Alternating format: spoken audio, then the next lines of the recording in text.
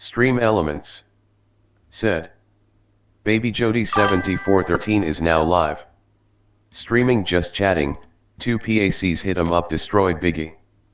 Face screaming in fear, reaction, hashtag Tupac hashtag Biggie hashtag shorts. Wisebot. Said.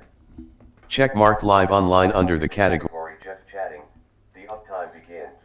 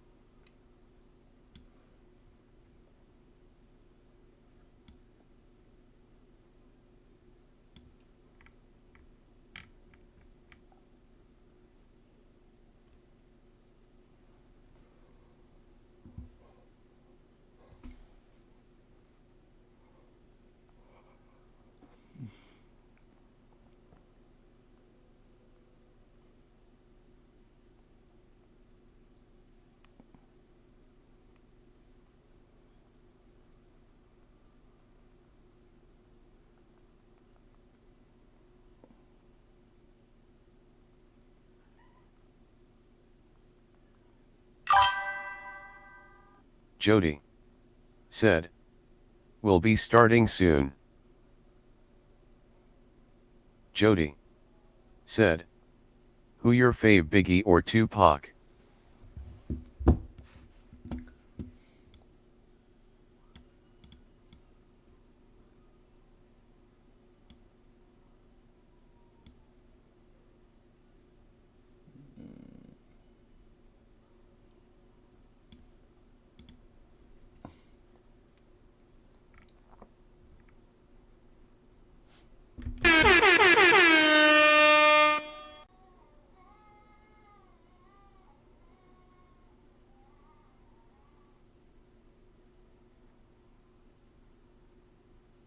We start soon, shit. How to find the shit.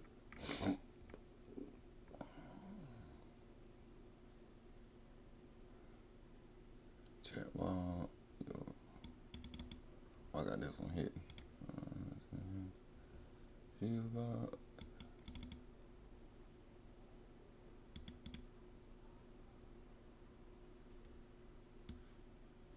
There we go. All right, bro.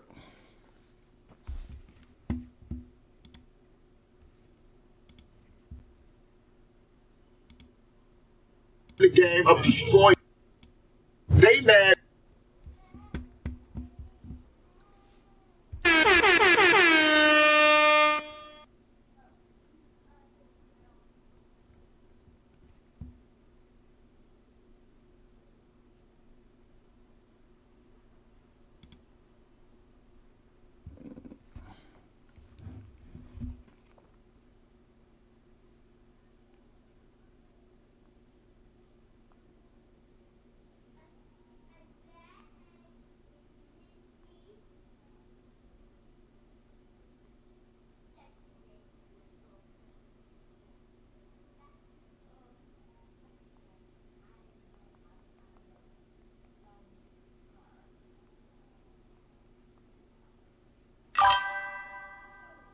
Oh, shit. Jody. All right, about to start Said. in a minute, bro.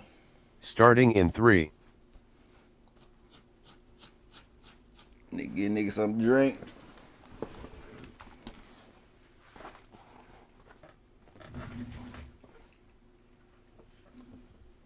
Oh, I put my camera on.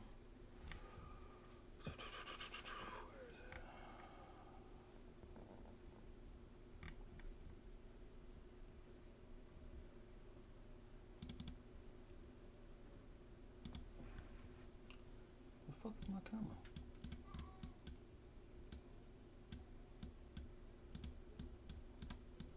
shit. Now I gotta delete this shit. Oh, my fucking camera at? God damn it. Oh, there you go.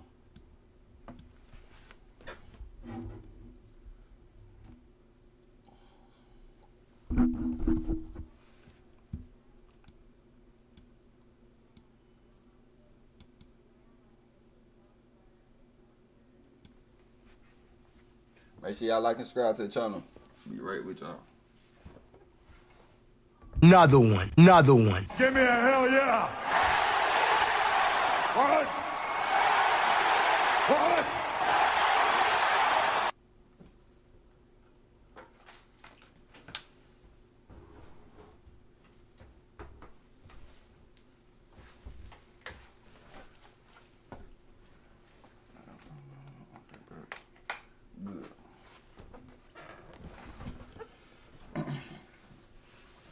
Check back one of them, back one of them.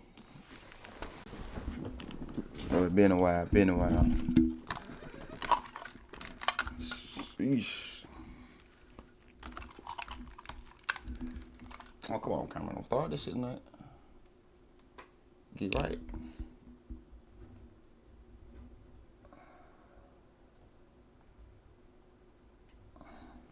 Alright, sit back.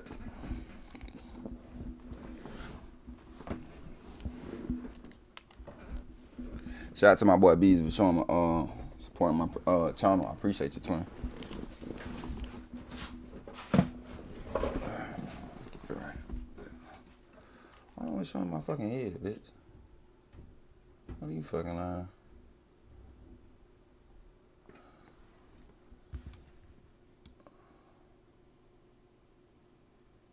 Man, let me make it a little bit better. I'll make it a little bit better. Say hit him up. Tell my boy say hit him At up. Lords AZ1D Give me a hell yeah. said, we hit them up. What? What? Shout out to you, brother. How you doing tonight?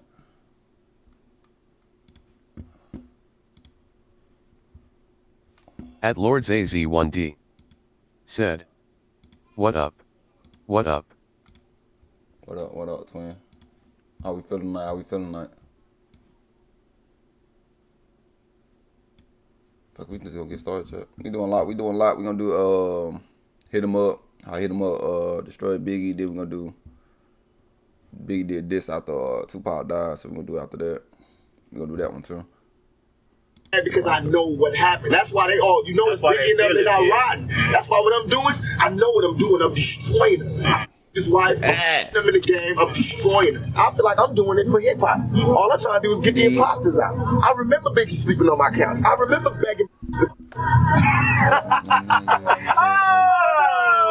You feel me? Yeah. So Big Papa don't mean nothing to me. He know it. He know it. That's why he can't fight me. That's why he can't battle me. Yeah.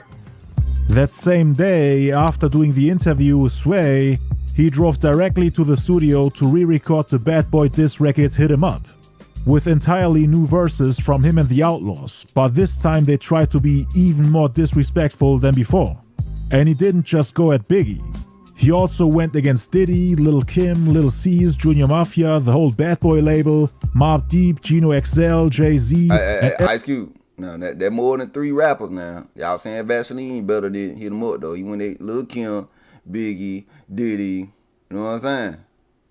The whole Junior Mafia. You know what I'm saying? They about 4 people on my hand right now. What else you went up at? Got the Southside Crips mad. They got mad. Everybody in New York. You know what I'm saying? They about shit people. You know what I'm saying? To me. Everyone else who had a problem with him. The producer Johnny J made the same beat from scratch, but this time it sounded more polished. They also took inspiration from the Get Money remix, where the background singer repeatedly said, "Get money." And on Hit 'Em Up, they turned it into "Take money." Basically saying that Biggie might be getting money, but Pac is taking it away from him. The song starts off in the most disrespectful way possible, probably the most iconic opening line in history. That's why I fucked your bitch, you fat motherfucker. West side, bad boy killer. This nigga's scared. Hold on, we got it right now. Another one. Another one. Yeah. Okay, fuck my boy, man. What these folks talking about? Pac destroyed whatever was left of Biggie's marriage with this song alone. By this point, everyone had seen the pictures of Pac and Faith together. Now this song would play at every club, at every event, in every hood, and every day on the radio. Starting off with the most disrespectful opening lines in hip-hop history, on one of the hardest tracks of '96. A timeless classic with infinite replay value. First off your itch in the click you claim. West side when we ride, coming quick with game. Starting off his first verse with a huge FU to Biggie's wife and Junior Mafia. On the first version of Hit 'Em Up, Pac didn't really insult Biggie's wife, only said that he slept with her. But now that Faith told Big about the sample they used for Hit 'Em Up, and them using it for the Get Money remix in the attempt to sabotage Pac, he had no reason to spare Faith during his lyrical onslaught, saying that he not only effed her, but he's also saying F her, used her and threw her away. The disrespect. He's also saying that as a representative of the West, people can be sure that he will pull up strapped and with game, meaning intensity, every time he goes for a ride to hunt his enemies. You claim to be a player, but I f***ed your wife. We put some bad boys for life. How can you claim to be a player, make the song Player's Anthem, but then wife up a promiscuous woman, who according to her own confessions he mean to say the H word, H-O, H-O, you know what I'm saying, N with E, you know what I'm saying? Things of that nature, you know what I'm saying? in her book had numerous affairs behind Biggie's back, opening her legs for random men, possibly even for Biggie's enemy Tupac. How can you call yourself a player after that? Players usually don't even have a wife. They never commit and change partners like the underwear. So Pac was pointing out that contradiction. He's also threatening to shoot and kill the people from Bad Boy. Plus, Puffy trying to see me weak, hearts I rip. Biggie Smalls and Junior Mafia, some mark asses. After reading Pac's comments in the Vibe magazine and hearing his constant jabs at him and his label, Puffy told Pac to come see him if he's as tough as he claims, so that they can talk it out face to face. He was calling him a fake thug and actor. But then, when they actually met at the '96 Soul Train Awards, Puff ran for his life and hid under a car. And everyone was laughing at him. So Pac is saying that he'd rip his weak heart out. He doesn't associate with weak-hearted people. But this is also a double entendre, with Pac saying that Puffy wants to see him weak. Like when he went to prison with the whole media destroying his image. The tears of a rapper. Tupac cries as judge sends him to prison. Wednesday, February 8, 1995. Possibly today, 25 to 29. Clear tonight. Okay. Damn, New York did not like Tupac. Oh man, they don't never say nothing good about New York though. And reputation. And then putting out Who Shot Ya to kick Pac while he was already on the ground, unable to respond. But now that he's out, he's showing the world that Puffy, Biggie and Bad Boy are easy targets for him. Quote unquote mark-ass B-words. We keep on coming while we running for your juice. Steady gunning, keep on busting at the boots. You know the rules. Similar to how Pac was robbed for his jewelry in the presence of Biggie and Puffy, Pac and his homies will come for their jewelry as well and rob them at gunpoint. Take their jewelry and take their money, like you hear the singer say in the background. When Puffy heard this, he actually put out a $75,000 bounty on Death Row chains. Oh my God, bro. Oh, hell no, man. What the fuck, man? Get your ass So you talk all this stuff, you know what I'm saying, the magazine stuff. You talked all this stuff, twin. You said Tupac one of them thugs and stuff. He came out with this song, this y'all boy. Now you want to put hits out. Like, It was at this moment that he knew. He fucked up. Anybody who manages to snatch one of their chains and bring it back to Puffy would receive that amount of money. Cause Puffy's plan was to record a Bad Boy music video for Biggie, with them showing off the stolen Death Row medallion to belittle them. Showing them that they're the ones in power. The ones that get the last laugh. On Hit 'Em Up, you were saying that you would rob us and take our jewelry, but as you can see, you are the ones who actually got robbed. You're the victims and you can't do anything about it. That's what Puffy wanted to do to ridicule and emasculate them.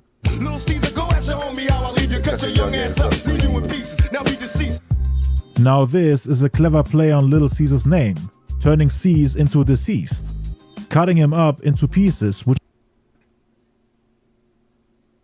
the wordplay though, I ain't even, you know what I'm saying? I've been knowing that line for years. I ain't even thought about it like that. Little C's turn you to deceased. Ooh. which is also a reference to Julius Caesar of the Roman Empire, who got brutally stabbed to death by those he believed to be his closest friends, who believed that Caesar was full of wrongdoings for his people.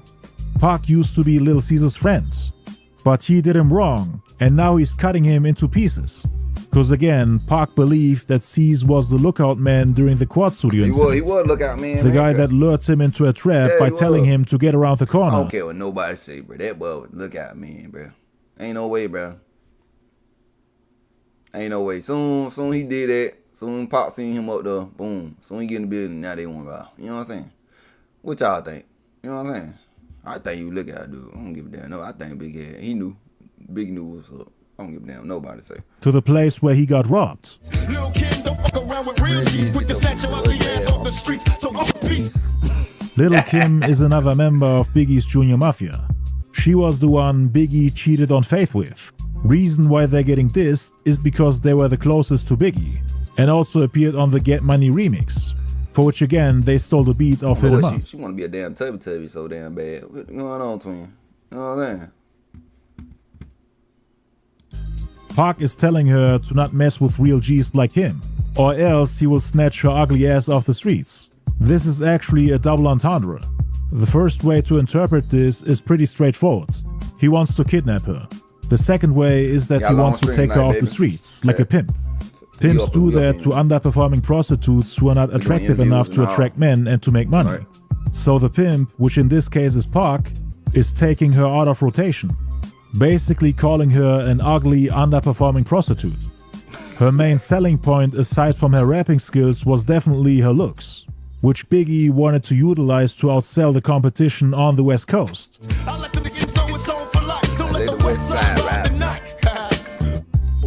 Pac is saying that he'll continue the beef until one of them dies, which is unfortunately what happened, since both of them lost their lives in the middle of the East Coast-West Coast war. The beef was very personal. The two had a lot of history together, turned from close friends to deadly enemies. Pac was willing to keep the beef going until he leaves planet Earth, which is exactly what he did. Bad boy murdered on wax and kill. Uncle me and get your cats peeled. You know, see. He's killing everyone that's associated to the label Bad Boy. They'll get their caps peeled, meaning they'll get shot in the head. In the hook, he's telling them to grab their guns and to call. Man, appreciate you subscribing to the channel, twin. I appreciate it. Shout out to Benjamin. Another one. Give me a hell yeah! The police when they see him, since he's about to strike back after they failed to finish him off during the Quad Studio shooting. Grab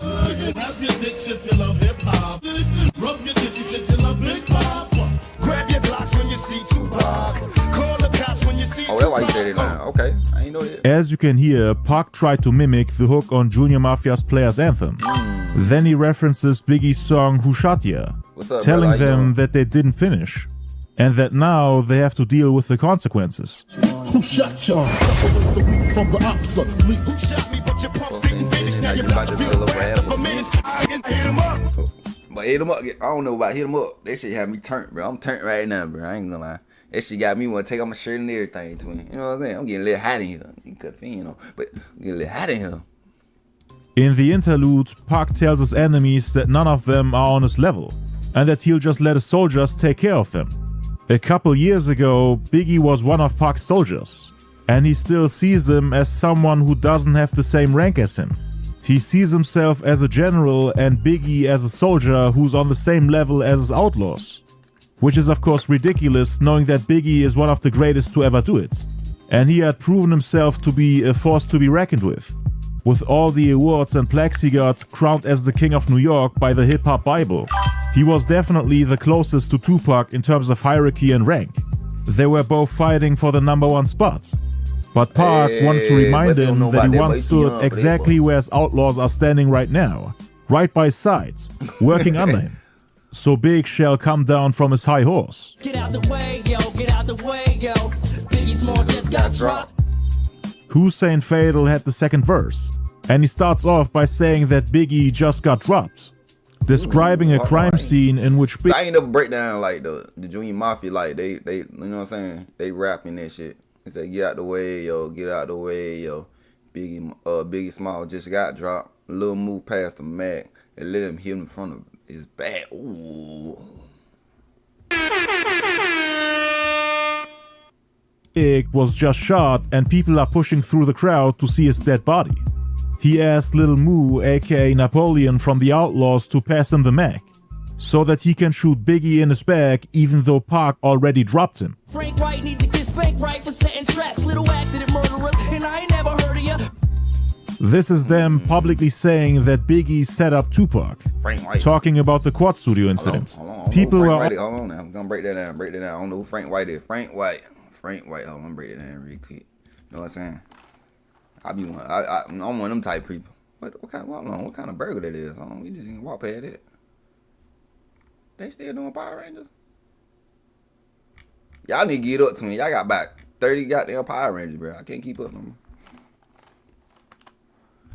What your name was? Frank White? Frank White. Who is Frank White?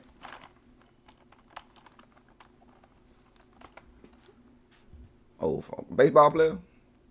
You talking about? Hold on. Frank White needs to get. Okay.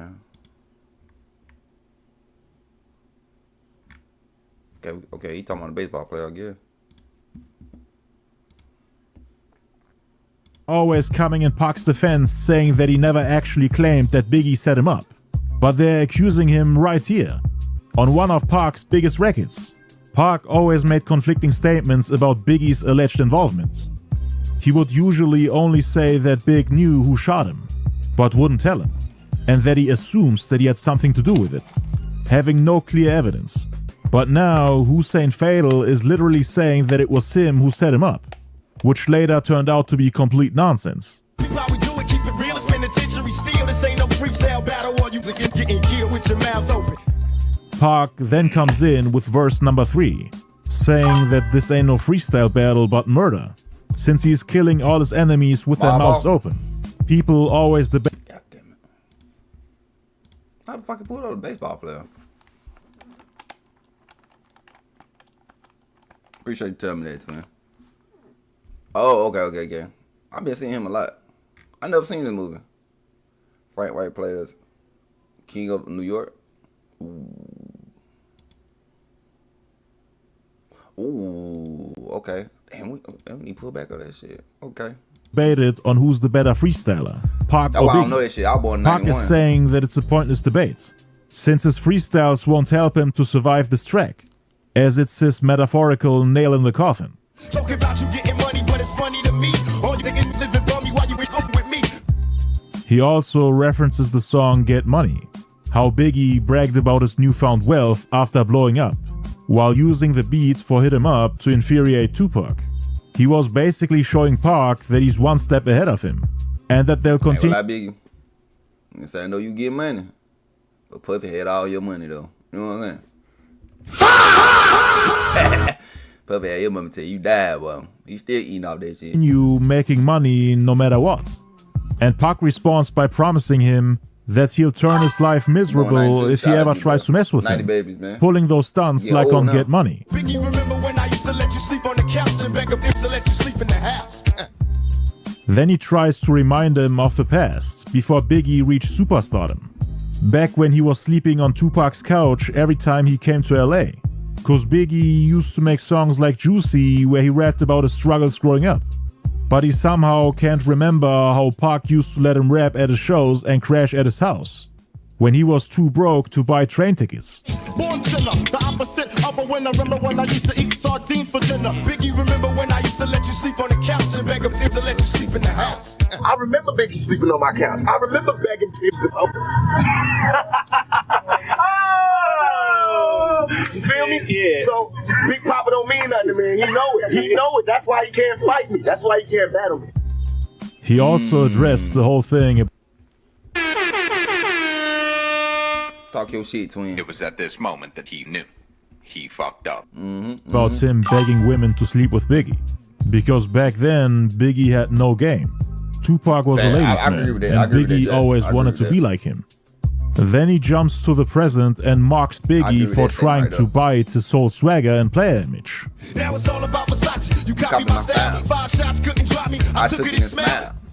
Tupac was one of the first rappers to dress in and talk about luxury brands.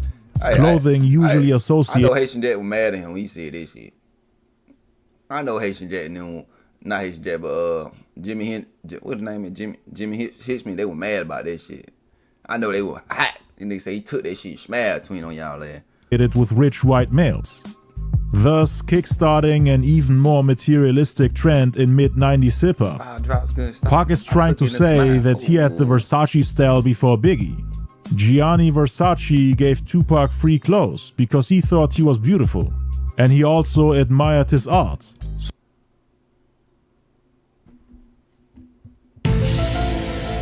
How you do it?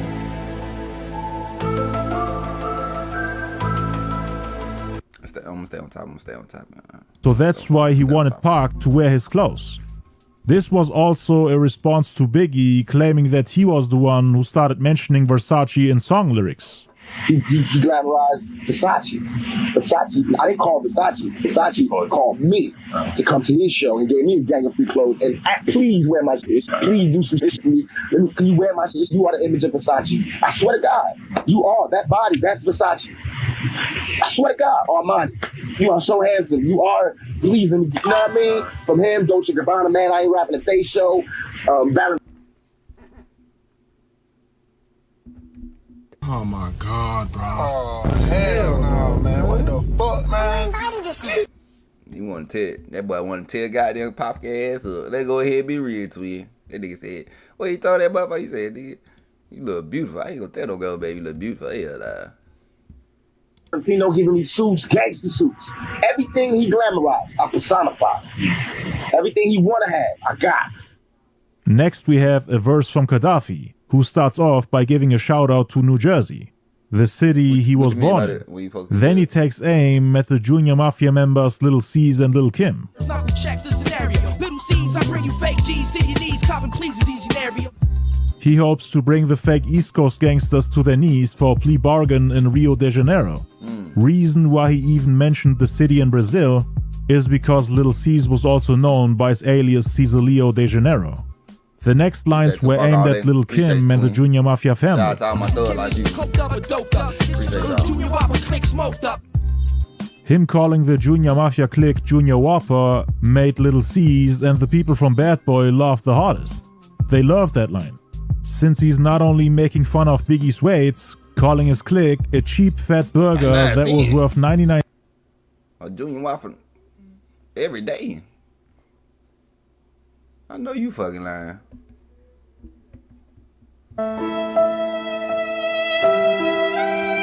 They used to be 99 cents. Damn. Boy, y'all had it good in the 90s, but Waffles 99 cents, but that motherfucker about $20 now. You try to get a little Whopper, you know what I'm saying? That shit about $20. DoorDash now. Cents at the time, but he was also saying that they ain't valuable and can't get money. They are not even a Whopper, just a cheaper, smaller version of it. Biggie and Craig Mack together were marketed as the Big Mac, back when the label Bad Boy first made a name for itself. Cause in '94, the label put out a sampler called Big Mac, with 6 Craig Mack songs on the A-side and 7 Biggie songs on the B-side, as they were the first major artists on Bad Boy with their albums ready to die. Hold up. Y'all, I know y'all lying. Hold up.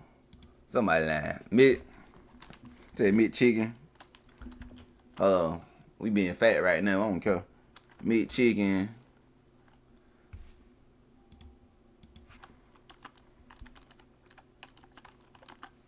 This shit crazy to me.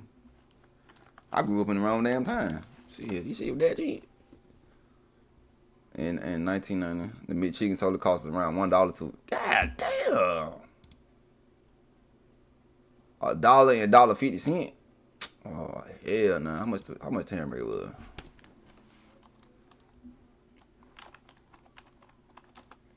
How much the Big Mac was? Lord have good one. Good tone. $2.25 in 1994. It was $1.85 in 1991. God. Lord have mercy. Lord have mercy. Shit, $1. Damn, bro. Why we can't go back to them time, bro? Shit, hard to eat anytime. Fuck, bro. I'm mad at here.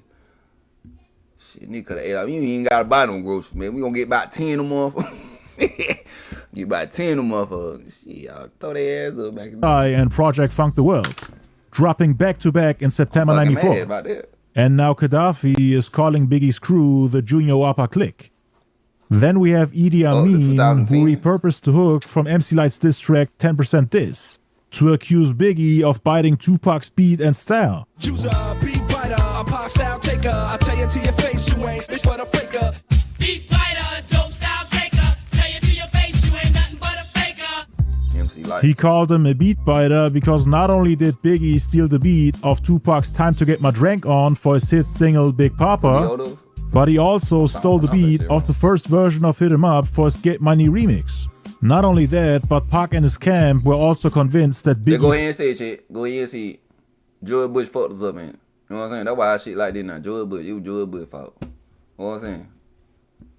Food stamp. You know what I'm saying? Y'all remember food stamp? But you need to love when food stamp day come around. But you get out, the house be full, filled with food and everything. Shit, now you gotta go fill, you gotta keep filling applications out against food stamp these days.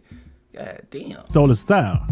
Especially the player image and him constantly rapping about death. And then we get to the legendary outro where Tupac lashes out on everybody. This is a 1.5-minute rant about Puffy, Biggie, Lil C's, Lil Kim, Jay-Z, Junior M.A.F.I.A, Chino XL, Mobb Deep, and everyone from New York trying to take shots at them. Now you tell me who won. I see them. I mean to be there with about 8 people. Pac thinks that this track... Ice Cube, we disagree. I'm gonna go to Ice Cube shit. Ice Cube, we disagree with you because you said Pac had help. Pac really dissed everybody though. Let me see, can I find it? Ice Cube.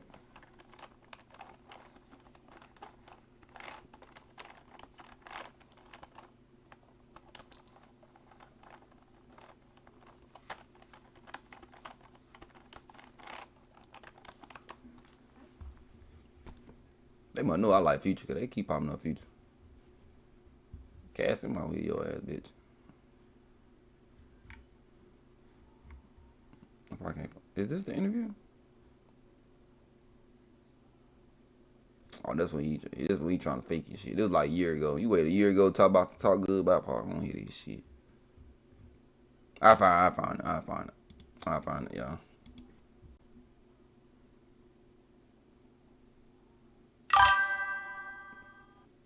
Cause I'm trying to think, why the fuck? My thing, why everything jump up, man? Like, damn, you can't really buy nothing out to eat. You gonna have to spend $20, leave about $30. Then you trying to get like 2 on, you gonna spend about $25, $30. Like, this shit crazy. Won him the East Coast West Coast war, as it's a lot harder than Who Shot Ya, which he thought was a diss track towards him. And also all the other diss tracks from rappers from the East Coast. They don't want to see us. Whole Junior M.A.F.I.A clique dressing up trying to be us. He also makes fun of the fact that Puffy ran off in parkour fashion when they came face to face at the '96 Soul Train Awards. Puffy was running for his life and hiding under a car. And he was the one telling Pac to come say those things he's saying in the media to his face. So Pac pulled up and Puffy ran for his life. And that's why he said, I see them, they run. Any niggas from New York that want to bring it. But we ain't singing, we bringing drama. You and your motherfucking mama.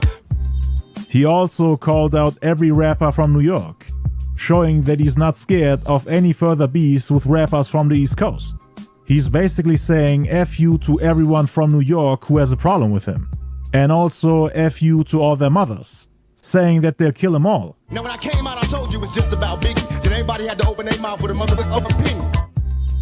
At first, Tupac was only talking about Biggie, but he felt like people started taking sides and wanted to get involved, jumping in the ring while the media labels it an East Coast-West Coast conflict, even though for Tupac it was only about him and Biggie. So Pac felt like in order for him to win the war, he has to fight everyone who's still I want to know why everybody took Biggie's side in the beef. That one question I've been having since I've been covering Tupac and Biggie for the long. Like, why did everybody jump on the Biggie bandwagon when everybody really know Tupac was the better? You know what I'm saying? They go ahead and call Tupac was better. You know what I'm saying? I don't understand this shit. Trying to get in the ring with him. He makes clear that everyone can get it, all at the same time. He's not shying away from battling any MC from the opposite coast. Bad boy as a staff, record label, and as a motherfucking crew. The next lines were the reason why Puffy finally decided to put out a hit on him and Suge. Puffy was worried about his business and safety, because Pac was the biggest rapper on the planet at the time, crushing everything Puffy, Biggie, and Bad Boy had built up since Pac got shot the first time in New York. They would bully about Suge Knight, but he pull up on your head about Puffy was scared to death after Tupac made those threats on Hit 'Em Up. Especially the part about him killing their kids, knowing that his... Let me do this shit real quick. For y'all, real quick.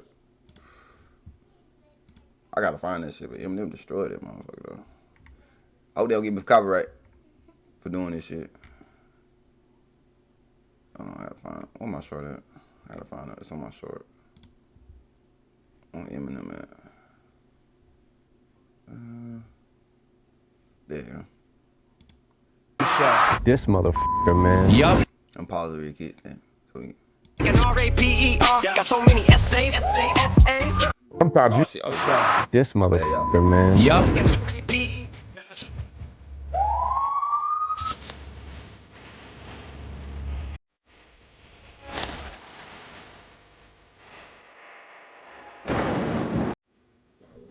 Eminem nasty, bro. Let's go ahead and call it what it is. Eminem nasty, bro. Suge said Bad Boys wasn't playing people. So we just found out it's true. His baby mama, Misa Hilton, has a eyebrows at. She be killing me in these damn pictures. Like, where your eyebrows at, man? You know what I'm saying? Relationship with Suge, cause she would always bring Diddy's son to LA every time Suge flew her out. Faith and Biggie had a baby on the way too. And he also had a daughter, which Tupac helped to support. And Pac was now saying, "My fofo, make sure all your kids don't grow." Nobody had crossed that line yet. It was unheard of for rappers to threaten to kill babies. And Pac was really out of control at the time. He scared Puffy to death when they met at the Soul Train. Now that little line right there now, I don't take that serious. Like, you weren't really talking about just killing kids and shit. You know what I'm saying? That's old. That's, you know what I'm saying? And that's why he supposedly got in touch with Keefy D and wanted him to take care of them before they do anything stupid. Cause even on the song, he was telling everyone to not come to Cali. Out here in California, we warn you, we'll bomb on you, motherfucker. We do our job. Counting loot. I got banks to rob, convertible sobs. I'm married to the mob. You think you mob? We the motherfucker mob. He also gave a shout out to Suge's gang, the Ma-Piru, which Pac wanted to join. They had the Bloods behind them, ready to go at the people from Bad Boy the moment they come to LA. Pac ends the song by mentioning the record sales of his last album, bragging about outselling everybody. Fuck him, we Bad Boy kill it. We kill it, we kill it, we kill it, we kill it, we kill it, we kill it, we kill it, we kill it. On May 21st, Biggie, the Lox, Diddy, and the rest of the Bad Boy family were at the video shoot for the Kissin' You Oh Honey remix. This was also Biggie's 24th birthday, the last birthday he ever had. According to Jadakiss and Little C's, somebody brought Biggie a bootleg version of Hit 'Em Up before it was officially released. The people from Death Row leaked the song on purpose and made sure that Biggie got a copy of it on his birthday. I thought he got... They be lying in the movie, the Biggie movie. I thought he... You know what I'm saying? Little C told him. You know what I'm saying? He got this shit on his birthday. Somebody lying. I know I ain't the only one think about it. When I seen the Biggie movie, they said he first found out he was with Lil C, and Lil C told him, "Your boy, wait, what's the line?" He said, "Your boy Pop been tripping." You know what I'm saying? He heard the song, but he found it on his birthday. To give him the surprise of his life, similar to how Pac was surprised when they dropped Who Shot Ya exactly a week after he went to prison. Biggie was having a great time at the set, but the mood suddenly changed when they showed him the cassette. They put it in the cassette player of the Mercedes-Benz and blasted it on full volume, listening to it together. So Biggie heard the most disrespectful diss track in history while he was in the middle of celebrating his birthday. And now he's getting insulted in front of his family and friends, with a beat that's using the same sample as the Get Money remix. So now they finally understood that the beat Faith was Now they finally understood that as the Get Money. Look like one of them damn robbers that robbed Tupac. Nah, you light skin. I don't remember no glasses. Remix. So now they finally understood that the beat Faith was talking about when she came back to New York was meant for the Biggie diss track Hit 'Em Up. Biggie understood in that moment that Pac had the audacity to make his wife. I'm confused the fuck out. So he played in the car for his birthday, but they said he played on the cassette. I don't know. I'm about to go back. I'm about to go back. I gotta go back. Confused the fuck out of me. And the rest of the Bad Boy family were at the video shoot for the Kissin' You Oh Honey remix. This was also Biggie's 24th birthday, the last birthday he ever had. According to Jadakiss and Little C's, somebody brought Biggie a bootleg version of Hit 'Em Up before it was officially released. The people from Death Row leaked the song on purpose and made sure that Biggie got a copy of it on his birthday to give him the surprise of his life, similar to how Pac was surprised when they dropped Who Shot Ya exactly a week after he went to prison. Biggie was having a great time at the set, but the mood suddenly changed when they showed him the cassette. They put it in the cassette player of the Mercedes-Benz and blasted it on full volume, listening to it together. So Biggie heard the most disrespectful diss track in history while he was in the middle of celebrating his birthday. And now he's getting insulted in front of his family and friends, with a beat that's using the same. That would confuse me. Okay, everybody heard it when they played it. But y'all saying it's in the car. Like, which one? Do you hear? Yeah, they hear more than one. Like, yeah. Sample as the Get Money remix. So now they finally understood that the beat Faith was talking about when she came back to New York was meant for the Biggie diss track Hit 'Em Up. Biggie understood in that moment that Pac had the audacity to make his wife listen to a beat on which he and Faith would later get insulted on. And he wasn't even really mad. He was more mad at the stuff they were saying about C's and Kim, opposed to the song itself. It didn't ruffle his feathers. He was more upset about what they were saying about his little man and the Queen Bee. We used to ask him. He worshipped down there the ground. He used to love Pac. Pac used to give him jewels, and he would tell us stories for days about Pac. They stopped shooting the video and gathered to talk about what to do next. Biggie played it off cool and tried to act like the song didn't bother him. He supposedly only got mad that Pac dissed Lil' Kim and Lil' C's. Jadakiss from the Locks was really impressed by Biggie's cold reaction. Don't cap. Everybody supposedly felt hurt except Biggie. He seemed completely. That boy a little hurt right there.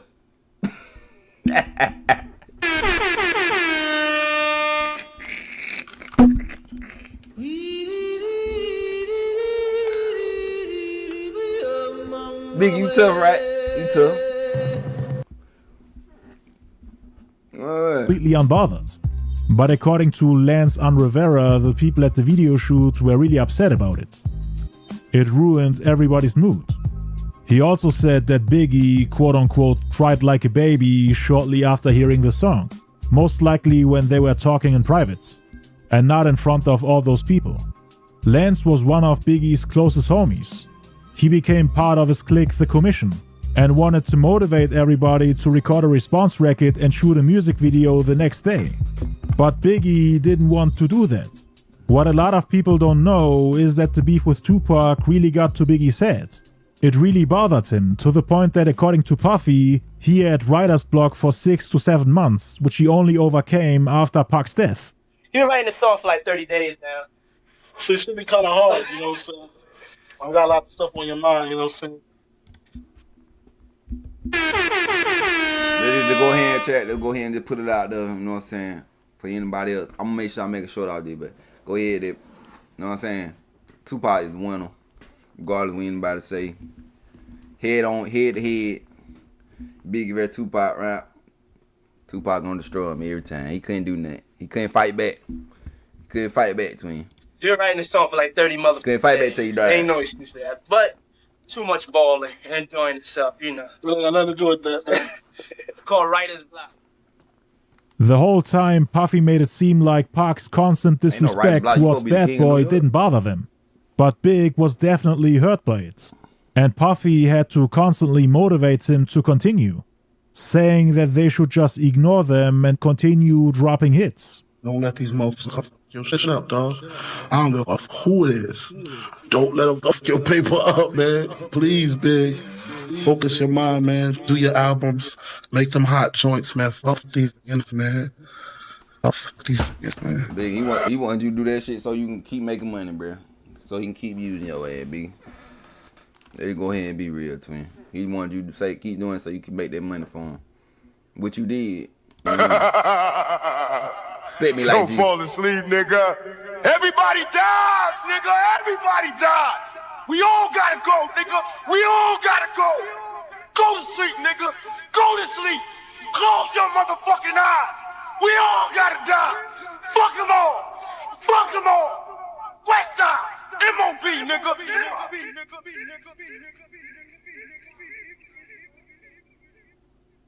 Okay. Fuck, okay. Alright, so that's how he destroyed. So we're gonna do the other one.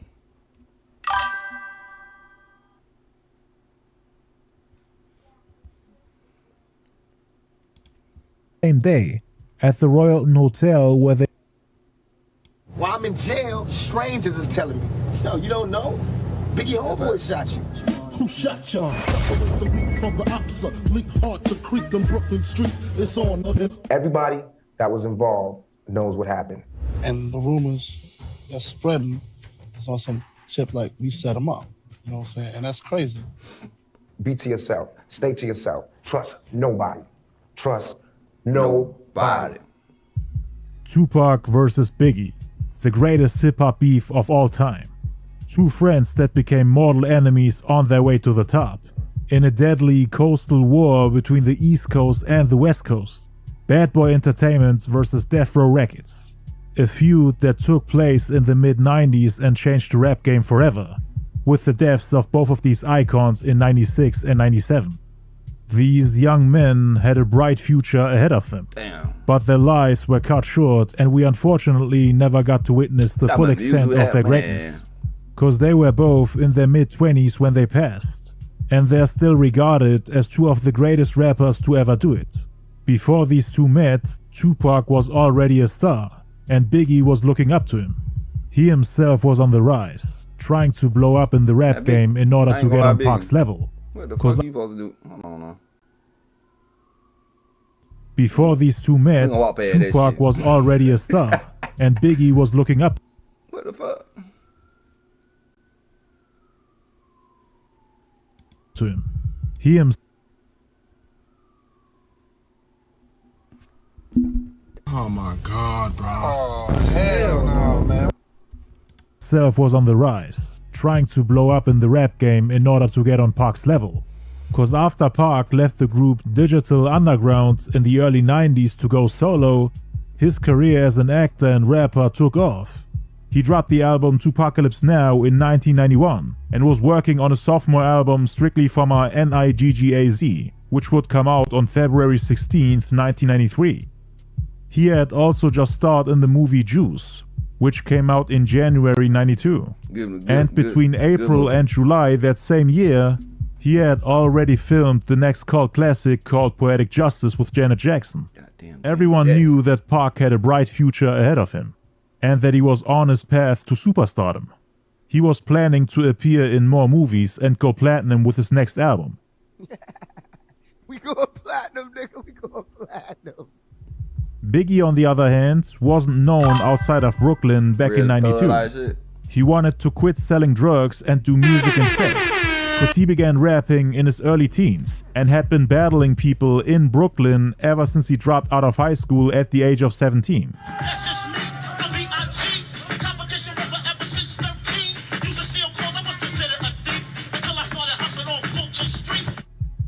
His friends knew that he was destined for greatness. He couldn't continue living the life of a drug dealer and hustler. People in his circle were getting locked. This ain't the one I want to go to, chat. I ain't gonna lie. It was the other one. Hold on. Which again, they stole the beat of. Hold on, it was. What one it was? No.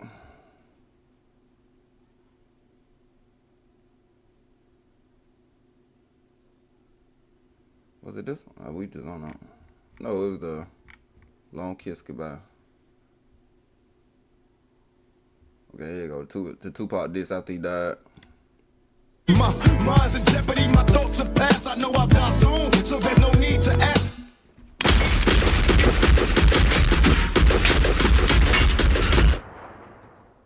Take that, take that, take that. Shakur was airlifted to the Las Vegas University Medical Center with 4 gunshot wounds and is reported to be in critical. What the fuck? Things like a drive-by shooting ain't supposed to happen. You know what I'm saying? That shouldn't have happened to him. It's crazy for me to even think about this. It hurt me, man. It hurt me. But the way I looked at it, it was like a character that he couldn't get out of. You know what I'm saying? Once he figured out, okay, I can get an enemy, I can get a top rapper, an enemy, and get so much press. It's just, there's so many different things that I could do to keep myself in this. Stop the cap. Stop the cap right now. Stop the cap. Look, you ain't even be no top capper without Tupac, nigga. You know what I'm saying? You ain't even be thought of. You know what I'm saying? What the fuck he talking about? You know what I'm saying? And I'm gonna do it. And he did it. At one point, that was my dog. Well, Pop, funny too. A lot of people didn't know that about Duke. He was funny. I could make it laugh, man. He liked to hang out and get drunk. His interviews and everything, he just seemed so angry, but at the same time so charming. You know what I'm saying? Biggie finished recording the Life After Death album in early '97. He had multiple people on the hit list, not just Tupac. He had lines for everyone. He made sure to respond properly, even if it meant that he had to diss a dead man. People were begging Biggie to finally respond to Tupac to regain his respect in the streets.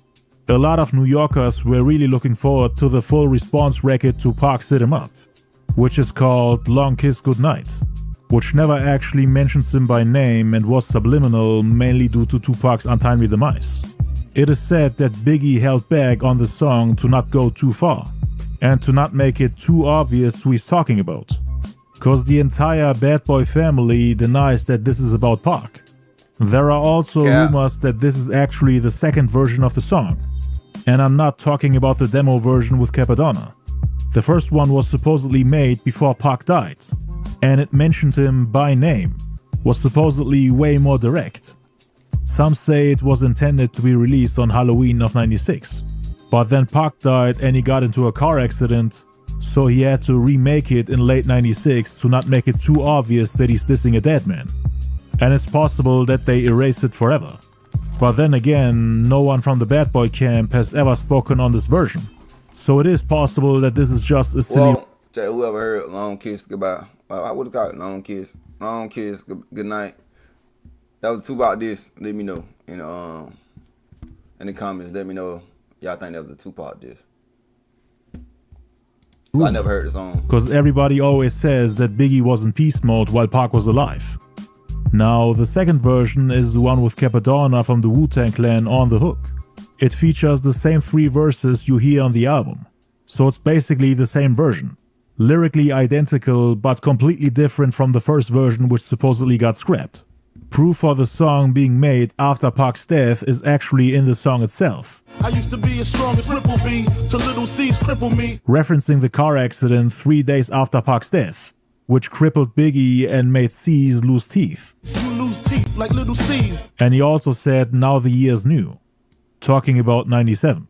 Now the year's new. The song was named after a movie with the same title, which came out.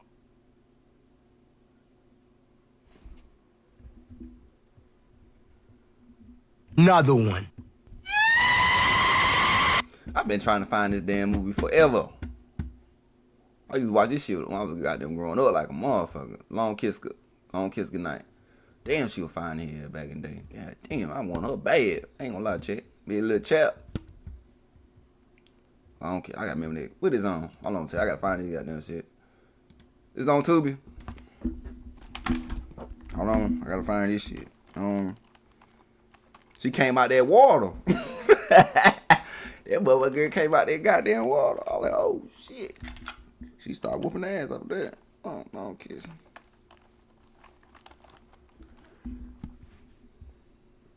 Matter of fact, do we got the scene she came out the water? Oh, here you go. This ain't the water scene. Oh yeah, she was badass in that damn movie.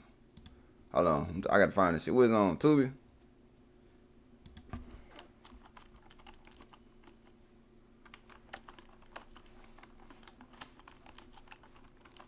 I damn sure gonna watch that shit I was trying. Roku. Amazon. I was on Amazon Prime. So okay, bet. So that was okay, that Long Kiss Goodnight, okay, bet. Out on October 11th, 1996, a month after Tupac's death. The beat was actually produced by RZA from the Wu-Tang Clan. Yes, the same RZA that Tupac wanted to sign to Death Row East together with his clique. And now he's in the studio recording a diss track against Tupac. RZA felt some type of way about the fight at the Club 662, where the rap group OFTB, which was signed to Death Row at the time, beat up RZA and snatched his chain. Pac tried to make things right by getting him his chain back, offering him to talk it out with them, and also offering him and his group a record deal. He showed them love and respect on the radio, Man, I wish I was at this, and wanted the Wu-Tang Clan to be on his side against Biggie, cause he knew that Raekwon and Ghostface Killah had a problem with him.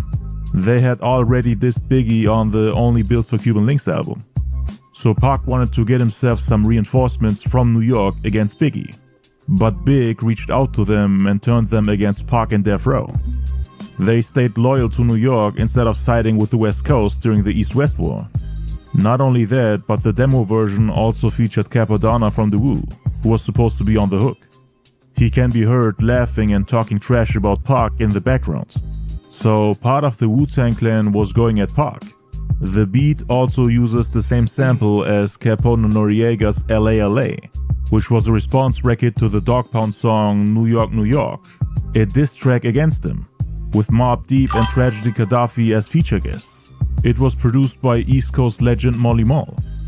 They thought the Dog Pound was dissing New York, especially after hearing Biggie call up the Hot 97 radio station to warn New York about them shooting a disrespectful music video in their city, motivating people to approach them at the video set, which eventually led to the infamous shooting on December 16th, where the trailer of Snoop and the Dog Pound was riddled with bullets. Capone Noriega, Tragedy Gaddafi and Mobb Deep heard Biggie on the radio and then decided to make a diss record. The video of Snoop kicking over the buildings hadn't even come out yet. The original version of LA LA came out before it, and featured the same beat as the Dog Pound's New York, New York. But seeing the video made them film a video of their own, where they're kidnapping Snoop and the Dog Pound. They decided to put it out as a single and even got Molly Mall to produce for them. LA, LA, big city of dreams, but everything in LA ain't always what it seems. They wanted to show Death Row that New York is standing strong, that they all came together to fight back. At the time, Biggie didn't want to get on that record. He was completely against it. But after Pac's death, he decided to remake that song basically. He was now ready to diss Pac. A lot of rappers from Queens were mad at him for staying silent.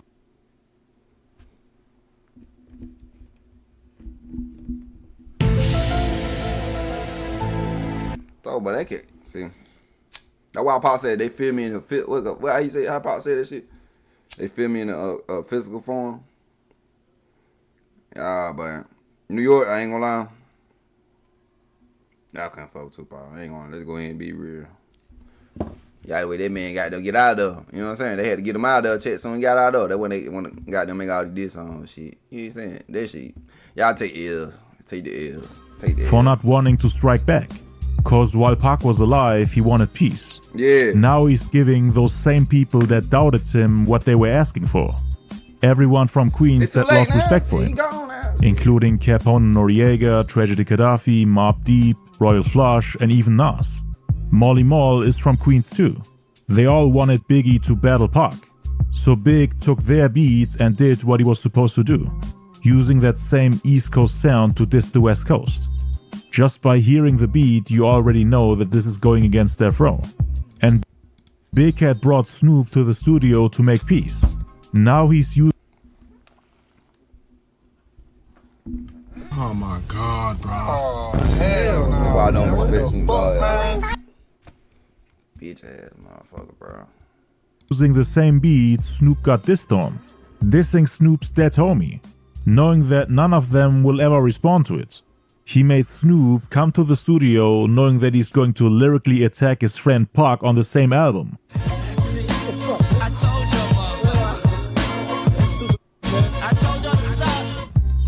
Puffy starts off in the intro saying, "I told you to stop. I prayed for you to stop. But you didn't stop. And now we won't stop." Biggie then spoke about one specific guy. A stupid guy who wouldn't stop. Who could he have possibly meant? Biggie then says that it's time for that person to die.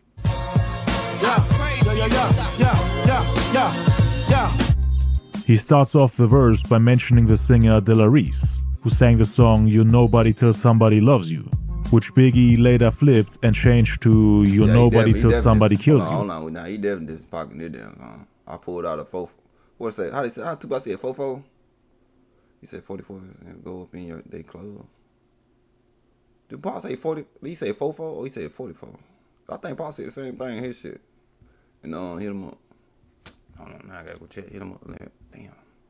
Hold on, Jet.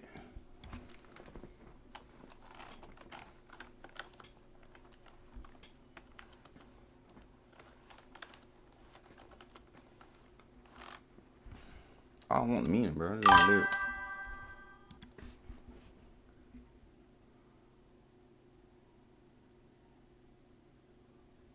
He said Tupac and Auntie. Damn, that's fucked up. I ain't know that shit. I don't know too much about her though. They say she innocent though. I don't know what to say about that, to be honest.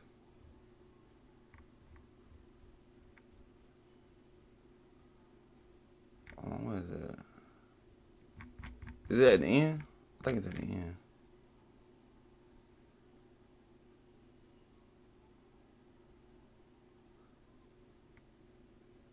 Oh, here you go. My fofo make sure y'all kids won't grow. Okay, yeah, okay, that is about Tupac. That song is about Tupac.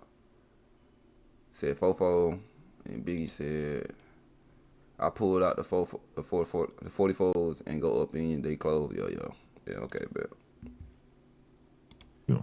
The song that comes right after Long Kiss Goodnight, the final track on the album, which is also meant as a diss towards Pac. I make your mouthpiece obese like De La Reese. When I release, you lose teeth like little C's. Biggie is once again talking to Tupac like he's still alive, referring to him in the second person, talking to him directly as if it's a letter, making the average listener think that he's talking to someone who's still alive, telling Pac that he'll make his mouthpiece obese like De La Reese, another way of saying that he'll punch and beat him until his mouth is swollen. De La Reese gained a lot of weight in the 80s, which made her face swell up quite a bit, at least compared to when she was in her youth. He also said, "When I release you..." Hold on, that really look kind of good back in the day. Hold on now. You know what I'm saying? Slim with it. You know what I'm saying? "You lose teeth like little C's." This is a double entendre. Every time Biggie releases music, Pac gets metaphorically punched in the mouth, so that he loses teeth just like Little C's after the car crash, which again happened after Pac's death. The second meaning is him putting a gun into Tupac's mouth, the way he demonstrated it in the outro of Who Shot Ya. Can't talk with a gun in your mouth, Please, blood floods your dungarees, and that's just the half of my war path.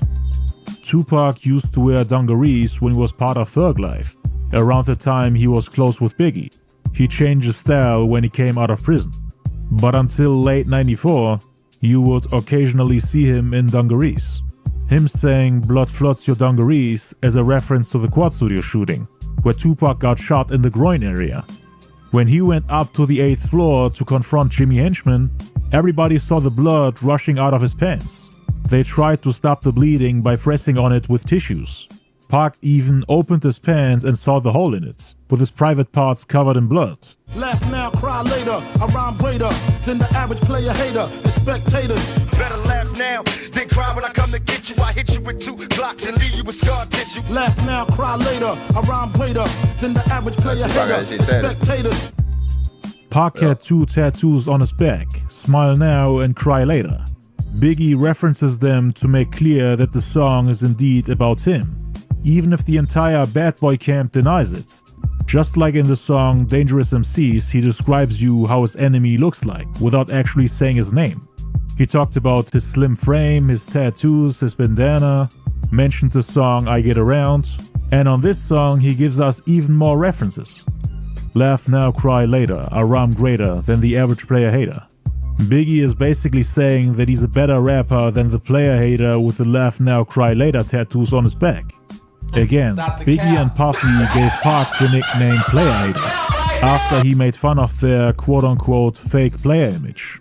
So they responded by putting it into songs. Pac did something similar by calling Biggie and Puffy Piggy and Buffy. Both sides gave each other nicknames to make fun of each other. It still tickle me. I used to be as strong as Ripple B, to Little C's cripple me. Then we get to the line where he says that he used to be as strong as Ripple, which was a fortified wine with 11% alcohol by volume. But after the car accident caused by Little C's, he felt like a cripple, with him having to use a cane to be able to walk again. But even in this weakened condition, his enemies still can't hurt him with all their jabs and disses. That's why he said it still tickles him. Now I play hard like my girl's nipples be. The game sour like a pickle bee. This is a response to Tupac constantly saying that Biggie only plays hard, that he's actually a scared little boy acting tough and pretending to be a player. A guy who doesn't know how to play by the rules of the game. So he was questioning his tough guy and player image. Big responded by saying that he might be playing hard, but only because of the car accident which left him crippled. But even in this weakened condition, the girls still love him. So there was nothing fake about it after all. The game sour. Ain't gonna lie, Big, don't really girl love your motherfucking ass. You got money. You know what I'm saying? They go ahead and be rich, man.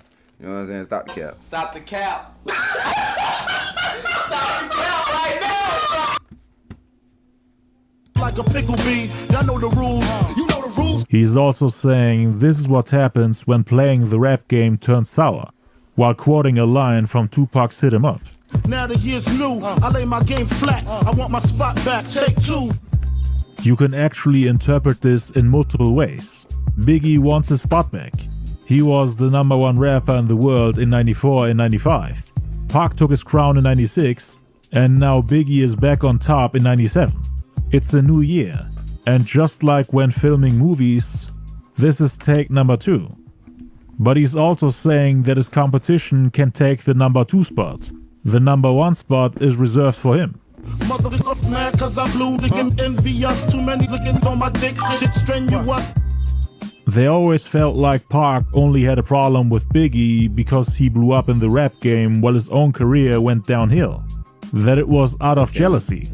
That he had to go at Biggie by joining forces with Bad Boy's enemy in order to gain relevance again. Biggie was the king of New York after all. There were dozens of rappers wanting to take his spot, but failing miserably. You right about it. You just move with such stamina. Slugs missed ya. I ain't mad at ya. We ain't mad at ya. Mad at ya. I ain't mad at ya. dangerous, you're not. I gets down, twist your body round and round, upside down. I get around, still down with the underground clowns. Around and go. I get around. Maybe next time you punk ass will keep your head up. Keep your head up. Ooh, child, things are gonna get easier. Biggie and his camp kept referencing Pac songs, this time I Ain't Mad At Ya, which is basically a letter from Tupac. I ain't gonna lie. I'm gonna be real, these little Big, you gotta come harder. I thought Big gonna come harder, bro. You coulda gotta come harder, bro. You gotta come harder, twin. You know what I'm saying? Even though he playing a little pop shit still hit different. You know what I'm saying? In my opinion. I don't know about y'all, shit. What would he did songs when Tupac was alive? I got a question. I said the other video he said he had write a block. Soon Tupac died, you gotta answer this song. You know what I'm saying? Pac dedicated to his friend, which he only gets to read after Pac's passing. Pac is basically talking to his friend from heaven. And in the video, he actually got shot and killed for trying to protect his friend. And now that he's dead, he's telling him, I ain't mad at ya. Biggie is now saying the same thing. What was the... I know it's more... I'm not going to that shit. There's more to it. Talking to his friend. There's more to this video. Like, what's the... how you say it? I can't even say it right. No, I'm country. Conspiracy behind this video, y'all. The Tupac video. What's the really the meaning? I know it's a deeper meaning that we overlooking. If y'all know, let me know. Friend from heaven. And in the video, he actually got shot and killed for trying to protect his friend. And now that he's dead, he's telling him, I ain't mad at ya. Biggie is now saying the same thing. This is one of the few songs where Biggie admitted that the people who shot Pac were his homies. But like explained earlier, this is most likely not a real confession. He's just playing the villain and subliminally taking the blame. It's still debated which shooting Biggie is talking about here. The one at the Quad Studios or the one in Las Vegas. Cause the former had always been a rumor. It can't be the one in LA. Something that Pac... No, if he's saying that, it can't be the one in LA because he was in the car. Pac was in the car when he died. He gotta be talking about the quad shooting because he talking about with stamina because he did go upstairs. Yeah, he gotta talk about the quad shooting. Heard from strangers while he was in prison. While I'm in jail, strangers is telling me, yo, you don't know? Biggie homeboy shot you. Because they bragging. They telling they niggas in jail. Yo, we just got popped. Woo, woo, woo. And my cousin was in jail in New York because I got family out there. He sit right there while the niggas get the car going, yo, my homeboys just jacked that Tupac. So that's how I knew he shot me. What happened and everything. And he also said that the robbers looked like Biggie's homies from Brooklyn. Big saying that Pac moved with so much stamina could be a reference to him running around on the 8th floor where he confronted Puffy and Jimmy Henchman. The slugs missed him in a sense that the two shots, which could have been fatal, only grazed him by the head and didn't actually pierce his skull. Hey, homie, if you feel me, tell them tricks they shot me, that they missed, they ain't kill me. When my men bust, you just move with such stamina. Slugs missed ya, I ain't mad at ya. We ain't mad at ya. That's how he used to taunt his shooters, the people who set him up, and everyone who was there during the incident. It would also be in line with what he said next, assuming that this is all a timeline. Him getting shot, catching cases, coming out of prison, accusing people. Blood rushing, concussions ain't nothing.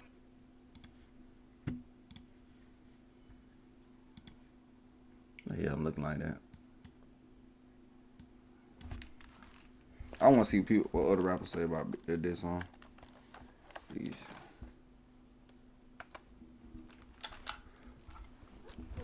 Do we got Gene? I want to see what Gene did say because that nigga funny as fuck.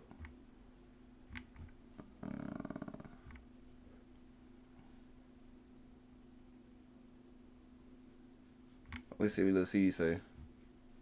Appreciate y'all got me right here. Tupac and them. I appreciate that.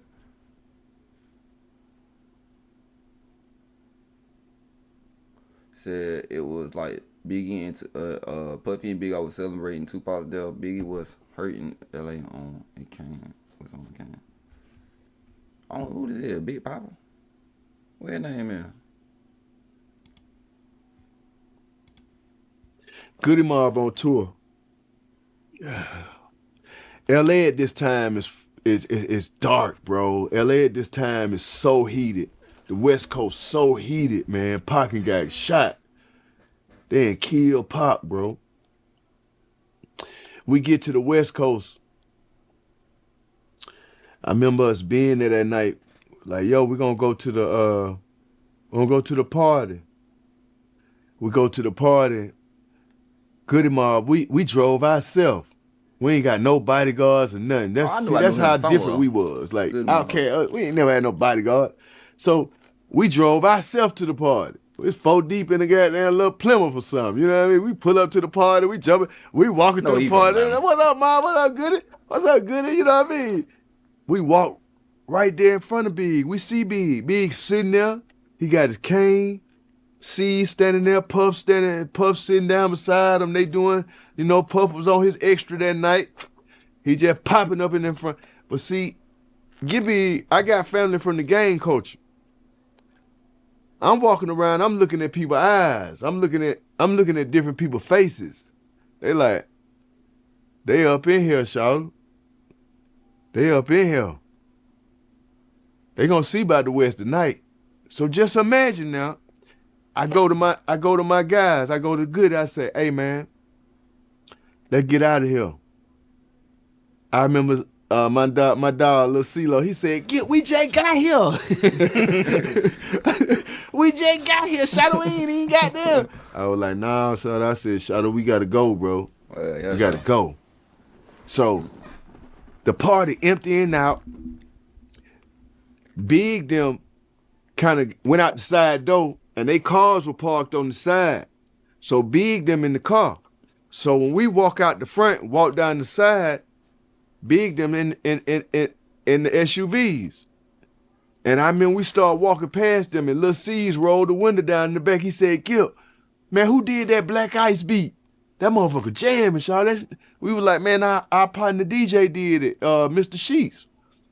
And we hollered at Big. We like, shit. Where y'all going? He said, shit, we gonna go to the Outkast party up on Sunset, the platinum party, double platinum party. We gonna come up there with y'all and Shanti them. Cool. And at that night, Funk Master Flex is playing the party. So all of New York coming up there anyway. So we holler at Big them.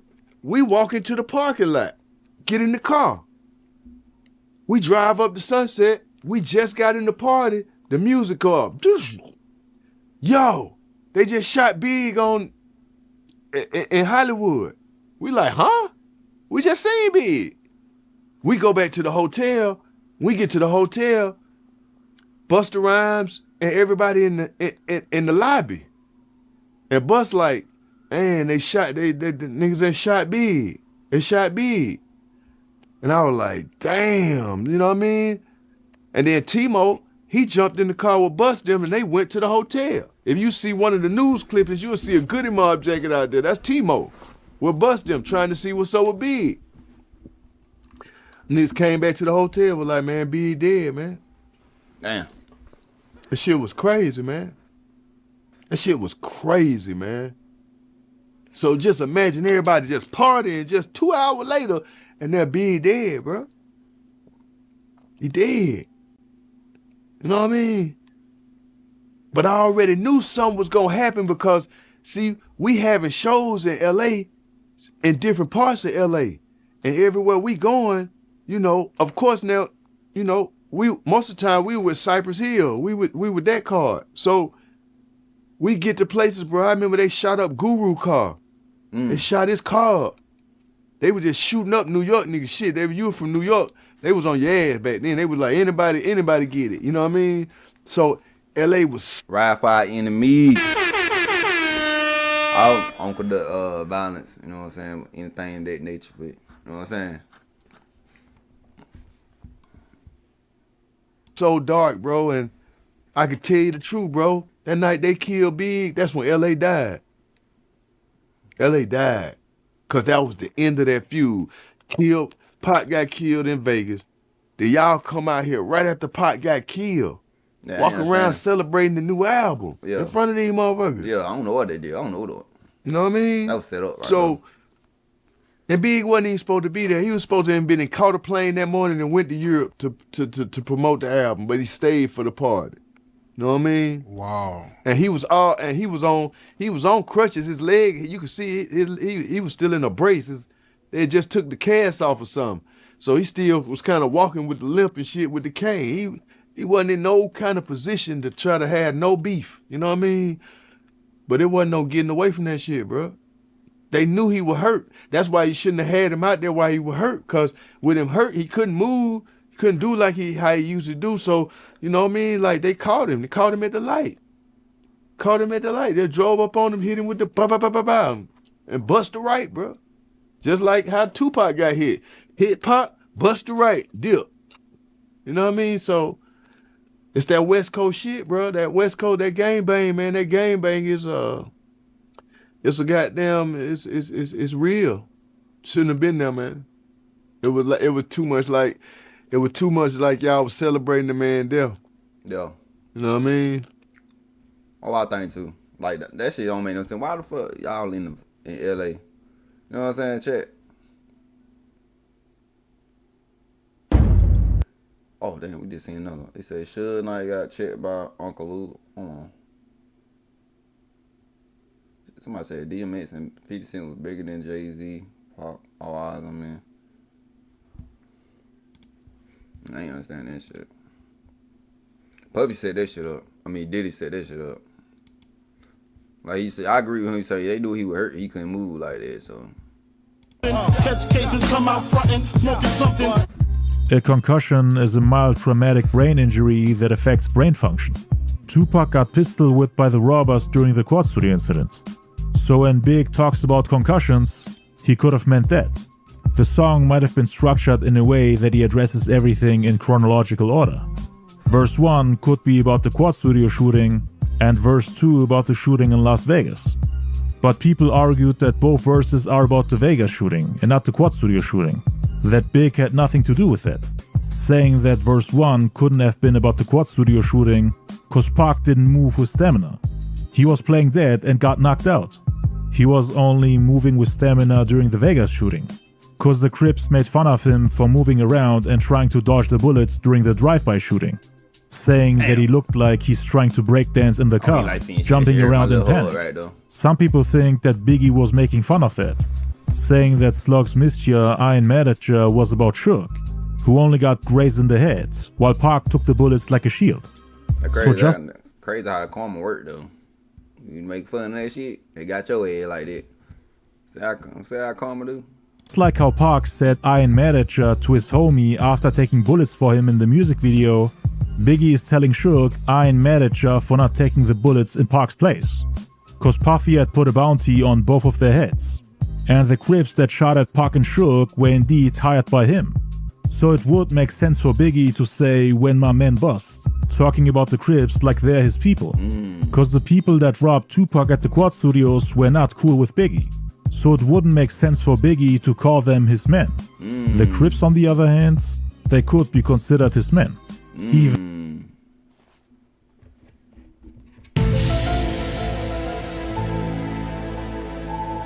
yeah, I think Big knew what's up. Big knew what's up, twin. All they talking about I was hurt behind that shit. I don't want to hear this shit no more. Everybody saying Big was hurt. I don't want to hear this shit no more. I don't want to hear that shit no more. if it wasn't actually him who hired them. So some people think that this is indeed about Suge, cause the Slugs really missed him, and he attempted to escape the crime scene by speeding off and doing a U-turn. That's what Big could have meant when he said you just moved with such stamina. Blood rushing, concussions ain't nothing. Catch cases, come out frontin', smoking something. Just like how blood was. Hold on, I want to find my other one. Hold on. My bad, y'all. I'm trying to find my other Tupac background. I don't know what the fuck I did with it.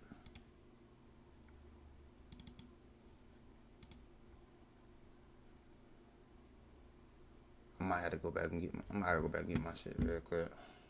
I might play it while I go get this. Rushing from Pac's set after the Quad Studio shooting. Blood was also rushing from Suge's set after the Vegas shooting, cause he got grazed by a bullet. He then caught the case which got him locked up for kicking the Crip Orlando Anderson. So that would make sense and could be indication for him talking about the Vegas shooting. But then he said, come out frontin' smoking something. Suge went to prison and didn't really have a chance to come out frontin'. He didn't come out until 5 years later. By that time, Big had already passed. So it doesn't really make sense that this is about Suge. This sounds more like it's about Pac, who came out of prison quote-unquote frontin' as if he's smoking something. Meaning that he's out of his mind for accusing and blaming everybody. Cause they always said that everything Pac did after getting shot was act, as if his life is a movie, disconnected from reality. So it's really hard to tell which incident Biggie meant. I personally think that this wasn't about Suge, but about Tupac and the Quad Studio shooting. Guard your shit before I stick you, for you re-up, wipe the pee up, lick shots, woke your seat up. He's talking about robbing someone who's supposed to guard whatever Biggie is coming after. And then the next line sounds like he's making fun of Pac for getting shot in the groin area. Talking about him making his pants wet.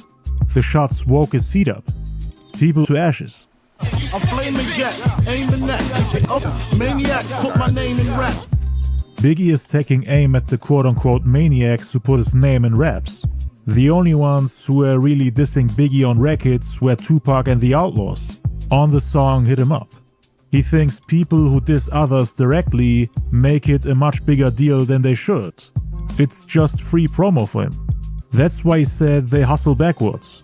Cause in the attempt of destroying him by putting his name on records, they're giving him free exposure and making Pac fans look forward to a response from Biggie. So it's only helping Big in the long run. Cause Pac was able to reach a wider audience, selling 5 million records in just a couple of months. Now those same people get put on to Biggie, looking forward to what Biggie has to say in response to Hit 'Em Up. The beef with Pac, whether people like it or not, increased Biggie's popularity and record sales. So it was helping him. And Big was smart enough to not do the same thing for his enemies. That's why Big did not put the names of his enemies on his records. Cause he'd be quote-unquote hustling backwards. Game is that, like they hustle backwards. I smoke backwards and Dutchies, you can't touch me. Then we get to the most disrespectful part where he makes fun of Pac's death, saying that Pac tried to rush him, lyrically and even in person like at the Soul Train Awards. But then he got what he wanted by getting touched by bullets. Try to rush me, slugs go touchy touchy. You're bleeding lovely, with your spirit above me or beneath me. The sight of Pac covered in blood after getting shot is pleasant to him. And he really loves seeing Pac's body bleed, while his soul is either above him in heaven or beneath him in hell. That's how heaven and hell were depicted in the past. Heaven is a nice place, somewhere bright and pleasant in the clouds, while hell is underground, a place that's dark and scary. What you mean past? That shit is still like that today. And Big is saying that Pac is now in one of those places. You're bleeding lovely, with your spirit above me or beneath me. Your whole life you live sneaky, now you rest eternally sleepy. Claiming that Pac lived his whole life sneaky, basically calling him a liar and manipulator. Due to Pac's actions and lies about Biggie, he might actually go to hell instead of heaven, saying that Pac's body is now resting forever while his soul is trapped in hell. Your whole life you live sneaky, now you rest eternally sleepy. You burn when you creep me, rest where the worms in the weak be. Biggie is saying that Pac played with fire when he tried to go at him. And this also ties in with the whole heaven and hell scheme that he used, as hell is often depicted. What y'all think about this song, chat? Let be real. Y'all think you got them? What y'all think? What y'all think about it? This song, good wordplay. What y'all think? I think this song weak, in my opinion. The pair that hit him up, like damn, you probably be like wordplay, like probably killing his ass. I don't know.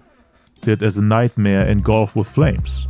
Pac's soul is burning in hell for trying to creep him, while his body is resting 6 feet underground, together with the worms and the weak. With the weak, he's talking about the dead, who have no life force left anymore. My 9 flies, baptized, rap guys with the Holy Ghost. I put holes the most, you hold your toes shaky. Tying into the death imagery in the previous lines, Biggie imagines his 9mm pistol as some sort of reverse baptism, sending Pac to see the Holy Ghost. The gun baptized him because he got wet. Similar to how babies are baptized, but in this case you get wet because of the blood from your bullet holes, not from the holy water that is sprinkled over you. Biggie is also referencing a line from Mobb Deep's Tupac diss track Drop a Gem on Him, which was a response to Hit 'Em Up. The whole rap guys baptize rhyme that was aimed at Pac. Yeah, likewise, side of rap guys, this shit has disappeared, shut eyes, and swole up your whole outside. I baptize, begins to get wet. My 9 flies, baptized, rap guys. Biggie uses the same exact words as Prodigy from Mobb Deep to subliminally tell the listener that they're teaming up against the same opponent. So not only is Biggie using...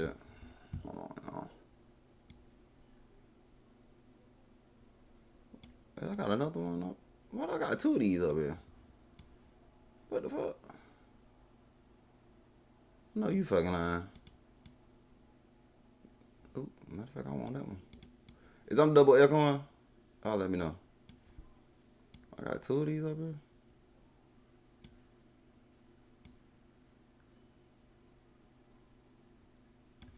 I had to fix this shit very quick.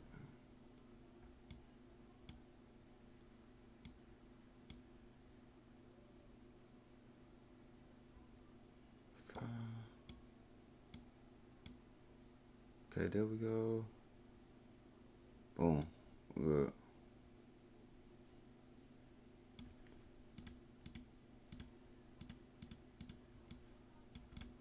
I'm blocking part right now. I need to put it right now.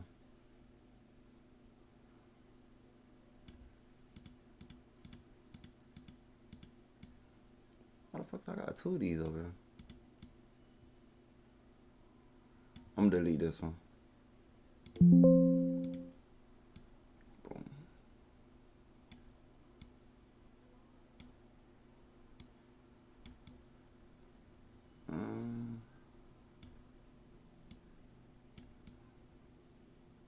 I don't know about this one.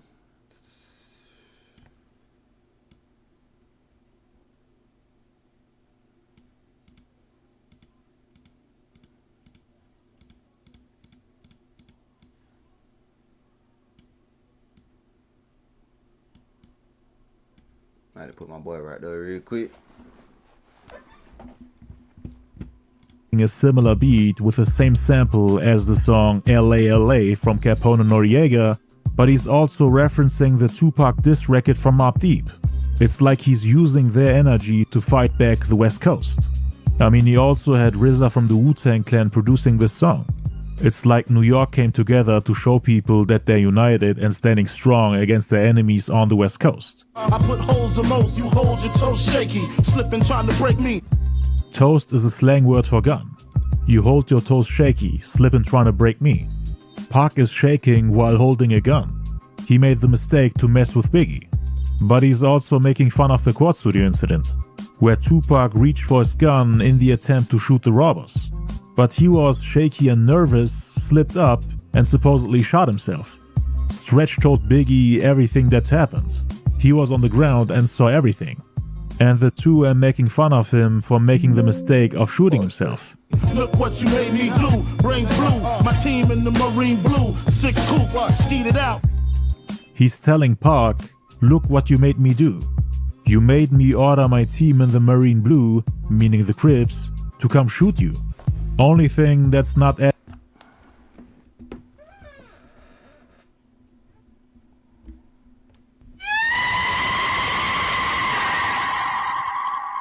Well, I don't want to hear nobody say they Biggie had nothing to do with it. He ain't know. He knew what's up at that damn point. My team in the Marine. Adding up is him saying 6 coupe. It wasn't a coupe. It was a 4-door 1997 Cadillac, from which the Southside Crips, Terrence Brown, Keefe D, Orlando Anderson, and DeAndre Smith fired about a dozen shots at Pac and Suge's BMW in Las Vegas. And according to Keefe D, the last man who was sitting in that Cadillac that's still alive, Biggie had no involvement. They only greeted each other a couple times after the shooting. It was actually Puffy who put the bounties on their heads. He was the one that kept in touch with Keefe D. Biggie, for whatever reason, took credit for it. I guess he wanted to create controversy, while adding misinformation about the shooting to not help the cops with the investigation, cause he would have snitched on his whole team. Right, the medicine, calm the medicine. I got the lettuce in. You turn green like cucumber skin. Playing around with the color green. Biggie is smoking weed, which is green, got the lettuce, which is also green, while Pac turned green like cucumber skin. After seeing Biggie's rise to fame and how much money he made while he was locked up, turning green can be interpreted as another way of saying getting jealous. So Pac got jealous because Biggie got money, when he was a broke newcomer and a soldier under Tupac's wing. Nah, you ain't pay no damn homage, nigga. That was the fucking Pac got mad about. You ain't pay homage on your album, nigga. You ain't give him a shout out or nothing, bro. Everything was fine. But when he started to outgrow him, Tupac all of a sudden saw him as a problem. Hug from fake friends, make ends, they hate you. Be broke, girls won't date you. Calling Pac a fake friend. Long before their falling out, they were always giving each other hugs every time they saw each other. Like for example at Puffy's birthday party in 1994, where they hugged each other for the last time. After Marvin, appreciate you subscribing to the channel, appreciate that. Another one. Give me a hell yeah. he got enough money to get whatever he wanted, Pac started to hate him instead of being happy for him. That's what Biggie was trying to say. He didn't see Pac as a real friend. No friend would try to sleep with your wife. That's why he saw him as a backstabber, calling out his jealousy once again a couple lines later, where he said, your wife went out there though now. You gotta blame your wife. The whole time you don't never blame your wife. Your wife went out there now. She knew what's up. You know what I'm saying? Then you gotta blame your fault because you were cheating. You know what I'm saying? You was out there cheating with Lil' Kim. You know what I'm saying? Doing your thing. You know what I'm saying? So part of your fault. You know what I'm saying? Call it how you call this brolic, alcoholic, like it's weed greened out, like it's brick solid.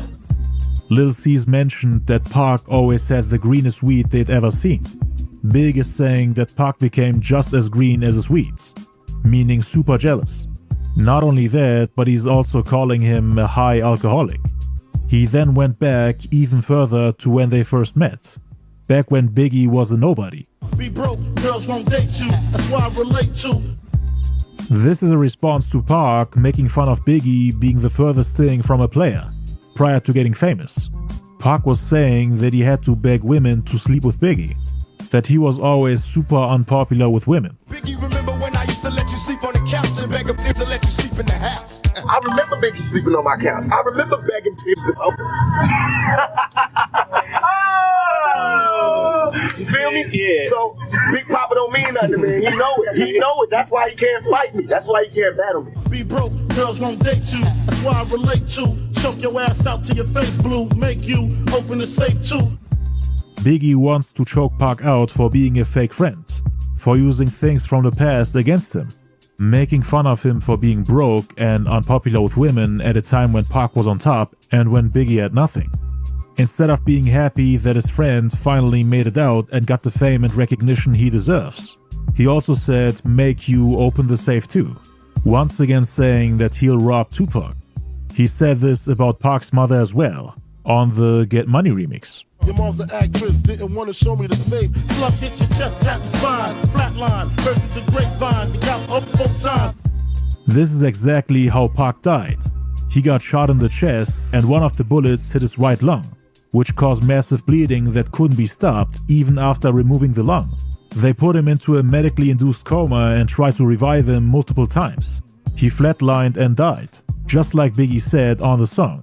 And the Bad Boy members still have the nerve to say that this wasn't about Pac. Slug hit your chest, tap the spine, flatline, heard the grapevine, you got up 4 times.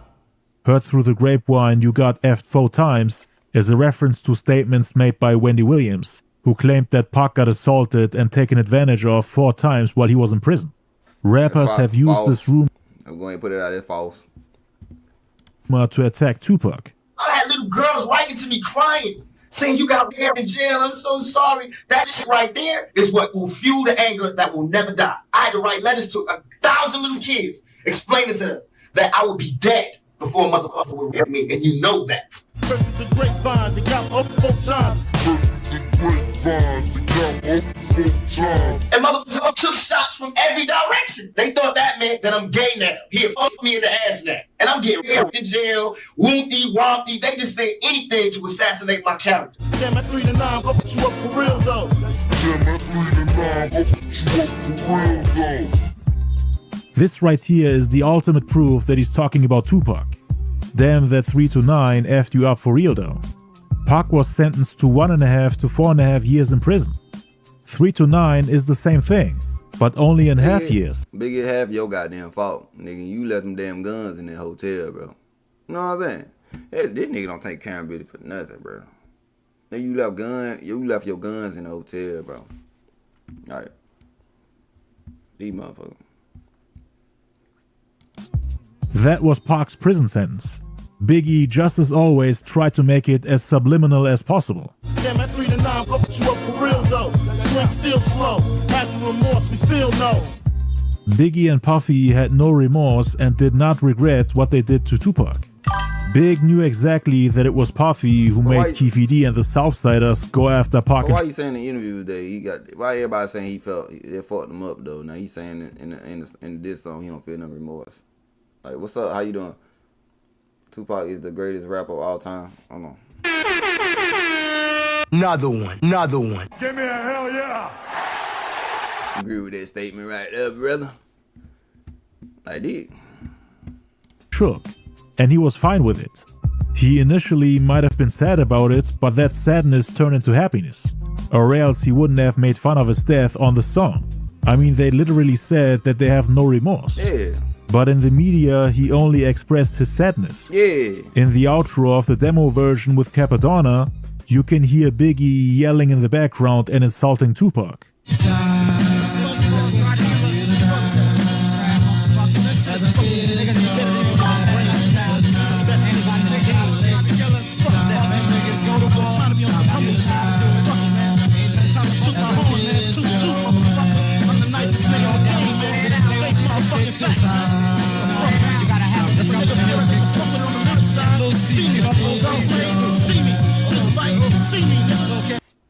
That nigga said fist fight. Stop the cap.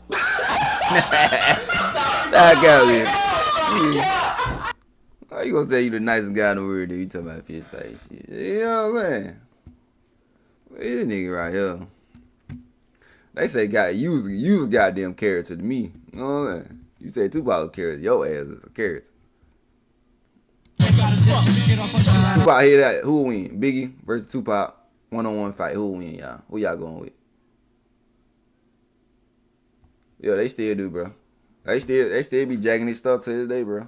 Everybody want to be to everybody have this song. Like they say today rappers. They start beefing like say Drake and Kendrick or anybody they gonna reference Tupac, hit them up every damn time. They not gonna do no goddamn Long Kiss Goodbye. What it called? Long Kiss Goodnight or any Biggie diss song. They gonna do Tupac diss song every damn time.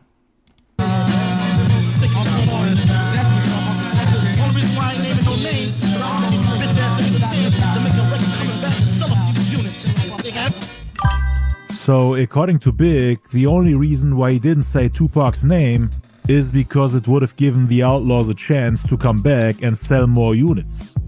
Because now that Pac is gone, nobody is checking for the Outlaws anymore.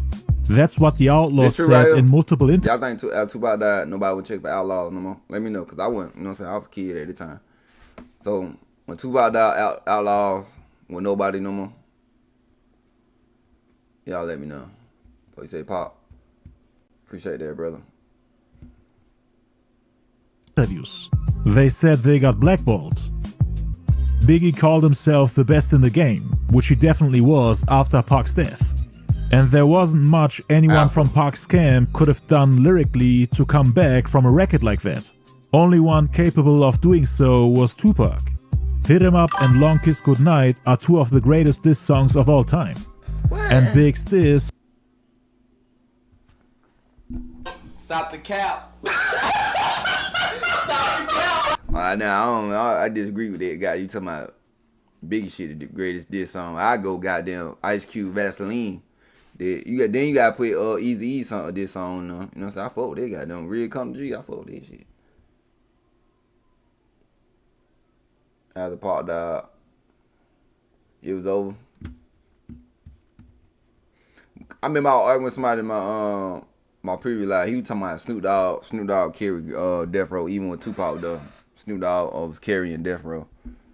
I said, I know you motherfucking lying. Would have been even harder if he hadn't held back. They both had proven that they were at the top of the food chain at the time. And I'm fully convinced that if these two had survived, we would have seen even harder diss tracks. The final track on the album was called You're Nobody Till Somebody Kills You. Lance Rivera, who was part of Biggie's group The Commission, said that the song was about Tupac's death.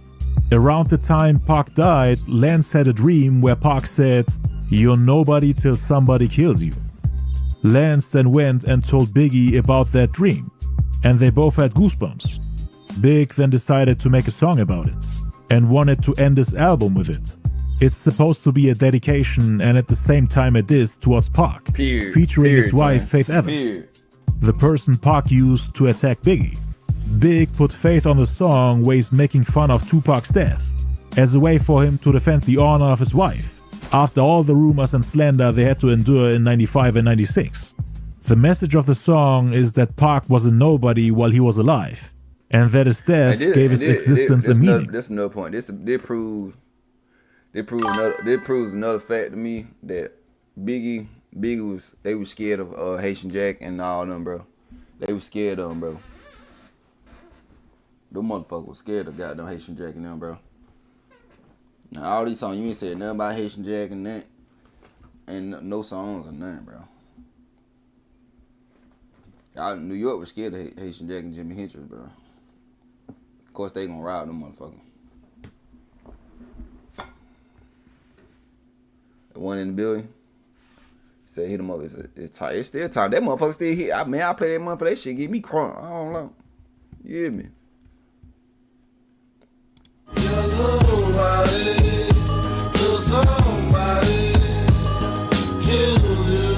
Nobody till somebody loves you. I make your mouthpiece obese like Delarice. Wow, make you rest in peace. Okay, I'm gonna do it off screen, bro. Said that was the Posthumous. I said the real Biggie was a white kid from Then there was another one too in Tupac. His name was Biggie Small too. That's why he changed. But for the white kid, that's why he changed his name to Notorious. How the fuck I was about to look it up?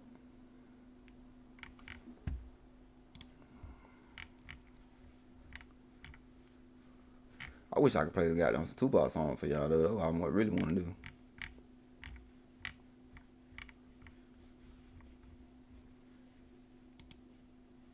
In LA. This was around the time when Puffy was too scared to do shows in LA, thinking he might get ambushed or confronted by Pyro members. He was really scared after that incident at the Soul Train Awards where he ran for his life. He saw how many people shook it with him, and was intimidated by their presence. Puff wasn't used to seeing that many gang members on one spot.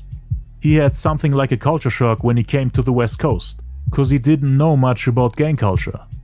That's again why Puffy went and reached out to the Southside Crips, to increase the friction between both camps.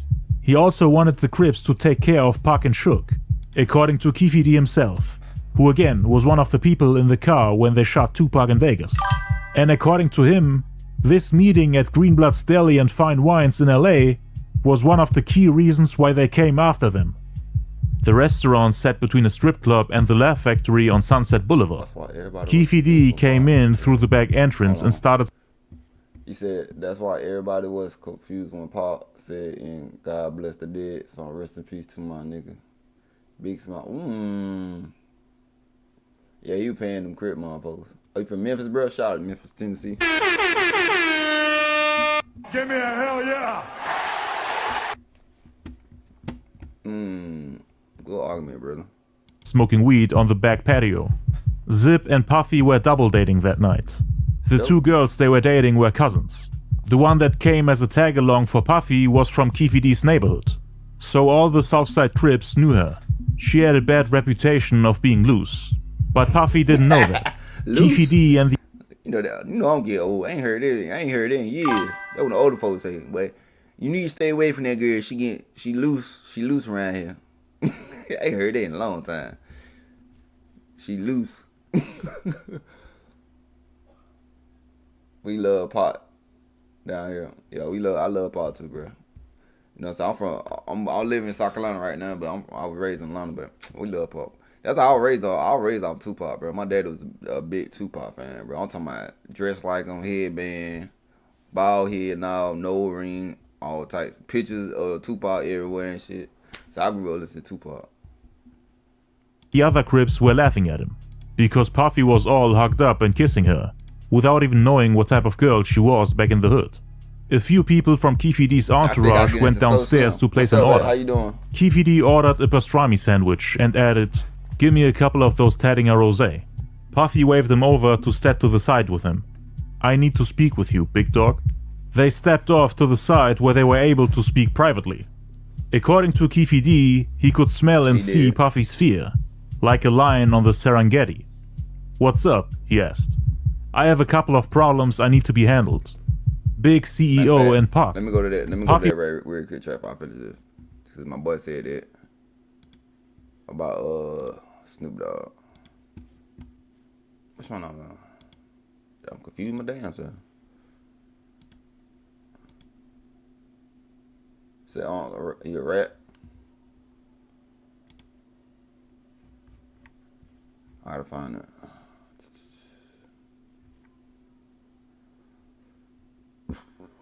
What is it?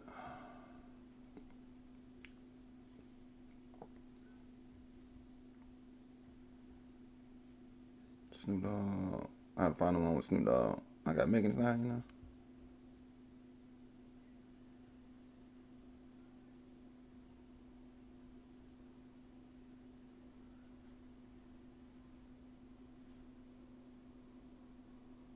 That's about Suge Knight. I think I went too far. Maybe I went too far.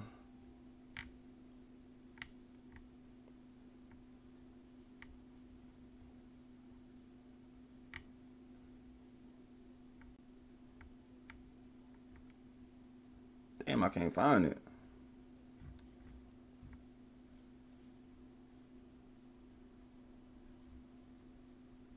But I would never. I covered DMX though. I'll never do it again. DMX got the worst fucking childhood. Oh my god, I'll never do that again. That shit almost made me goddamn cry.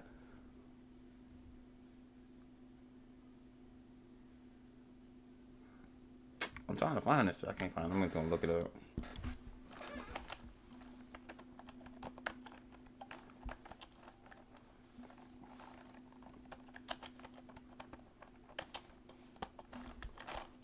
Imagine killing a young talented nigga at 25 and 30 years later after you still hear his name as the GOAT. I know that shit make him mad, bro. Like, I know did it over the years making that nigga mad, cause everybody play that shit, bro.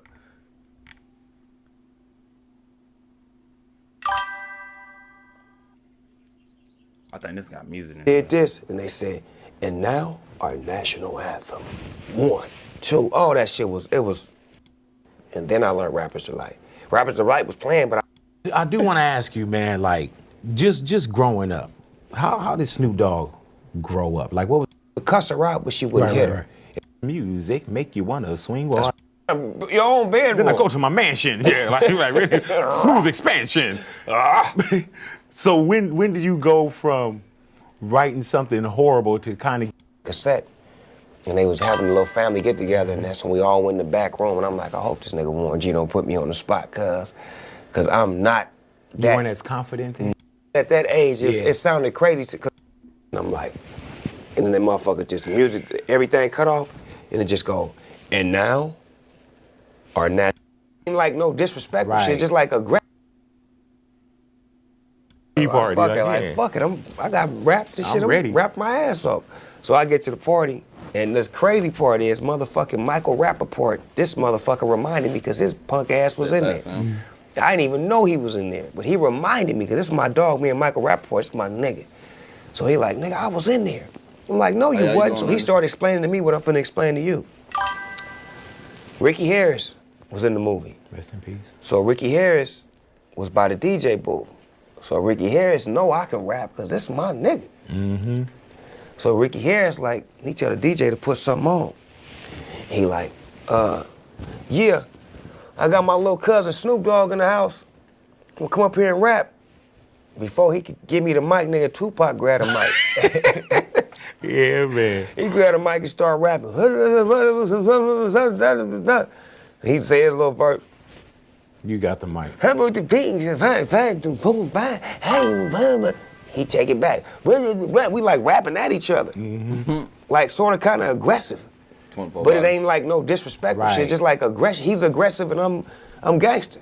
So it's like, we do like 4 or 5 raps. Snoop Dogg. Stop the cap. That guy, he ain't gangster, but chill out. Niggas, everybody in the party, like, it just made a fucking circle now. John Singleton, all these motherfucking big wigs. I'm just a regular nigga, I don't give a fuck. Finish rapping, we go outside, and Laylaw. May you rest in peace. From above the law. Mm-hmm. It's my nigga to this day. Laylaw, like, Snoop, it's Pac, Snoop. Nigga, Pac have a cigar, and he split that motherfucking gutted, and he fill it up with weed. I'm like, what this nigga doing? And he licked that motherfucking lighted. I'm like, what's that, cuz? He said, oh, it's a Philly blunt. And you wanna hit it? Boom. I hit the motherfucker, that motherfucker damn near blow my whole chest out. But it's some bullshit weed.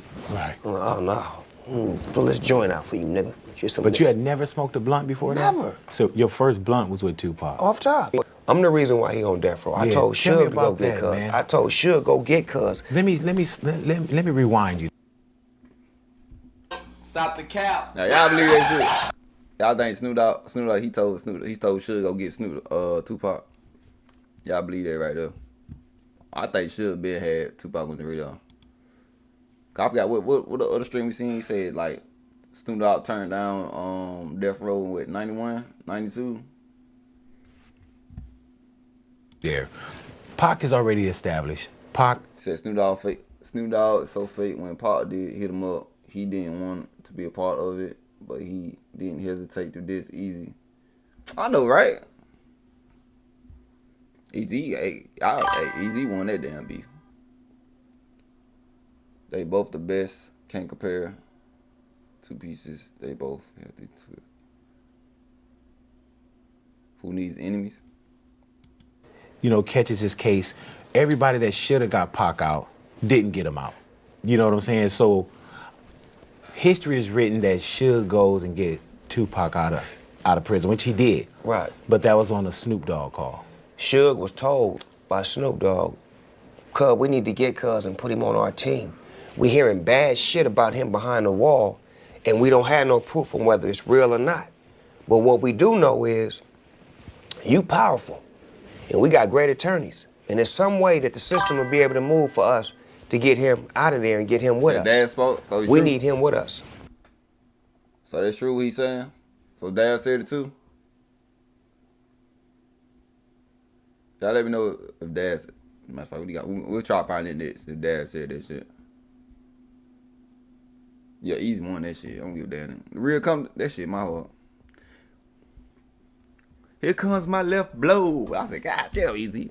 That goddamn beat, oh my God, that beat hard as hell. Because our team is the shit, but I think like LeBron, like what can make us better? Mm-hmm. This motherfucker Anthony Davis. Yeah. Oh Lord. Oh yeah. Go get him. When Pac was with Death Row, were you ever concerned with Pac how much Pac became Death Row? In the beginning, never. Mm-hmm. After I seen him jump on that side, I was concerned because being neutral was the best shit for him. To pick a side, mean you picked a side. Now you taking on all of their enemies. Mm-hmm. When you born in it, It becomes stripes, and it becomes what you do to struggle to get to the top. When you're not born in it, you're taking on unnecessary beefs, you're taking on unwanted shit. So him being neutral in the beginning was amazing. And then him choosing sides at the end was a demise because you picked a side. Like, I didn't have to pick a side. Did you ever talk to him about it? Or Hold on, so how you picked a side when Puffy went and got the crib against him? Stop the cap. I disagree with what he just said right there. Like, he said he picked a side. But the whole time Pac was beefing with Biggie. It was in New York and shit. The whole time behind the scenes, Suge and Diddy was beefing. You know what I'm saying? People were dying behind them and stuff. So he didn't pick a side. Puffy fought doing that shit. Cause he went and got them crib cause he couldn't handle Suge. And that one made that little war going on. You know what I'm saying? you just saw it and you felt like he probably wouldn't miss it? Yeah, Pac was a military-minded motherfucker, so he would always, he always had a plan. Like, if you knew him, he knew he wasn't gonna be with us long. Right. Like, and he always had a train of thought. Do you think that's why he worked like that too? Definitely, but his train of thought was military. Like, it became one point that he had, me and him had a meet like on some real military shit where it was like, nigga, this the new rule. This is him telling me, nigga, this the new rule. Nigga, I talk to you, you talk to me. Your soldiers don't talk to me, nigga, and my soldiers don't talk to you. You understood? All right, I got it. Like, this how he talking to me. Like, we the same age and all this shit, but he hit me with military shit. So we have a scenario where we out of town. And niggas is drinking. What you mean by that?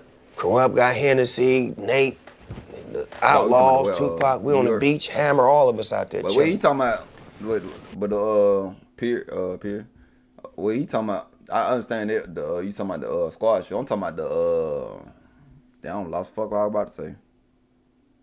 He talking about the gang side, like the Parus and the what it called, the Parus in the south side, right?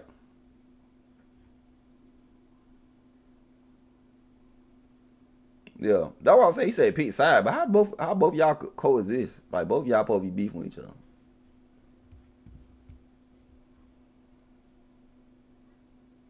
He just put the law in effect that don't nobody whoop up whatever the fuck Pac said. All right, yeah, whatever, nigga. I ain't even told my niggas that though, cause I'm not military minded, so I forgot to tell niggas. We got a new order. Yeah, I forgot to tell y'all. I'm gonna tell you later.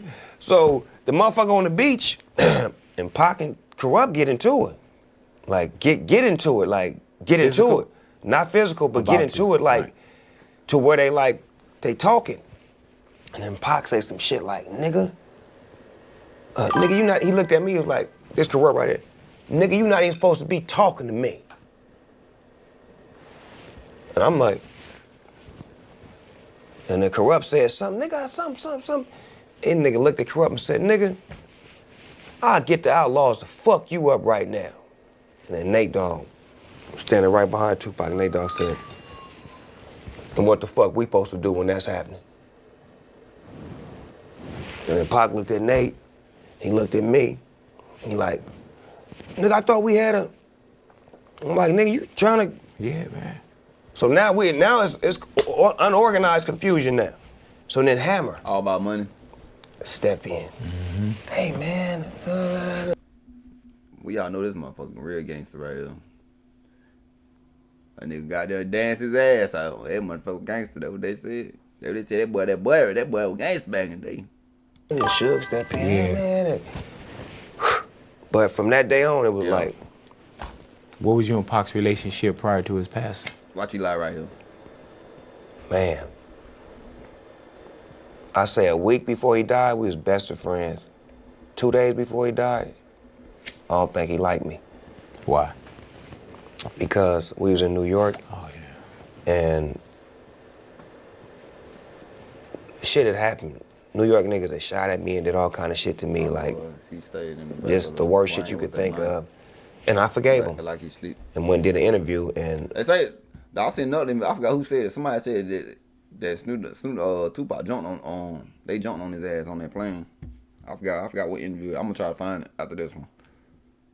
But they said, I forgot who said, I think it was Gene said, no, it wasn't Gene. It was somebody from Death Row. Somebody said they jumped on it. They did do something to Snoop Dogg back then. Just the worst shit you could think of. And I forgave him.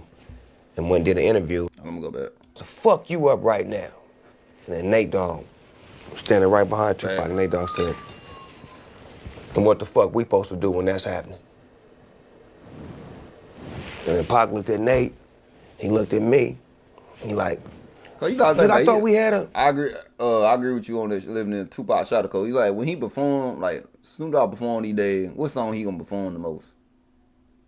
Him and Dr. Dre, what they gonna perform?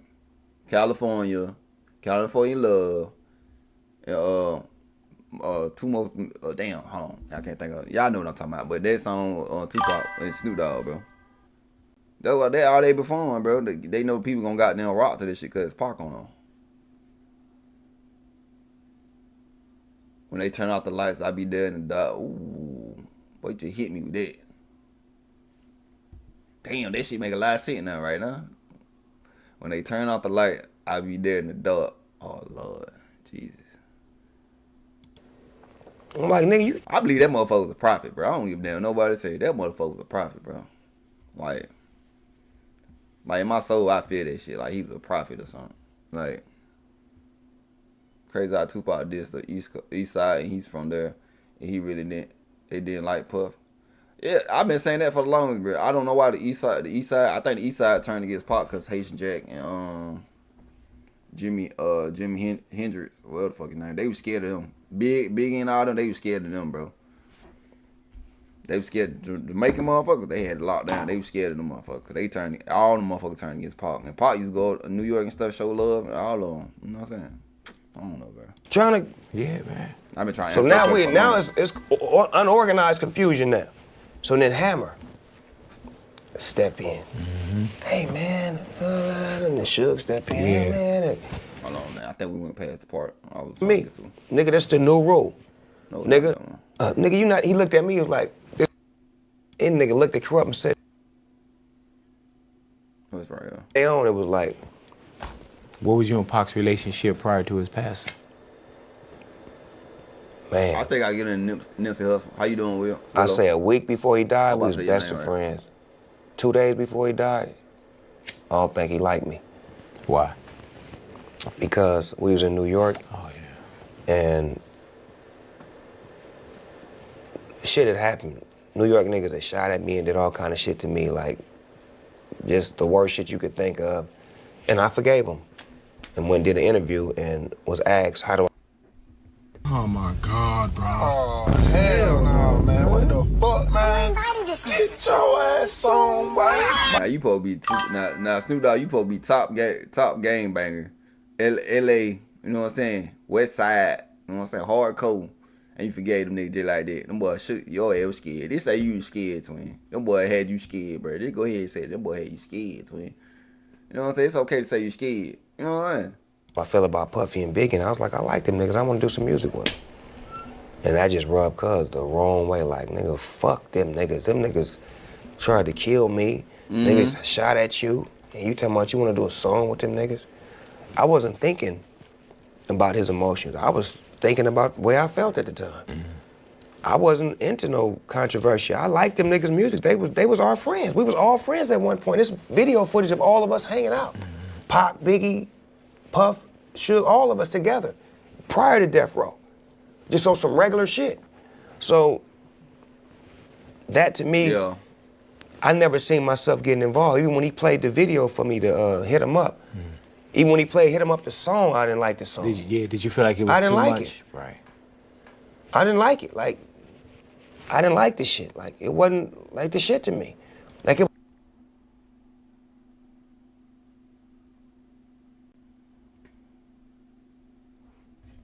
Stop the cap. Didn't he do a diss song against Biggie? I forgot what the song called. He did a diss song against Biggie. How you didn't like Hit 'Em Up, but you did a diss song with Pac on another song? You know what I'm saying? I forgot what the song called. This nigga right here, boy. You about to pee me the fuck out. You buying more problems, cuz. Like, You're buying Yeah. problems. How you doing? Gangsters is everywhere. They make them everywhere. And I think when he got with us, he got to the mind state that we the motherfuckers. Yeah. And ain't nobody like us. Always people like us everywhere. Everywhere. So you say a week before, best of friends, 2 days Best before. of friends. Like we was in New York doing the award show and laughing, and my hair perm. Yeah. He got me this motherfucking Hugo Boss suit and had me on some European. Your hair perm. You nigga like that shit. The way you see it is Shit, my pants was fitting tight, and he had a nigga on some other shit. Like, nigga, let me dress you, nigga, get you right. Suit by Dion Scott. I'm on some other shit with my nigga, like, okay. But when we hit New York, he go gangster. He like on some stupid gangster shit. flip-flop, like, ain't but I'm on some player shit. I've been here before. New York loves Snoop Dogg. We good. But he on some, like, them niggas tried to kill me, and no, fuck that. And Did he ever say that he wasn't fucking with you, or you just felt it after the Angie Martinez interview? After Angie Martinez interview, we go back to the hotel. So my Uncle Rio, he in the lobby, and my dad is up in my room. So my Uncle Rio come back up to my room. He like, man, Tupac and them is on some bullshit, man. They down there talking shit and blah, blah, blah, blah. I'm like, talking shit? I'm like, man, I ain't listening to that. What you talking about, Unc? So my phone ring to my room. Broop, it's Muta, one of the outlaws. Pac said, give him an ounce of weed. And hang up. Well, that ain't finna happen. 15 minutes go by, he called back. What's up? How Hey, you doing? Pac said, hey, nigga, tell Pac to call. Pac called. Hey, I need an ounce of weed. Just hang up. So I send the weed. No communication. Don't say nothing to me. So now we flying back to LA the next day. So normally I got 2 security with me that fly on a private plane with us. Suge got his homies, Pac got his security. We get to the private plane, nigga Suge like, they can't go. Your security? They can't go. Nah, Security. somebody now should say your security can't come with you. What that mean? They about to do a beat down on you, right? You know what I'm saying? Come see. You know what I'm saying? Like, all right, well, come on with us, dog. I'm like, nah. I'm gonna stay down. I'm ride with them. Like, this either the moment you niggas gonna kill me, and we gonna get some clarity in this air. We got a 5.5 hour flight. I ain't got no security. You niggas ain't feeling me right now. This is how my life is based anyway. Did you feel like Suge felt the same way? I felt like they were fueling each other's fire. Like they was tit for tat. Like nobody would put water. Like instead of Suge saying, no, hold on, nigga, that's Snoop. You know, they was fire for fire. So when I get on the plane, after they say my security can't roll, Pac right here, another nigga right here. So I walk on. Niggas don't say nothing to me. So I sit down, and I'm like, they still don't say nothing to me. Now we finna take off. I'm like, all right, I see what's finna happen. I've been around these niggas, I know how they get down.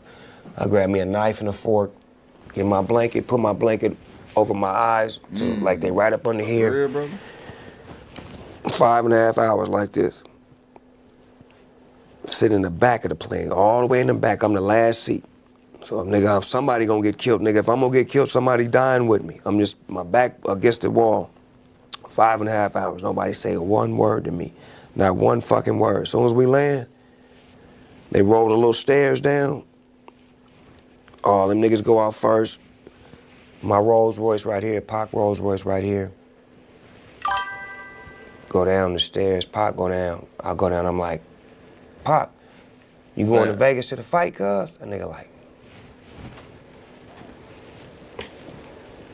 that's the last thing I remember from cuz. Him doing me like this. And he was on his way to Vegas. Yep, and the next time I seen him, he was laying in the hospital. How did you where are you when you find out that Pac was shot, Snoop? At Warren G's house. Me and Warren G was, I think we was playing a video game at Warren G's house, and the pages was blowing up and phones was blowing up. They was like, put it on the news. we put it on the news, and we seen Suge car and the yellow tape. Yeah, bad. So, made the phone call. I called Suge personally. That nigga answered the phone. And the way he was talking, it was like Pac was gonna live. He like, yeah, they just, they grazed me in the head, he all my nigga, all right, he been up, you know what I'm saying? He down right now, but he been up and, man, come on out here, dog. So I jumped right on the highway in the motherfucking, the Hummer and go out there to see him. And when I see him, Jesse Jackson, his mama and all them there, and his mama, she pulled me to the side. And that's when I knew it was bad, because she telling me to be strong and all this shit. I'm like, so I go in the room with him, and he laid up. And I just get right on the side of his head and just start talking to him in his ear. Just talking to him. I don't even know what the fuck I was saying, but it was something to the effect of, like, I love you, and I hope I didn't make you mad from the shit I did. I just thought I was doing what was right, and it was some other shit, cuz. Then as soon as I walked out of there, I went in the bathroom and I threw up and just laid on the floor for like 30 minutes. His mama came in there and cleaned me up. His mama came in there and cleaned me up and got me back right. Like, I'm like, she is a hell of a lady, man. And Pac, he lives for about 7 days, but did you know at that moment or early on that Pac wasn't gonna make it? No. That's Superman, cuz I thought he was coming out of that. We seen it before. I watched him do it before. So I was like, he'll be all right, he gonna come out of it. And it's just crazy that the shit went down like that. Like I explained to you that last 7 days. Like, that last 7 days was like a roller coaster. Cause it was filled with so much happiness. And then it went. That shit broke my heart. heart. If he did say that, that's fucked up to say, bro. Like, word.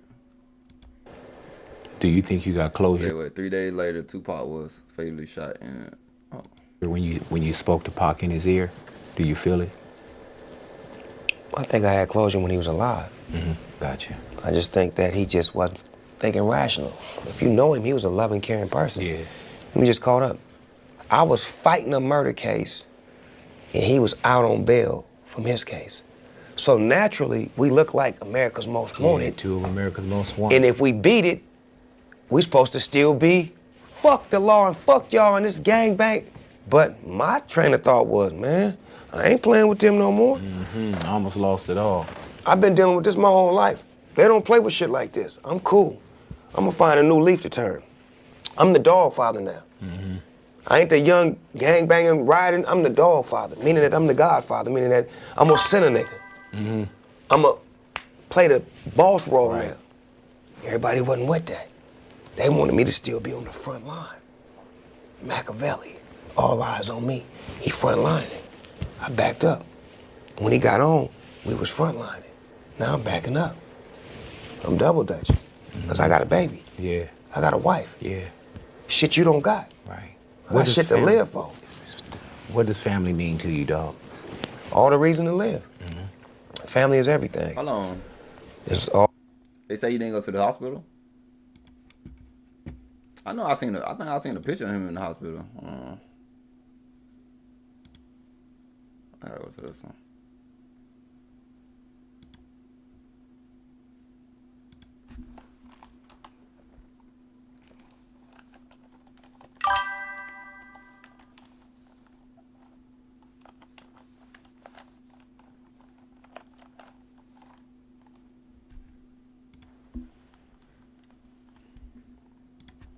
I think I seen a picture of that shit one time. If I could find it. Maybe it was AI. No, I can't find it.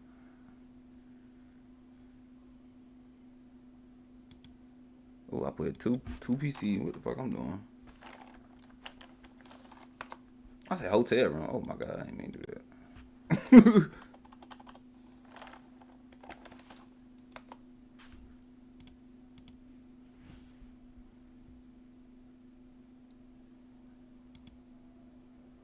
Can we make that? This bitch went to Facebook.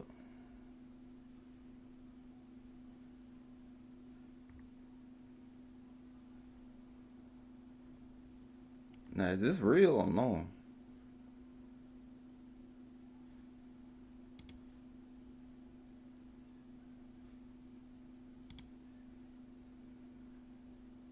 Damn, everybody always getting pregnant.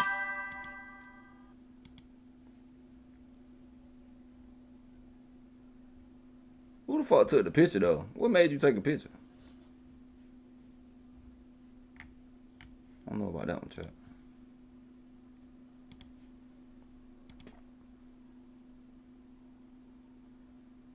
It's AI. All the reason to live, to fight, Tupac to struggle, to want to do that. right. And, you know, I say that to say this, that Pac didn't have much of that. So his extended family was death row. Right. So, and as a grown man, you basically make your own decision. As a kid, you could be led into decisions. So he was grown, so we made the decision to follow death row. And at the same time, death row was great when we was bad at giving advice. Right. That ain't real. Bad. I saw Redemption, your stage play. And Redemption, you peeled off a lot of layers. You know, did you always know how special Boss Lady or Queen? I don't give a damn about that shit. Snoop Dogg.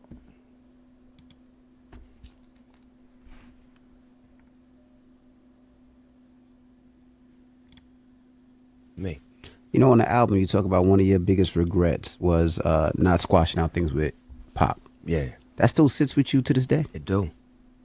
It do, because he was really my friend. And, you know, you guys sometimes... Stop the cap. Stop the cap right now. Stop the cap. Yo, had more Biggie friend than anything. Shit, hell no. The motherfuckers be talking like they don't really know, but that was my friend, and he was, like, dear to me. And anytime you got a relationship with somebody and it's like, it's working, it's going good, and then y'all get an argument, then the nigga die. Like, come on, man. I didn't even get a chance, whether I was wrong or right, just to be able to get that follow-up. Because that's how we was. We would always follow up or either have some sort of, you know, connection. And I didn't get that. And then there was a lot of turmoil, and then the death row niggas was hating on me and this and that, so it's kind of... Yeah, y'all tell me the scoop. Y'all telling me the scoop, right? Tupac. You know I'm gonna load this shit up.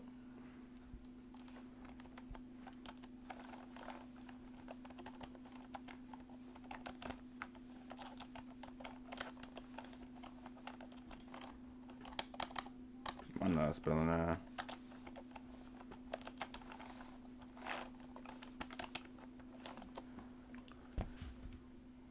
What? How you know that shit, bro? Where you looked it up at?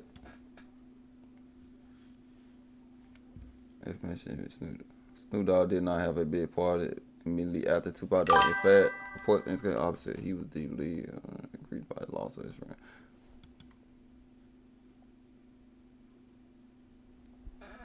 Yeah, Ghost, let me know where you found that information from. I want to check that out.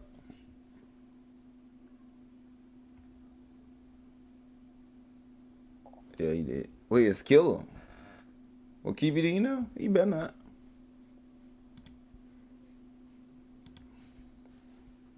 like push the spirit in a different way. But the beautiful part was his mother was still here. And I got a chance to hug. Napoleon on Snoop Dogg. Sneak dissing Tupac more than... Oh, you sneak dissing? Oh, yeah, we got to check that out, twin. We're going to check that out on Nick. Napoleon said it. Moose said it. Her and talk to her and get, you know what I'm saying, the approval from her, which was his spirit, because he was always connected to her. So that gave me half clarity on where I was with him, because his mother always had love for him. I guess you're speaking about forgiveness. Is forgiveness something you give easily or something you struggle to offer even to yourself? I'm a Libra, so I forgive very easy. But it's a time when... It's my first time to do Breakfast Club. I don't like them motherfuckers. Them motherfuckers, you know, they with them boys, though, you know what I'm saying? Y'all know, Chad, you know what I mean. My forgiveness runs out. Because I'm so forgiving. And it's like, you can't just keep using me knowing that I'm going to always give you that. At a certain point in time, I got to put the wall up to let you know that I forgave you. It's in God's hands now. How do you even forgive yourself and stuff? I just live. That's what we're supposed to do. You know, I write my first couple. Nah, I ain't talking about shit. Okay. We're going to see. Let's see what Moose said about that.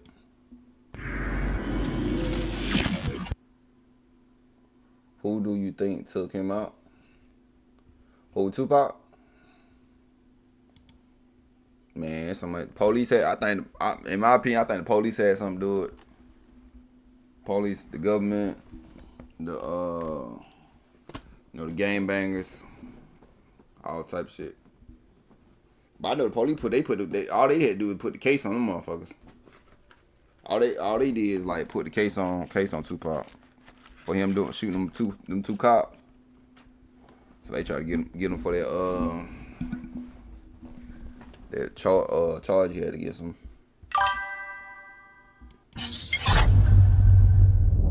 You said that Snoop has disrespected Tupac more than a lot of his enemies and so forth. Yeah, well, no, me and Snoop, I already fell out with Snoop Dogg. We gonna fall out more. Gabriel, appreciate you subscribing to the channel. Appreciate that. Another one. Give me a hell yeah. Please subscribe to that. I appreciate it. Do you think that there's really animosity between these two? Well, I mean, between Pac him, is obviously gone. I think so. Between Snoop and Tupac? I think so, from the simple fact of the words that come out of his mouth. And I'm just... Shout out to the Outlaws, bro. We fought with Outlaws. We fought with Thug Life, too. Like, for example, you got people who don't like Pac. They can say whatever they want, that's their opinion. But a friend, like, sneak dissing them is what I really don't understand. Like, for example, the whole situation with Nas, the thing in the park, where Snoop said, I'm a gang member. You know, Pac walked by and said, yeah, I just checked him or something like that. And Snoop said, I looked at him like, no, Nas gave you a pass. That wasn't true. So I'm starting to think, like, why are you making up these stories about Pac? What wasn't true? And then, if I'm not mistaken, I can't say it he did say that word by word, but there was an interview a long time ago that he did with Jada Pinkett and her mother and their daughter. They had like a podcast show at one particular time. And I remember, you know, Jada said something like, I didn't really like, Snoop, how you was calling the woman out of their names in your raps. And Snoop replied, it's not word by word, but he replied saying something similar like, yeah, I was trying to change and, you know, and not speak bad about women until Pac came to death row and like brought me back. So it seemed like he was sneak dissing him. Look it up, bro. You know what I mean? Like, I believe you're talking about Red Table Talk. Yes. So when I start seeing that, I'm like, something is not adding up. Because one, if that's... I know I want to look that shit up. What it got? What you say? Red Table Talk? Damn, man. I got so many YouTubes open. Red Table Talk.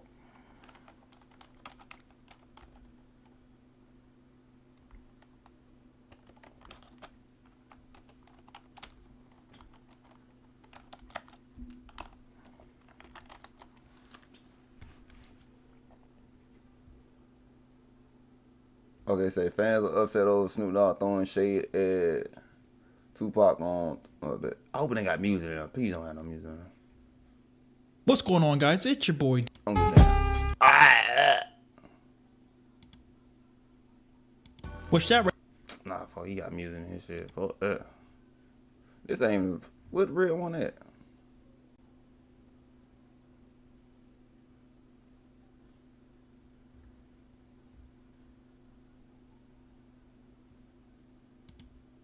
Hello all.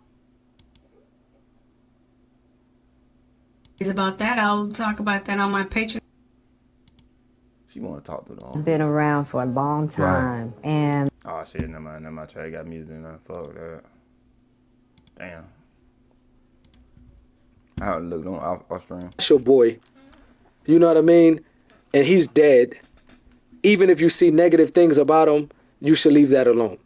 Because he's not even here to defend himself.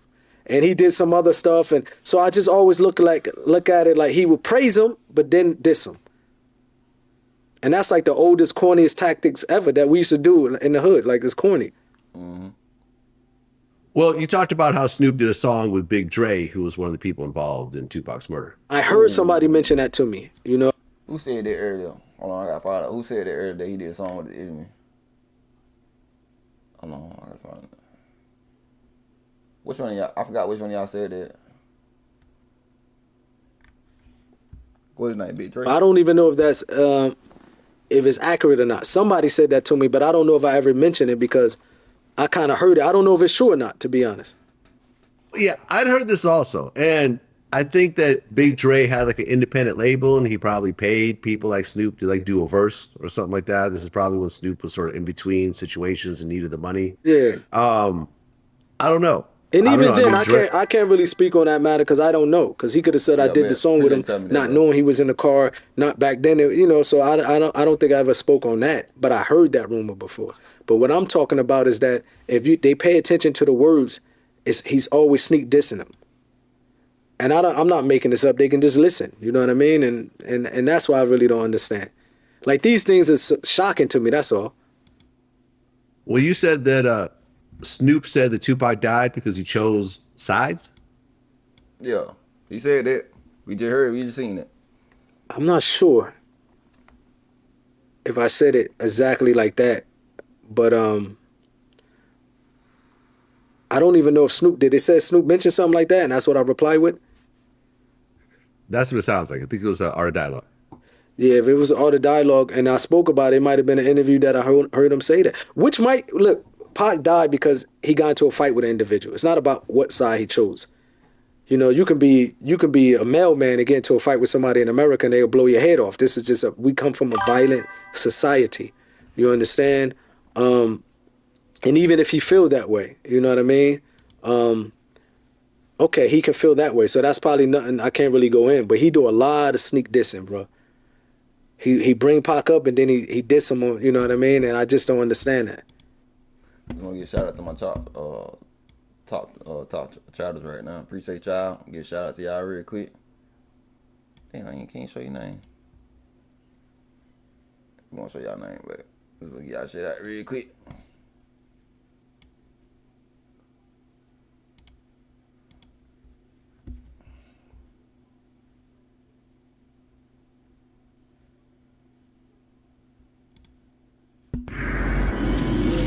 Pac, by most people, is viewed as the greatest rapper of all time because he had a futuristic pen about himself. His pen sometimes wrote the future, and it told a story of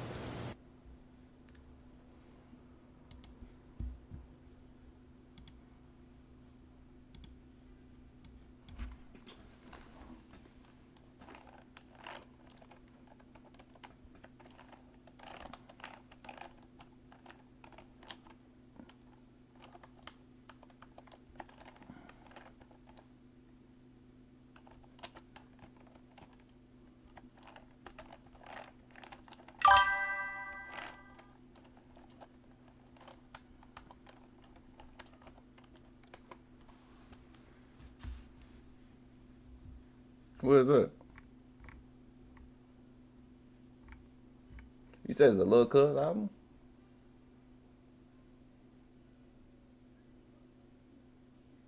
Somebody pick Biggie.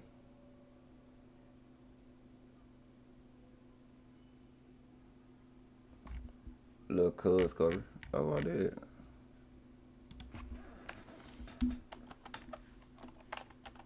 Is it on YouTube or I gotta look it up? Let me see.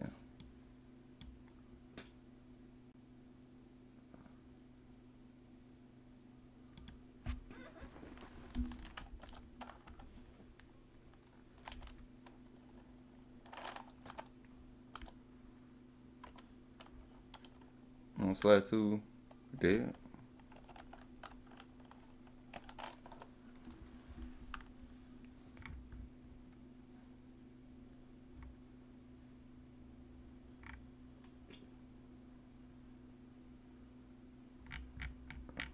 Cover 8 there.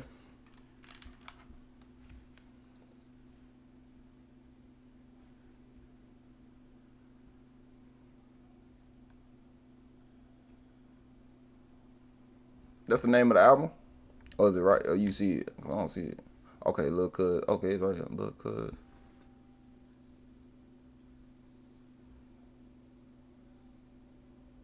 Damn, this one got music in. I know it though. Oh, he got on his album? A Dead. I know you fucking lying. I wanna click on that shit so damn bad. Hold on, y'all. And this Snoop Dogg cousin.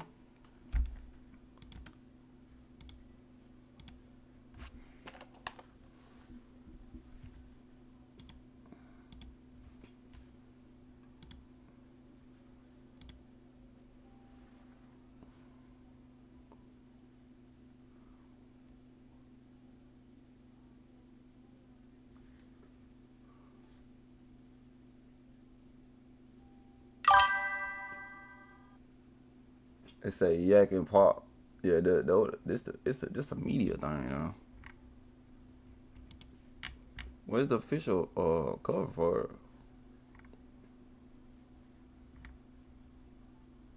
All this shit right here just keep popping up. Do we have a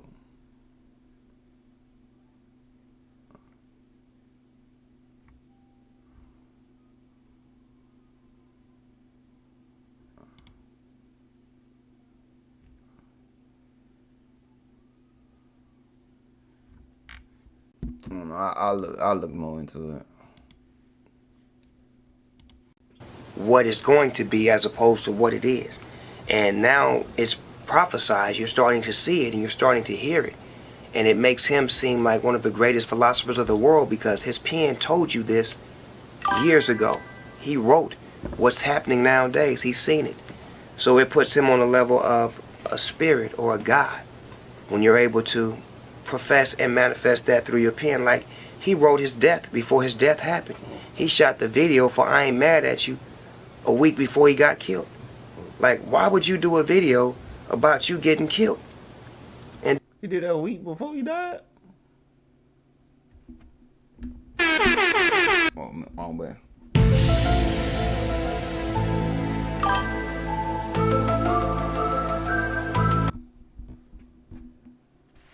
So after the pop, the last thing close to real was DMF. After that, it was nobody rap, just a bunch of trying to.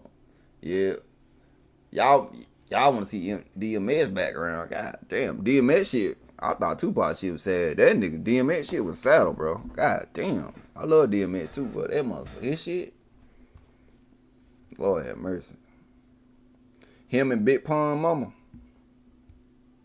then a week later, you get killed. Why would you write songs about, you know, dear mama, and being a loving son to your mama, and all of these things kick into play now? Yeah, there's a bullet coming at him on his last album cover, you know, the Machiavelli album and everything. He knew it. He worked like. Oh, it's a bullet coming out of the Machiavelli. No, y'all, hold on. I ain't really pay attention to the cover. Hold on. It's a bullet coming out of him. Hold on, not yet.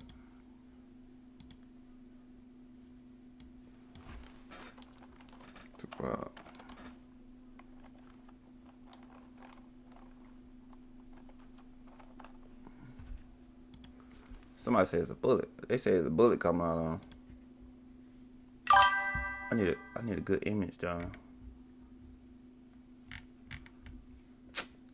No, but I just need an image.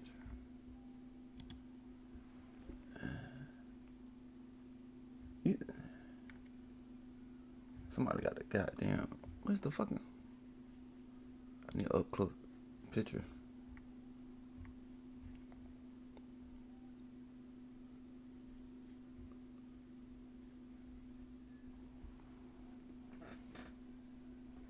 Yeah, it is, bro. That dude, DMX, that one of the dudes he looked up to had laced his fucking weed. Fuck DMX with that shit. Then he was a child when that shit happened too. That shit was sad, bro. That shit made me goddamn cry. I ain't gonna lie. Oh, it is a bullet coming out on. I ain't never noticed that shit. Did y'all see it? Y'all probably can. Hold on, I'll move it over there. Damn, hold on, I'm gonna save it. I'm about to click on it.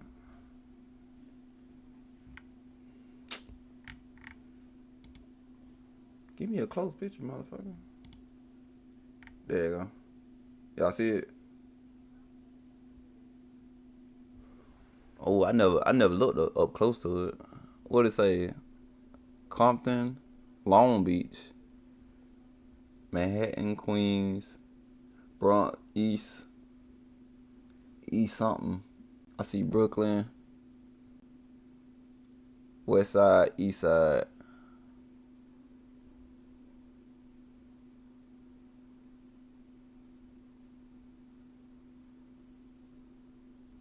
I see Oakland though. They got Atlanta down. Oh, he got Atlanta on there? New Orleans, Houston. Yeah, we got the bullet holes right there. Damn. Oh, ain't this where your lungs at? Right here. Oh, did he predict this shit?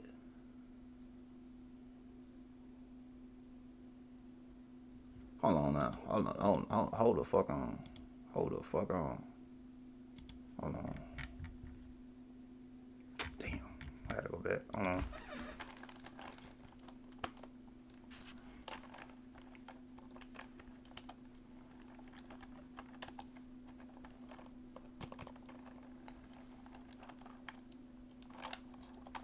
I cannot spell tonight.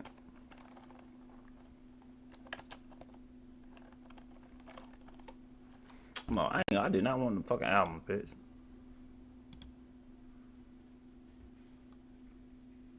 Damn.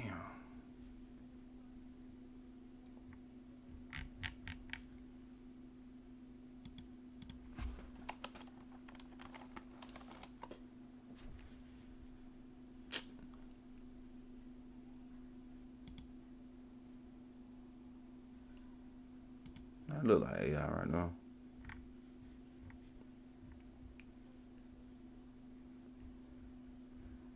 Damn, we can't get no image. Fuck.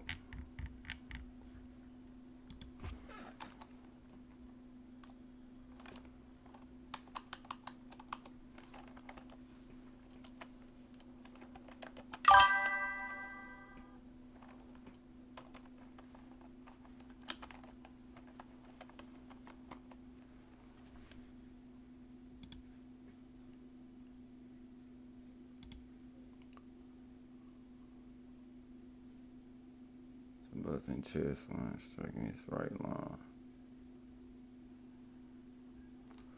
on this thigh. Okay, maybe I'm tripping. Chat. Maybe I'm tripping. You just didn't know when? How you doing, Israel? Says bullet holes in the cross.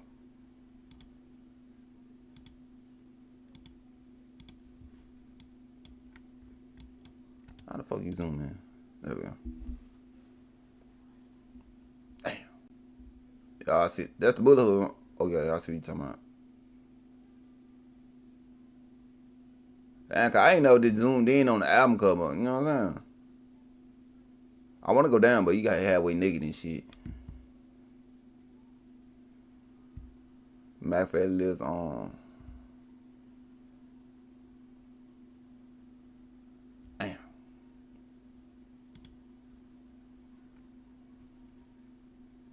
That's crazy, bro. I believe he was a prophet, bro. I don't care what nobody said. You doing good?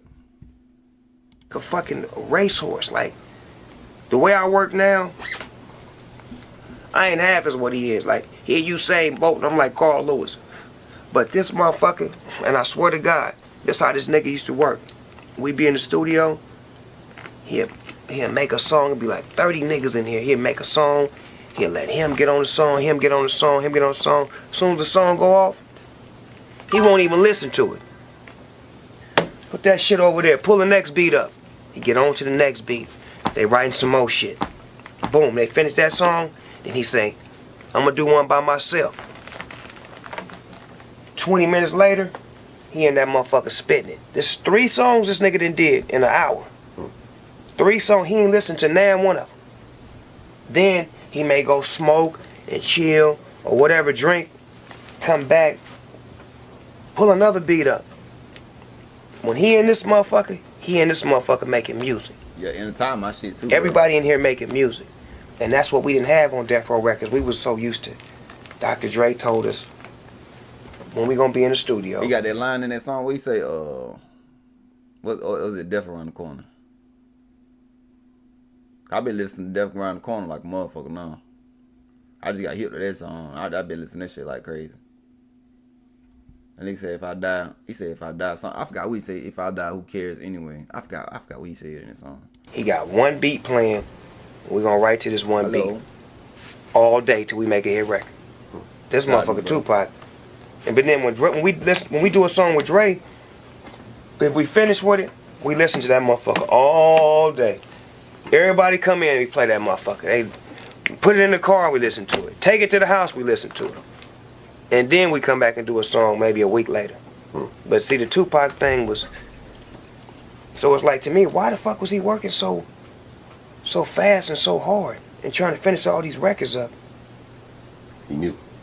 He had to know. He had to hurry up and get all that music out. That's what I heard people say.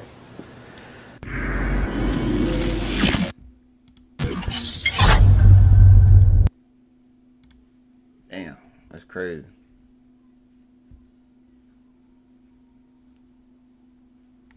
That's crazy, too.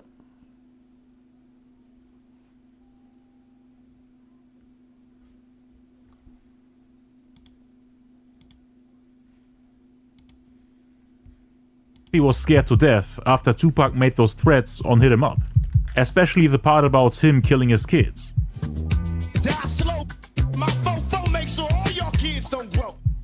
He was worried about his safety and his business at the same time, because Pac was the biggest rapper on the planet at the time, crushing everything that Puff, Biggie and Bad Boy had built up since Pac got shot the first time in New York, and while he was serving time in prison. Biggie and Lil Cease had no clue that Puffy had this type of relationship with the Southsiders. According to Lil Cease at least. It was all Puffy. He just wanted someone to take care of them, after all he had to endure the past couple of months. "I want to get them dudes," Puffy said. "Man, we'll wipe the air out real quick. It's nothing. Consider that done." According to Keefy D, Puffy said he would offer them $1 million for getting it done. Keefy D looked him in his eyes and without hesitation responded, "That's not a problem. We can make that happen." The agreement was supposedly made that day. Puffy was known to put things into people's heads that appear like an agreement or a promise, manipulating you and convincing you to do work for him, even though in the end there's no benefit for you. He most likely never even planned on paying him for doing the job. He's very strategic and slick, knows how to manipulate people and make them... I tell you, I've been hearing the Biggie song in the back this whole time. Oh, I hope not. Oh, this ain't fucking... do things for free, while making them believe that they'll get rewarded for it, planting seeds into people's heads, and in the end saying, "I didn't do anything." For Keefy D, it was nothing. Gang banging was all he did and knew. From this point on, he had Pac and Suge in the back of his mind, even though Suge was his childhood friend. He even said that he would kill them for only $50,000. They didn't shake hands on it, but according to Keefy D, there were multiple people present when that agreement was made.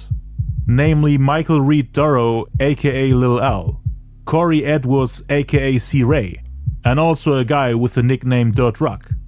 All of them will tell you. He said it in front of all them people. I couldn't believe it. A whole room full of Crips. Keefy D didn't know at the time that Puffy was just using him. He saw Puff as an equal, a business partner. For Diddy, Keefy D was just a tool to get things done. When he got what he wanted and had no more use for him, he threw him away and moved on. Keefy D tried to keep the promise and agreed to get things done, thinking both sides have an agreement and won't break their word. He didn't even think that Puffy would later distance himself from him while denying that the two had a conversation or even a relationship.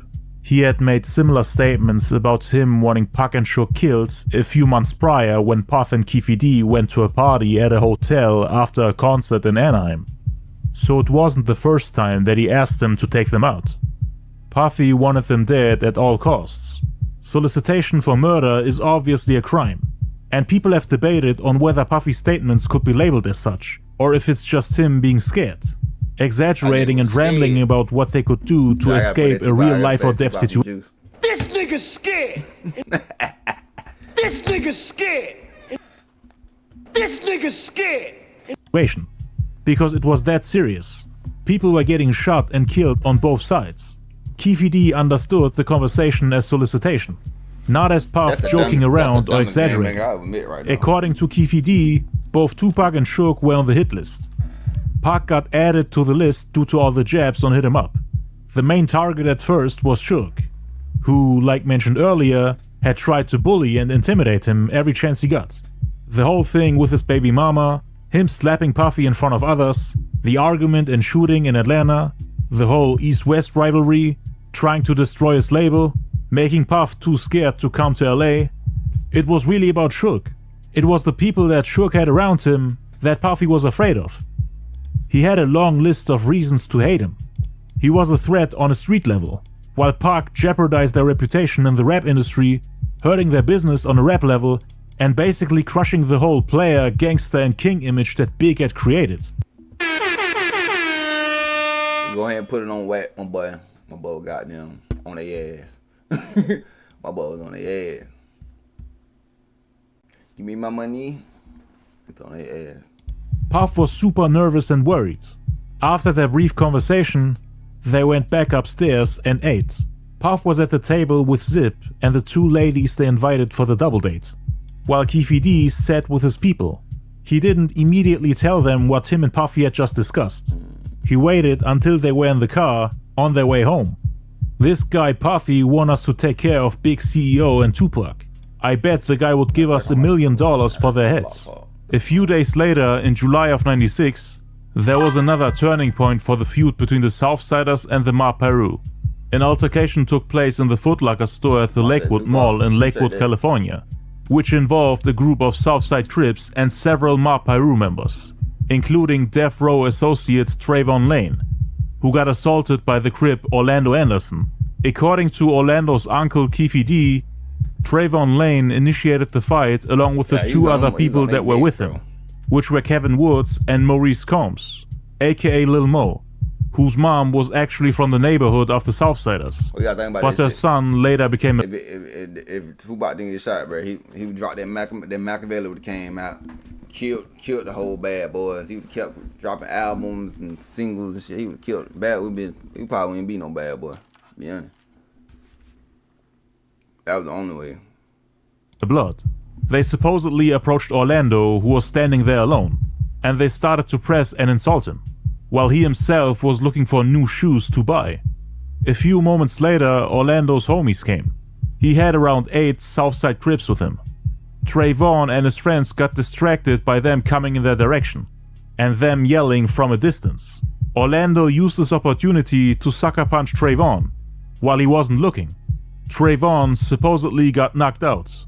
Orlando then tried to snatch Trayvon's death row chain off his neck. The chain broke and Orlando managed to take it, but during the squabble, Trayvon and his friends managed to get it back, at least according to Trayvon and a few other Ma-Peru members. But the Southsiders told a different story, saying that all 3 got knocked out and that the chain got snatched.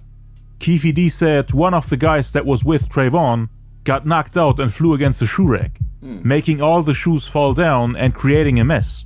Keefe D claims that the chain that Orlando brought home wasn't even worth $400, saying that it was too cheap to wear it around as a trophy. Orlando ended up giving the chain to a guy called Marcus, who is now dead. Keefe D doesn't know what happened to it, but Trayvon posted pictures of it on social media. He wrote, "Back in those death row days, taken from the mogul house that Trey and Neckbone was living in at the time. Can y'all tell me who that was with Trayvon got knocked out and flew against the shoe rack, making all the shoes fall down and creating a mess?" Keefe D claims that the chain that Orlando brought home wasn't even worth $400, saying that it was too cheap to wear it around as a trophy. Orlando ended up giving the chain to a guy called Marcus, who is now dead. Keefe D doesn't know what happened to it, but Trayvon posted pictures of it on. Is that a real death row chain?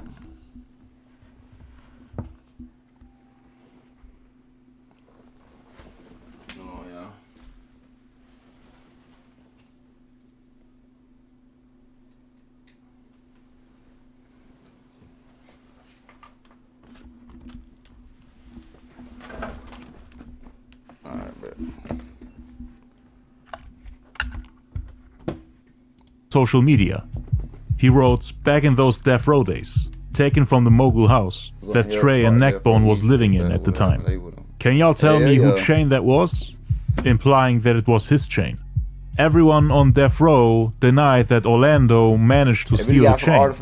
After that incident, Orlando came back and told his uncle Keefy D about it. They all laughed it off, cause according to Keefy D, they were the winners of the fights and managed to overpower them with ease. The Death Row medallion was a gift from Suge Knight, so things got heated after that incident. Suge and everyone associated with the label Death Row, including several Ma-Piru members, were blaming Puffy and Bad Boy for it. Cause there were rumors of $10,000 bounties placed on Death Row medallions by Sean Puffy Combs to use the friction between the Southsiders and the Ma-Piru to his advantage by starting a gang war on the West Coast. So Puffy was pulling strings on the East Coast. I think in another timeline, that shit, like, none of this shit happened. Like, them beefing, Tupac and Biggie still alive. Hip-hop be hip-hop like it is today. You know what I'm saying? We still had that hip-hop lyricism. I said that shit wrong. But, you know what I'm saying? Real rap. We wouldn't have that type of music we got today. You know what I'm saying? I think I'm the older I get, the more I like old music, bro. I see when I was young, I was like, why all the old people, they like old music and shit. I see why now. Shit, yeah. I listen to a lot of 90s shit now. 90s, and I gotta get in my 80 bag. Making people fight on the other side of the country. All he had to do was sit back and enjoy the show. While Compton Crips were out hunting Death Row members, thinking they can get an easy $10,000 from Puffy, even though he most likely would have never paid them. Keefy D, on the other hand, said that he didn't even know about it. The cops were never able to find the source of those rumors, or anyone that was there when Puffy made that type of agreement, so they couldn't do anything about it. They couldn't track it down and find a witness saying, I was there when Puffy offered us this and that amount of money for getting one of those chains. But that was the understanding on the streets. The Bloods knew about it, including Pac, Suge, and everyone on Death Row. When Pac first heard it, he thought the beef had turned into a war now. It's not just about Bloods or Crips, Ma-Piru or Southsiders, but as enemies. What the fuck that comedian called? Not Kevin Hart, not Cat Williams, Dave Chappelle.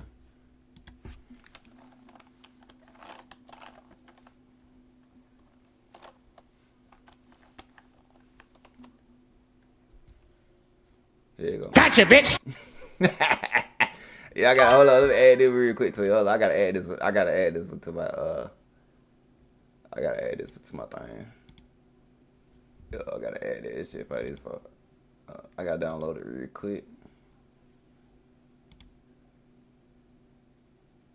I was download it. But what is this? It was at this moment.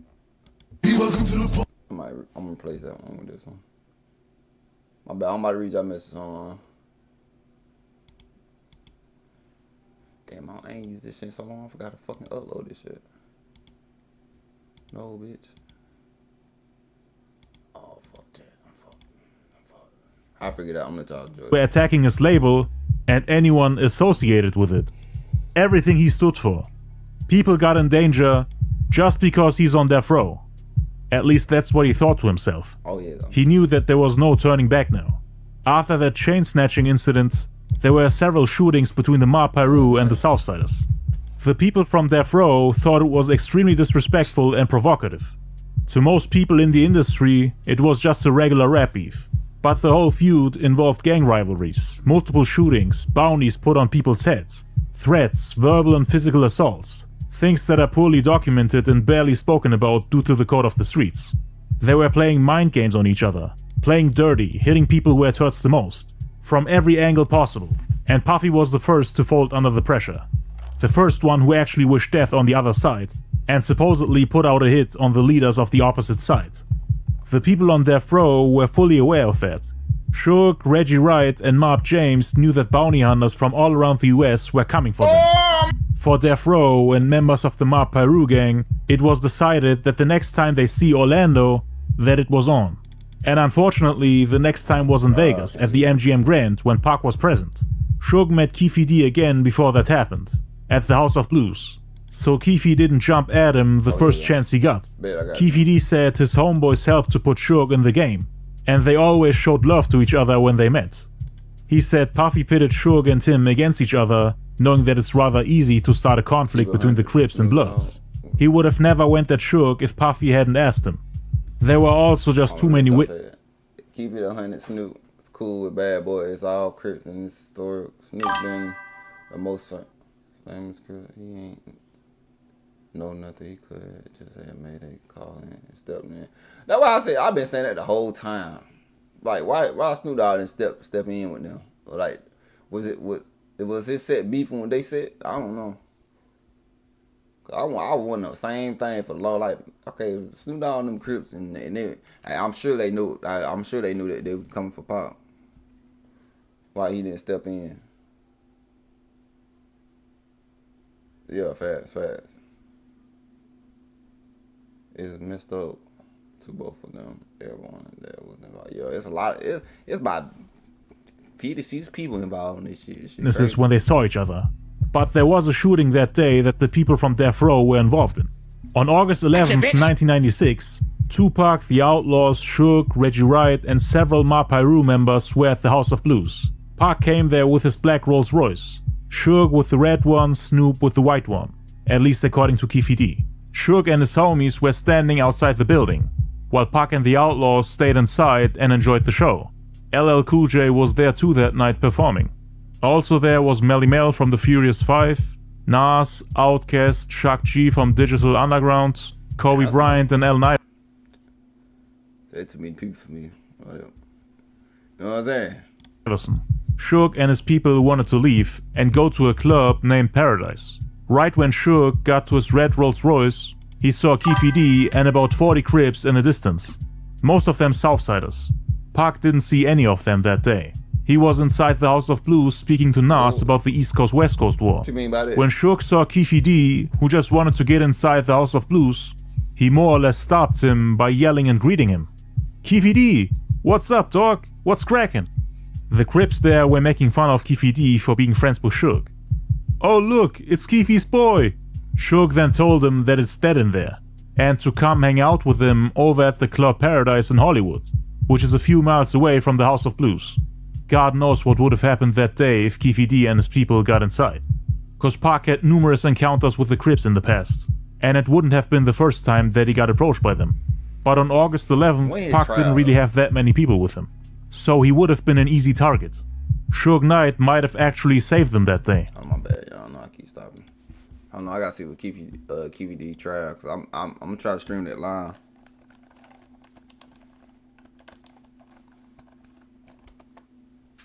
On this trial. Delayed to August the 10th. Okay, I gotta make sure August the 10th. I'm gonna be streaming. Make sure y'all. I'm gonna make a reminder. I'm put a reminder on my channel. August 10th. We're streaming live. Matter of fact, I'm gonna schedule it. Like, what is it gonna be? Is it gonna be on YouTube? I'm gonna see the trial. I'm sure they gonna live stream that shit. I'm gonna watch that motherfucker. No, they ain't gonna tell me. We'll find it. I'm gonna stream it live though. I gotta remember August 10th. His trial. I want nigga gonna tell her Puffy though. At least got some dirt on Puffy. That's what I wanna know. August 10th. Okay, we gotta remember that.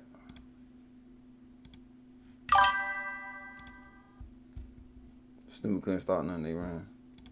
They all jumped in their cars and followed Suge's Rolls Royce.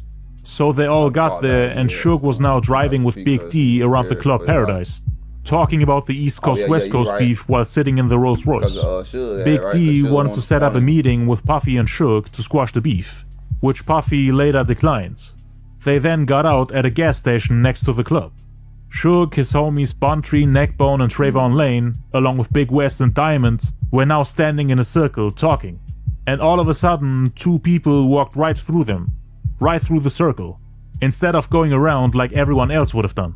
Their intention might have been to start firing at them while they were in the middle of the circle. But Suge and his people immediately noticed that something was wrong and tried to make space, breaking up the circle. As soon as the two got 6 to 7 feet away from them, They turned around and started shooting.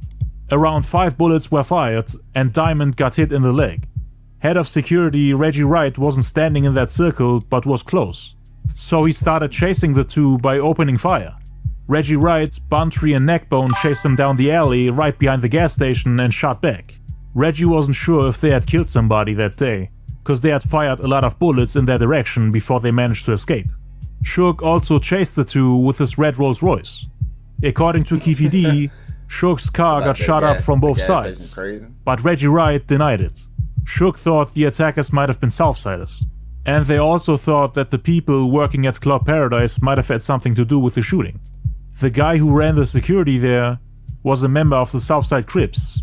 A month later, that same guy got targeted and killed by mob Piru members after the Vegas shooting. Suge and the Piru weren't afraid of them.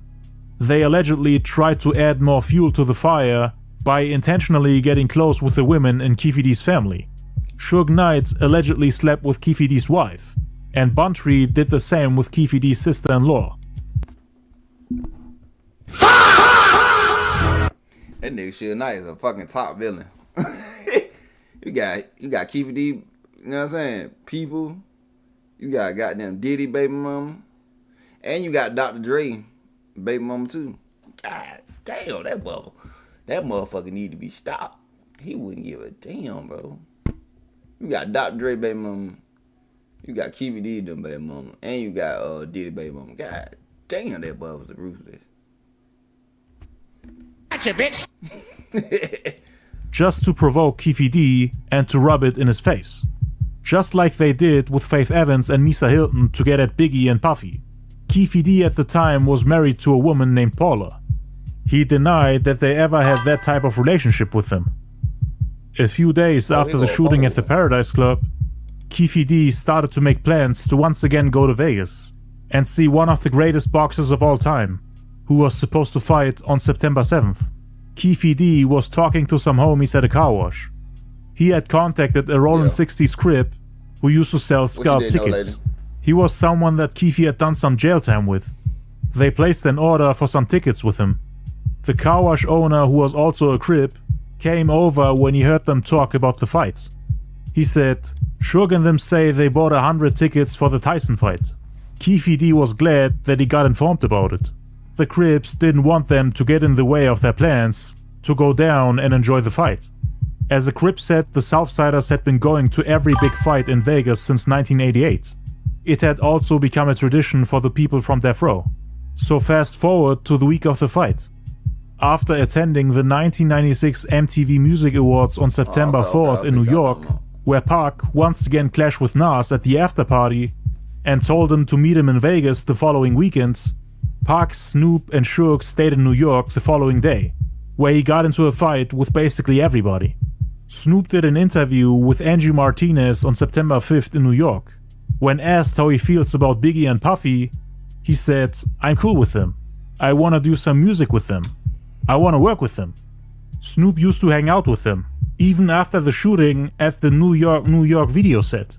And according to Reggie Wright, oh my God, bro. Oh, hell no, man. What the fuck, man?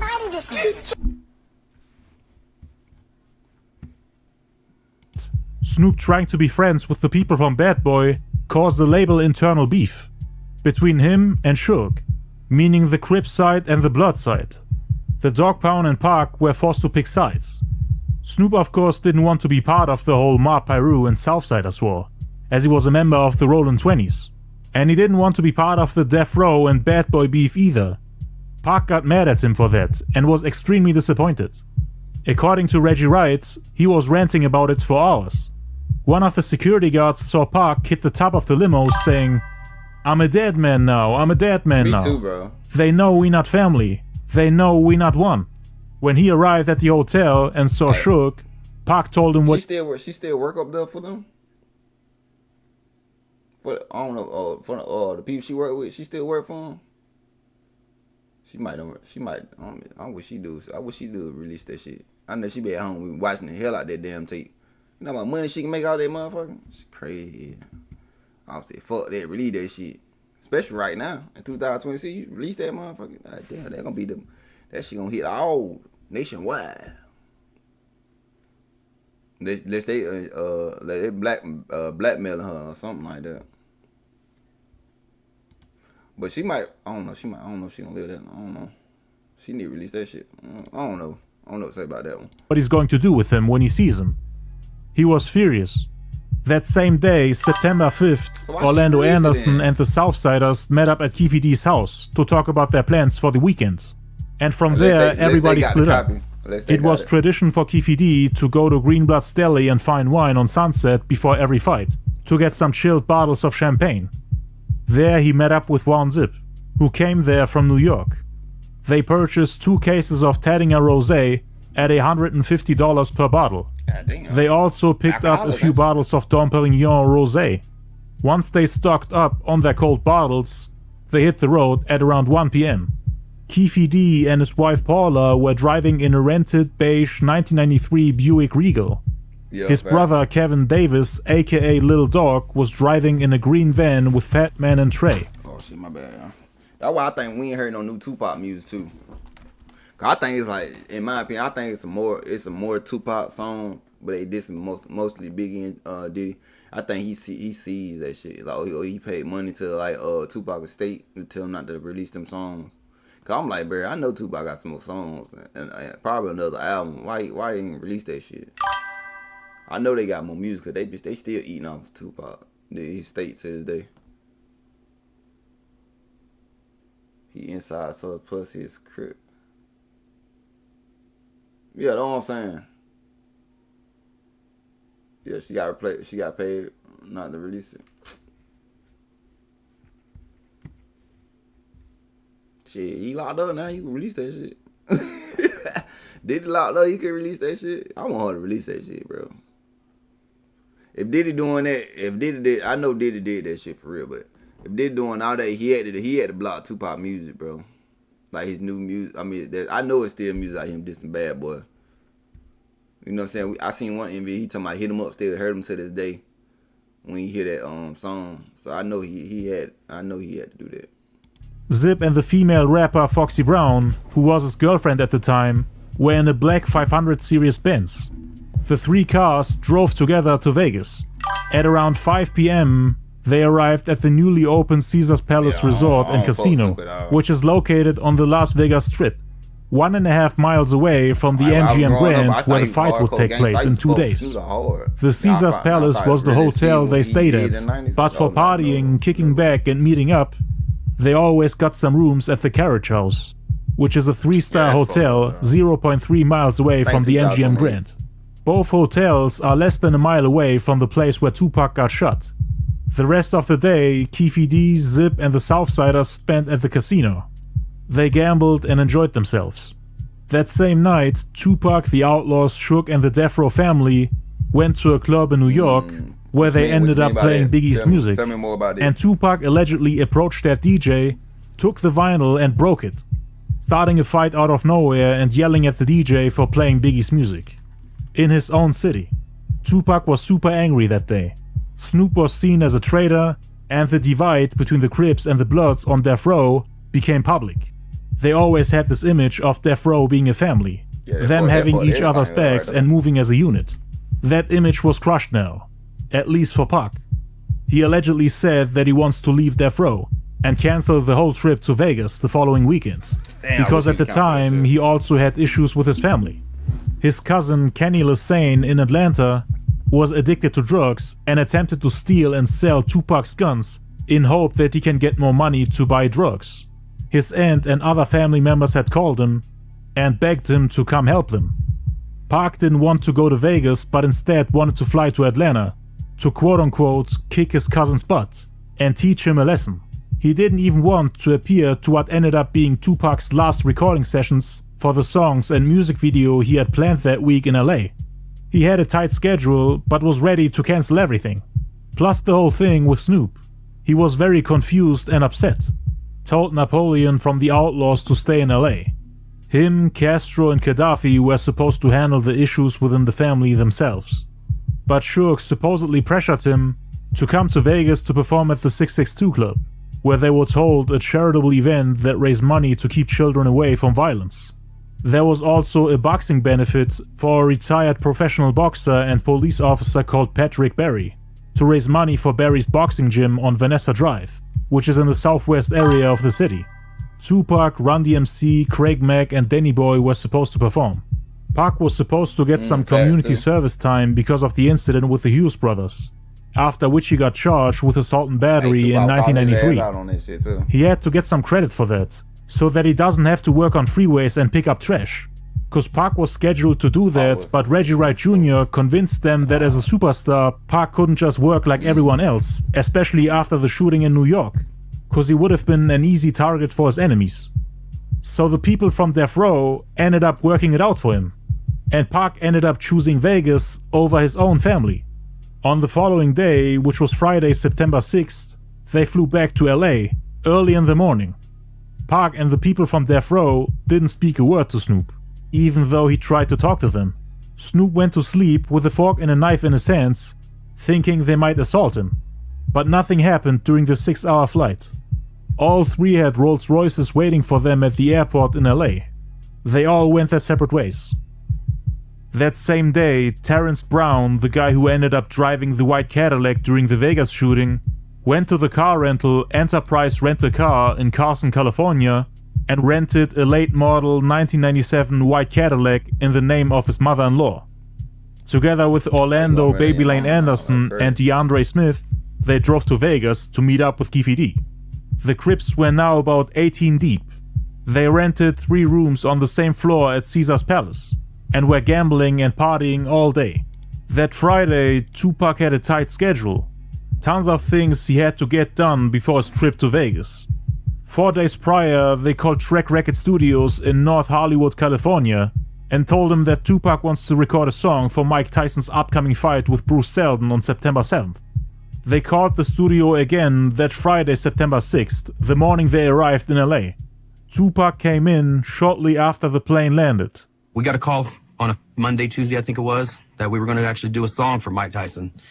Tupac was going to come in, lay some lyrics down on a beat that we made, and we were going to ship it off to Vegas so that way they can play it during the fight. We came in for a couple of days, busted out the beat, got a call Friday morning saying Pac's going to show up, make sure we're on point. The producer Scott Gutierrez had prepared a beat for him that week. Pac listened to it about 3 times and wrote the song Let's Get It On in just 15 minutes. After that, he told him he'll be back on Sunday to record more songs. That day, he also recorded the songs All Out and Hell for a Hustler. Afterwards, he met Risky Forever, who gave him the cover for the Machiavelli the Donk Illuminati 7-Day Theory album. W man, bro. We appreciate you giving the color, the idea, you know what I'm saying? Things of that nature, you know what I'm saying? Every time when I was young, when I grew up, I seen this cover. I seen it like one time. My daddy had it one time. I always think about the Hail Mary. The Hail Mary used to be a scary song with me. Every time I listen to that song, it used to get me nervous and scared when I was a kid. Come with like it had me that feeling like the Candyman back in the day. If y'all got them back in the day, y'all know how Candyman was. Candyman was like not Michael Myers, but Freddy Krueger, in the black neighborhood, if that made sense. Which Pac also listened to for one last time to make sure that everything is alright. He was thinking of replacing or re-recording a couple of the songs, as he was dissing people that he made peace with that week, like Nas for example. In the evening, he also went to record the music video for the upcoming single Toss It Up, which ended up on that album. Appreciate subscribe to the channel, I appreciate that. Another one. Give me a hell yeah. I appreciate it. Tupac was late and they almost postponed the video shoot to another day, meaning we almost didn't get the video as it was the last chance for Tupac to record something. They were waiting for him since around 3 p.m. and he showed up at 9, meaning everybody on the set waited for 6 hours. Danny Boy, Casey and Jojo, everyone was mad at him. Hold on, Casey, what the fuck do you got? What kind of hat is that? Hold on, twin. You gonna walk past it like you did have that damn hat on. Hold on now. Hold on, what is it? The upcoming single Toss It Up, which ended up on that album. Tupac was late and they almost postponed the video shoot to another day, meaning we almost didn't get the video as it was the last chance for Tupac to record something. They were waiting for him since around 3 p.m. and he showed up at 9, meaning everybody on the set waited for 6 hours. Danny Boy, Oh my God, bro. Oh, hell no, man. What the fuck, Casey man? and JoJo. Get your ass on, boy. Hey, what's the little thing? The people that be diving in the ocean and shit with the tank and shit. What they be having on their feet? They're like the little duck fin, like a fin. That boy got a fin on his head. You sound like that, I appreciate you. I appreciate that. What's that, a fin on his head? Who the fuck told that it was cool tonight? Now come on now. Oh hell nah. Oh my God, bro.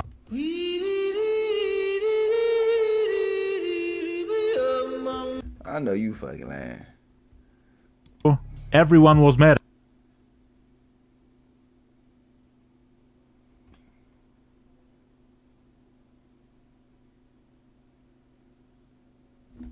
Gotcha, bitch. What the fuck? He hot. That's him. The video was set in a garage and features Tupac wearing safety goggles and using a blowtorch and baseball bat. It was the last music video he ever recorded. I don't know why I feel like this. I don't know. Every time I see this damn, like I feel like he's different in this one. If that made sense, yeah, I feel like Tupac is different in this. Like, what I know he got a different train on, but I feel like he's different in some way. At around 11:30 p.m., Pac left the street production studio in downtown LA, where he just finished recording the video. He then drove to his mansion in Calabasas, where he went to sleep for a couple of hours. Reggie Wright Jr. drove to Vegas that night to make some preparations. You know when them goddamn you go to church. That boy had one of them church shoes on, boy. Oh boy, hell nah. For the upcoming event at the 662 Club. In the morning, Pac was reminded by his cousin Jamal Al-Hussein that they were leaving for Vegas in a few hours. They had big plans for that night. It was the evening of a championship boxing match between the heavyweights. Let me go back. That Friday. What is that? Oh, we can skip past Afterwards, he met Riz 3 p.m. and he showed up at 9, meaning everybody on the. I don't know. I just forget it. I got a feeling like he different in some way. Maybe it's a damn jewelry. He added some more jewelry. I don't know. Look at his cheekbones by the goat. Set waited for 6 hours. Danny Boy, Casey, and JoJo, everyone was mad at him. Oh my God, bro. Oh hell no. I can't get past this shit, bro. He got a whole fucking foot on his head.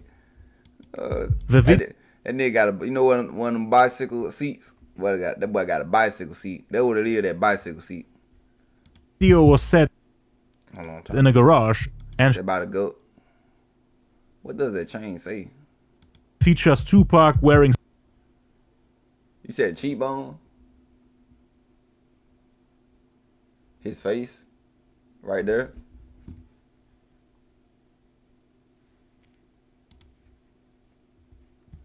I don't know.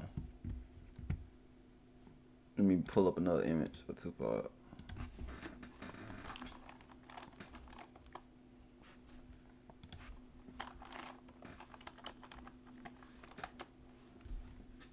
For y'all real quick. Damn, we got a clear picture. I don't know, it look like the same one. I don't know, it might be tripping. Let me see.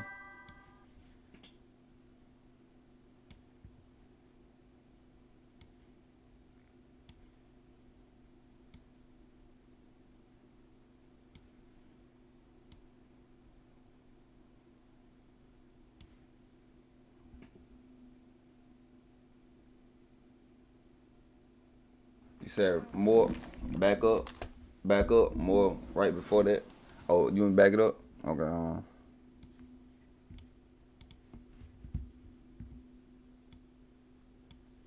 He told him he'll be back on Sunday to record more songs. That day, he also recorded the songs All Out and Hell for a Hustler. Afterwards, he met Risky Forever, who gave him the cover for the Machiavelli the Donk Illuminati 7 Day Theory album, which Pac also listened to for one last time to make sure that everything is alright. He was thinking of replacing or re-recording a couple of the songs, as he was dissing people that he made peace with that week, like Nas for example. In the evening, which one? That one? He also went to record the music video for the upcoming single. You said a close up? This is a close up, ain't it? Toss It Up, which ended up on that album. Tupac was late and they almost postponed the video shoot to another day, meaning we. Talking about this one? No, they edited the fuck out this one. I know this one ain't. They edited the fuck. Whoever did this, they edited the fuck out this one. I know that one edited. We almost didn't get the video, as it was the last chance for Tupac to record something. They were waiting for him since around 3 p.m. and he showed up at 9, meaning everybody on the set waited for 6 hours. Danny Boy, Casey and Jojo, everyone was mad at him. The video was set in a garage and features Tupac wearing safety goggles and using a blowtorch and baseball bat. It was the last music video he ever recorded.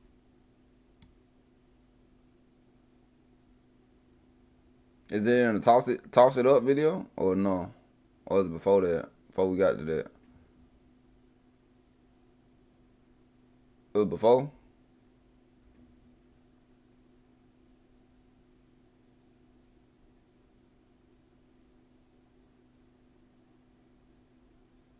He had a double? Oh shit. We don't got deep. We don't got shit. We don't got a deep. Nigga got a double. Say you look slouching. I don't know, maybe put on some weight or something. I don't know. We might be overthinking, y'all. You said nah, I had it. God damn it.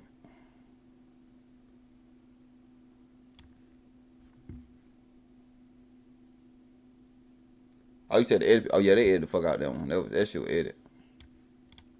In the morning, Pac was reminded by his cousin Jamal Al-Hussein. He be editing some of his pictures. Some of his hip hop university, all his shit be like, it be on crazy ass video. He be editing the fuck out of this. That they were leaving for Vegas in a few hours. They had big plans. Oh, damn, I'm gonna drop the fuck out of this motherfucker.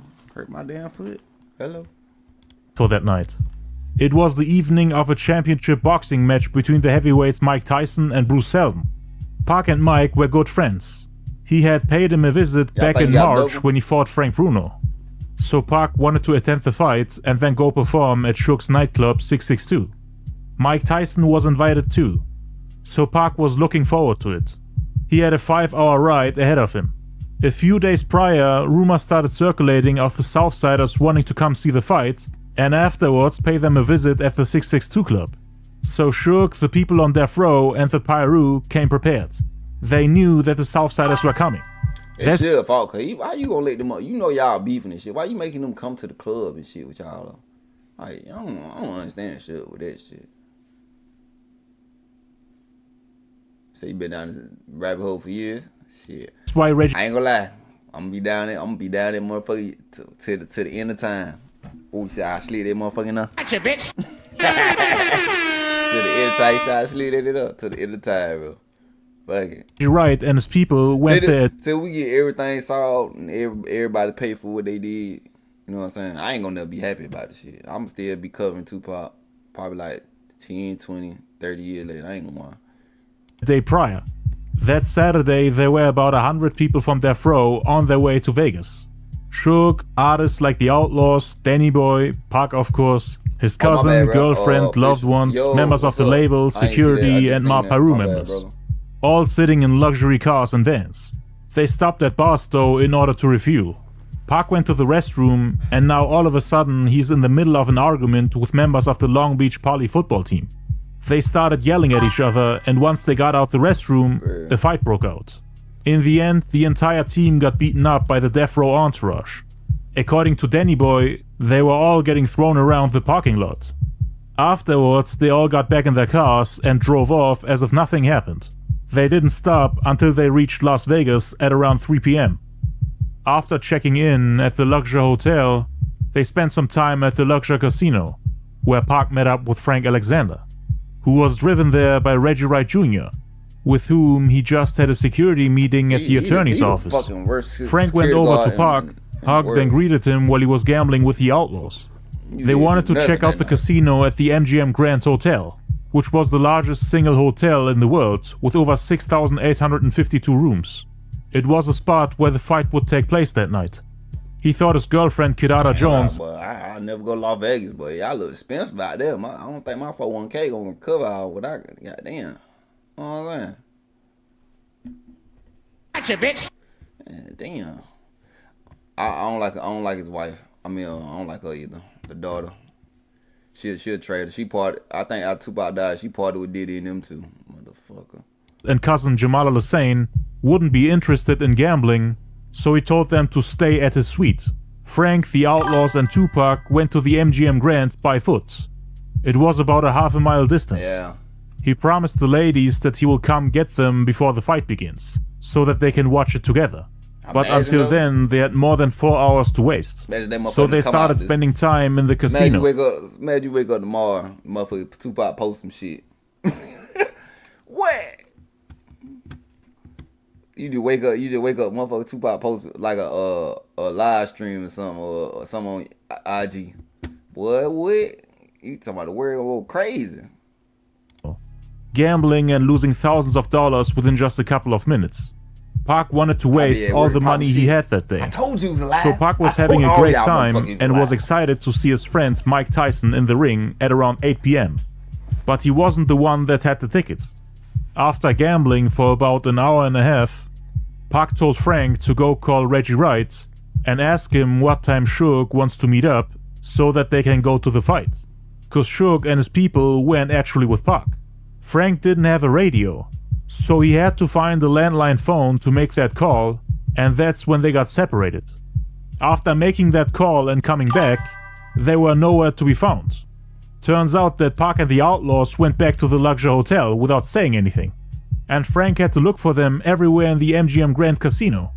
He went back to the landline phone and called the other bodyguard Michael Moore at the luxury hotel, who was actually told by Reggie Wright to go to the Club 662, where the other bodyguard Al Gittins was waiting for him. Michael Moore told Frank that he wasn't allowed to stay with Pac, because he was supposed to work at the club. Frank Alexander was the only bodyguard assigned to Tupac that day. Pac was under the impression... Hold on. Can we find it? Where you seen it at? Hold on, we need to find it.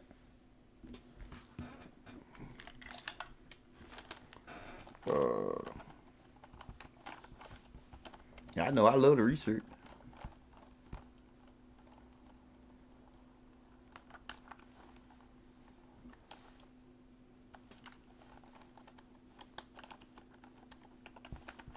Please don't have no music on so I can look it up. They had both of their mamas on there? Damn, you were right.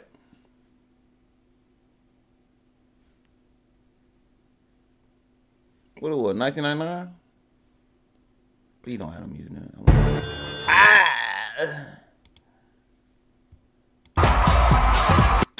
God, bro.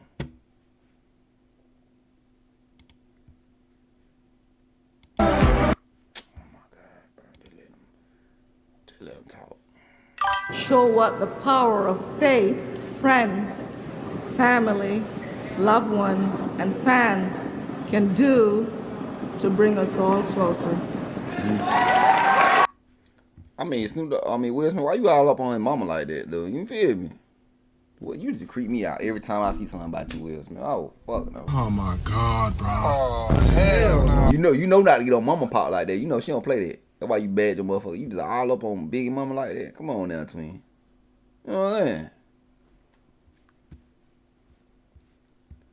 Yeah, right, Abe.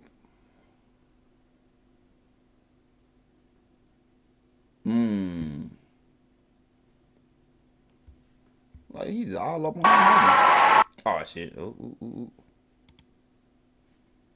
Continue to inspire us and unite us and inspire children around the world to overcome obstacles to achieve their goals.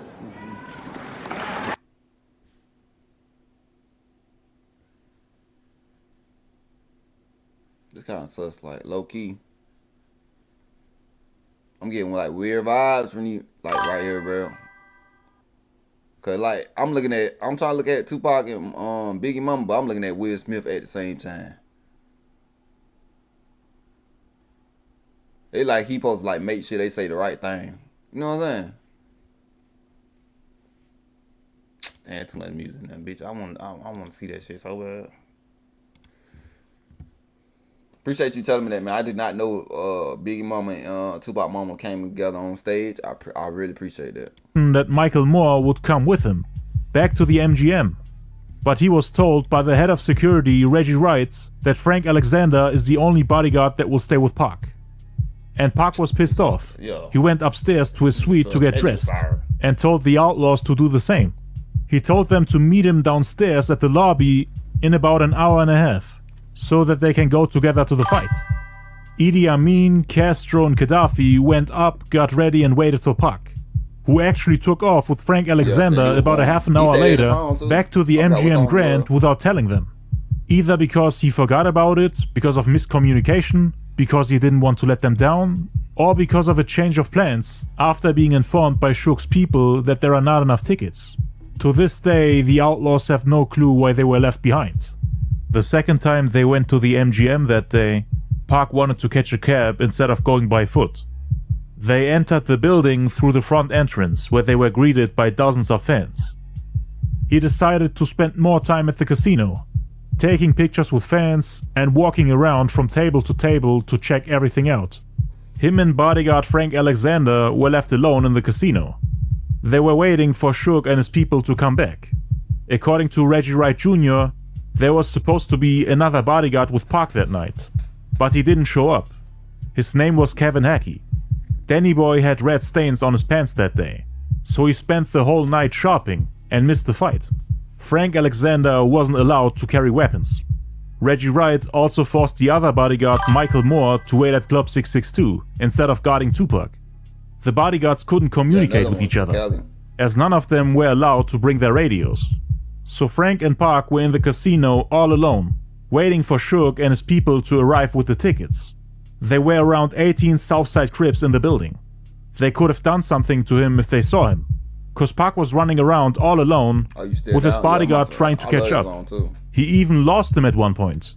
But in the end they found each other, and waited for Suge and his people at the entrance of the arena. Pac was real antsy, yelling, "Man, where the hell is Suge?" Suge coming late really ruined their plans that night. They had no time to go back and get the people that were waiting for him at the luxury hotel by the time Suge arrived. It's straight set up. Like, even with back when the damn security shit, like, bro, why you telling security not bring guns and stuff? Like, bro, that don't even make sense, bro. We in Las Vegas at a fight, you know what I'm saying? A lot going on, you know what I'm saying? Common sense, like, we're gonna bring our security, lock and load. You know, gonna be a lot of entourage and stuff. So you gotta make sure that Tupac guarded, or y'all stay safe and everything, bro. This shit.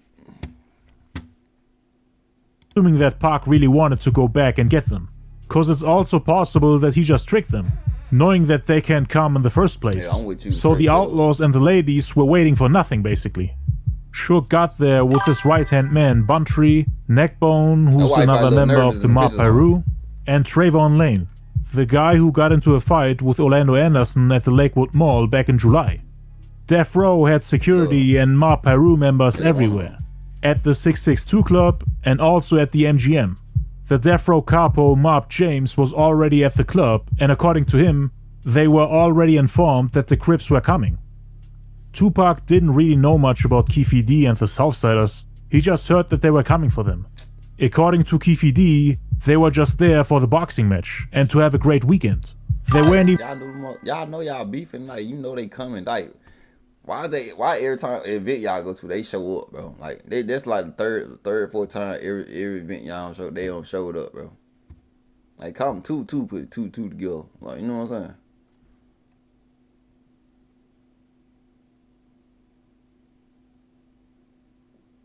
You said, remember at the beginning of that album, he said, Suge killed me. Who said it? Which one? Is it All Eyes on Me?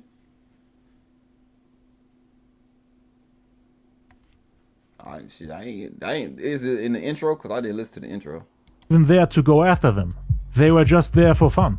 He said they all had tickets for the fights. Only problem was that the seats were spread out all around the arena, meaning Orlando Anderson and Keefe D got separated. So they decided to meet up at the cafe inside the MGM after the fight is over. The Tyson fight was supposed to begin at 8 p.m, but it started about 15 minutes late. Neckbone and Trayvon Lane were told to stay back and keep an eye out for the Southsiders, so they weren't allowed to watch the fight. They stayed at the entrance of the arena waiting for Pac, Suge, Frank and Buntry to come back, cause they were actually the only ones from Death Row that were able to see the fight. The four walked in right when they played the national anthem. The town was packed with boxing fans from all around the world, including wall-to-wall celebrities. Las Vegas nears peak capacity almost every weekend of the year. But this fight, a premier event, had sold out all the hotel and motel rooms in the region and gridlocked the entire Las Vegas Strip. It would end up being a deadly fight night. Tyson was expected to win back the heavyweight championship he had lost 6 years earlier to Buster Douglas in Tokyo. High rollers eagerly flocked to the desert at the invitation of the casinos to attend the fight as an opening act to a weekend of gambling and partying. That was the whole plan of the Southsiders that weekend. And Tupac, the highest selling rapper and one of the most respected people in hip-hop, was among the many celebrities who were expected to assemble at the MGM Grand. They had already done it 6 months prior in March 1996. Together with Suge, he had attended the Mike Tyson-Frank Bruno fight at the MGM. Pac just loved seeing him in the ring, and even Pac was a mark. It's funny how the industry turned his declines. What makes him a mark, bro? What makes him a mark?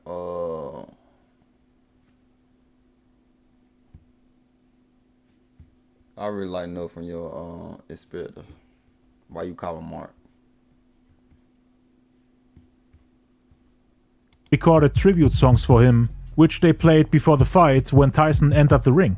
The song Pac recorded for the Frank Bruno fight was called Road to Glory, on which he dropped lines that fans connected to the Vegas shooting and interpreted as a prophecy of death. Let the world know I plan to die. If I don't leave with what I came for and be denied. This caused a lot of confusion, controversy, discussion and speculation. Pac fans have always said that he predicted his future in his music and interviews, that he prophesied his own death. Some even say that the Vegas... I don't know, they just be saying some crazy off the wall shit. Like, you ain't gonna ride with somebody that got them Black Panthers and shit, they ride for black people and shit. I don't understand your ass. I think something really wrong with your ass, to be honest. Vegas shooting was staged and planned days, weeks, or even months in advance. There are thousands of conspiracy theories surrounding this incident that people still believe in to this day. Pac had numerous lines on the Tyson tribute Road to Glory, on which he stated that he planned his own death. I go for like who they is for real. I'm that type. In artists I listen to, like I go for who they is real for real. Cause everybody they always talk negative about, they always talking about some gangster shit. Like where's the term of being gangster, bro? Shooting at two cops, cause they were messing with a black dude ain't gangster. I don't know what gangster is, bro. And I respect him. I respect Tupac for that shit, bro. Cause you know who you know, what celebrity you know, who all y'all little favorite rappers out there. What rapper gonna do that? Not no Biggie. Biggie scared of his death. He ain't gonna do nothing at all. Okay, but appreciate you sharing that. I don't be understanding people that. I don't see why they hate Tupac, bro. That's a real motherfucker though. I don't give a fuck what nobody said, bro. And that would lead to his downfall. Like he loved black people too much. He was too loyal to motherfuckers, bro. He should did like stay away from motherfuckers. If he stayed away from other black people and shit, he probably been straight though. You know what I'm saying? It's sad to say that, but it be your own kind, bro. Lines that people use to back up their claims and theories of him having faked his own death and escaped to a different country. As mentioned earlier, a day prior to the Vegas shooting, Pac recorded another song for Tyson, this time for the Bruce Seldon fight. The song is called Let's Get It On, and was played when Tyson stepped into the ring. So we gonna watch him beat this boy silly. And then we gonna all go party at 6 Dukes, mob style. mentioning the 662 Club, which again was a nightclub in Las Vegas owned by Death Row's CEO Suge Knight. It was the place Pac and everyone else wanted to go before the shooting.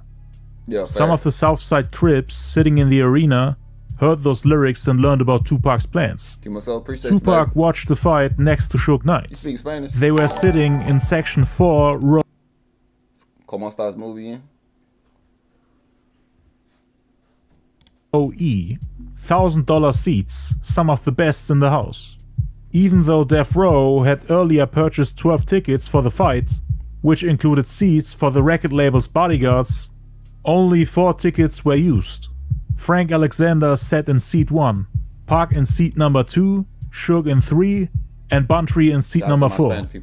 The remaining 8 seats were empty, even though they were reserved for Danny Boy, Trayvon Lane, Neckbone, Pac's girlfriend Kidada Jones, Pac's cousin Jamal Hussein, Castro, Idi Amin, and Gaddafi from the Outlaws. Pac had told the Outlaws and the 2 ladies to stay at the luxury hotel until he comes and gets them to see the fight.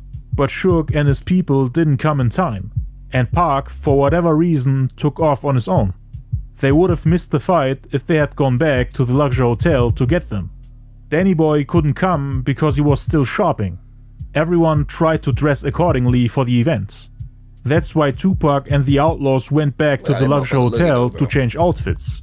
At first, Tupac was wearing something more comfortable.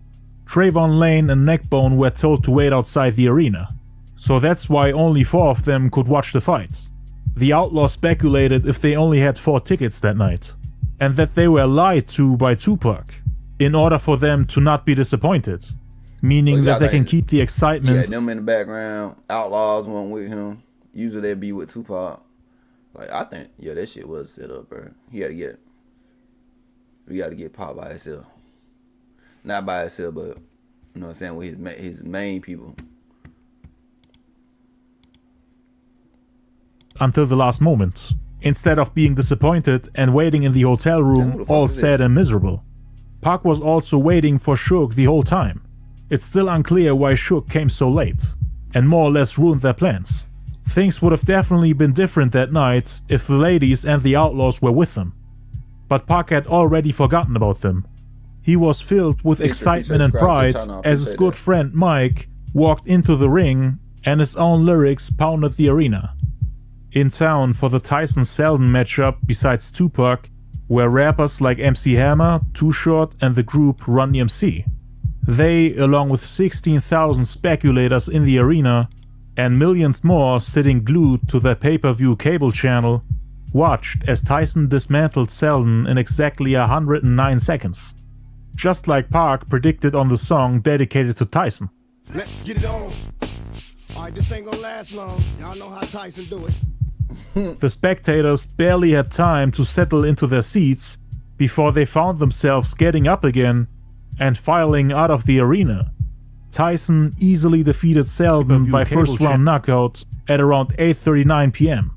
in one of the shortest heavyweight championship fights in boxing history, lasting just a minute and 49 seconds. Tupac was hyped, excited, and rejoiced. He was knocking him out like that. I ain't never watched Tyson fights before. He was knocking him out like that. Oh shit, I can't get on this yet. Oh my god, bro, that's so fucking annoying. Couldn't believe what he had just seen, feeling very proud of his friend. The fight somehow boosted his own confidence and ego. He was a lot more energetic after the fight. Pac was screaming, "Did y'all see that? 50 punches. I counted. 50 punches. I knew he was gonna take him down. We bad like that. Come out of prison and now we running-ish."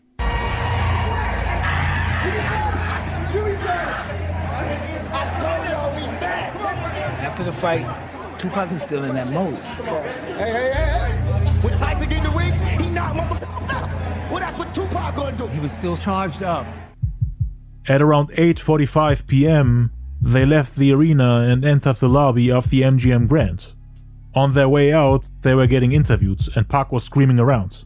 He was super excited and happy, telling the reporters what he had just seen.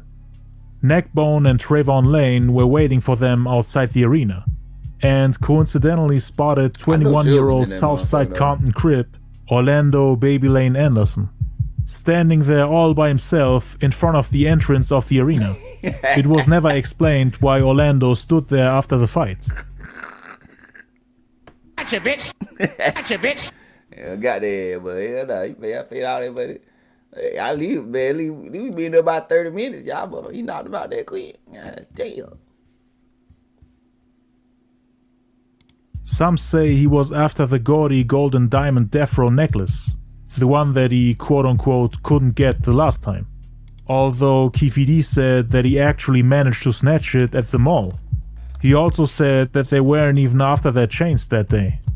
Him and Orlando were supposed to meet up at the food court and cafe after watching the fight. So he wasn't supposed to stand there and wait for nothing. Cause all the people he was waiting for were already at the cafe. This is Tupac versus we do a Tupac versus Biggie. Orlando might have just been confused that day. Trayvon Lane went to the death row entourage and told them that Orlando was the one responsible for the Shout out to my Latinos, and I appreciate y'all. Fight 2 months prior at the Foot Locker store at the Lakewood Mall in July 1996. Some people, including Frank Alexander, Mark James, and Buntry, said that Trayvon informed Tupac about it directly by whispering into his ear. But according to Trayvon himself, he didn't actually talk with him. He supposedly only spoke to the other Pyru members, which were Neckbone, Buntry, and Suge, cause it was a conflict between the Southside Crips and the Pyru. A beef that Pac technically wasn't. You say he gets no respect. Hold on, twin. You about to make me take my shirt off now. You know what I'm saying? We talking about my boy like that now. You know what I'm saying? Shit, 30 years later, that man a legend, man. Put respect on his name, man. That boy got you mad for something. Why you mad at Tupac, bro? What you do to you, bro? You know what I'm saying? He talking about Jersey, bro. That boy got love everywhere. I know people in Jersey disagree with your ass. Yeah, he speaking nonsense. I don't know what he talking about.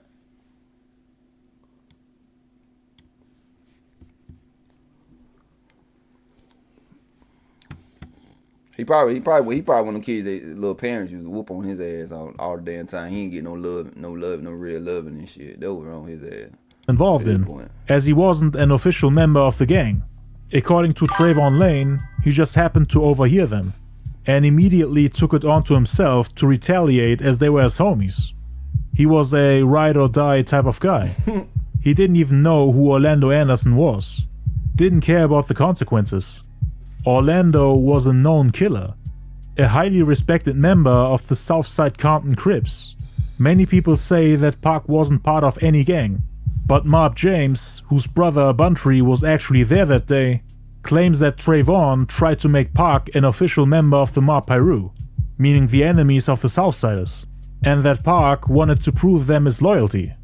Like explained earlier, he made songs about MOB, which could not only be an acronym for money over bees, like he himself explained, but also a reference to the gang he supposedly wanted to be a part of. He even tattooed MOB on the back of his right arm, screamed MOB on shows and interviews. Y'all think he was with so who knows? Maybe he was indeed. Y'all think he was with the Pyru? Y'all think he was with MOB? Now me growing up, I thought MOB mean money over bees, right? Part of that gang. You can try to play that gangster shit, but we MOB for motherfucking real. You think you mob? We the motherfucking mob. Now who won? Get your cash on MOB. That's money over just because they breathe in. That. Niggas don't know they gangbang in LA. They love fighting. Damn, hold on now. I ain't seen the skinny girl in a long. Hold on now. We ain't gonna walk past that. I ain't seen the skinny girl like that in a long time. Hold on, twin. Everybody thick these days. You know what I'm saying? They want to put all them steroids in the meat back then. Hold on now. You motherfucker. Then. Gang he supposedly wanted to be a part of. He even tattooed MOB on the back of his right arm, screamed MOB on shows and interviews. So who knows? Yeah, Tupac. I love you deep, brother. Now you with them boy, you know what I'm saying? Sometimes we make bad choices, man. That was a bad choice, bro. That was a bad choice. Bad choice. My chat said you with them boy. Me, I think you still neutral. I mean, I feel like you neutral though. I think you smart enough not to. You know what I'm saying? Knows. Maybe he was indeed part of that gang. You can try to play that gangster shit, but we MOB for motherfucking real. You think you mob, we the motherfucking mob. Now who won? Get your cash on MOB. That's money over just because they breed envy. See, that confused me, bro. Now you just said MOB, but you said money over bitch. Now that shit confused me now. Lord, America make skinny women again. You know what I'm saying? Another one.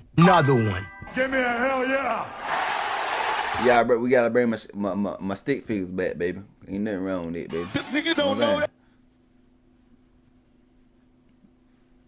They gangbang in LA. They love What's fighting. up? How you doing? Nice.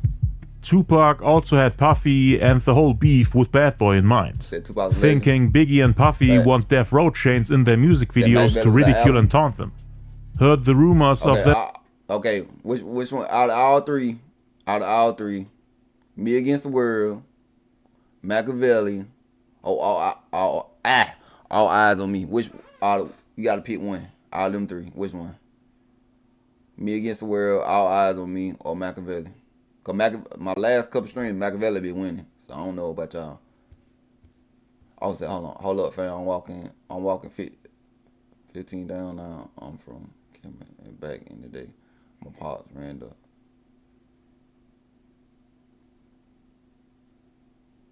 He said Paul was always on the whole shit. Money, murder, and Paul was always on the whole shit.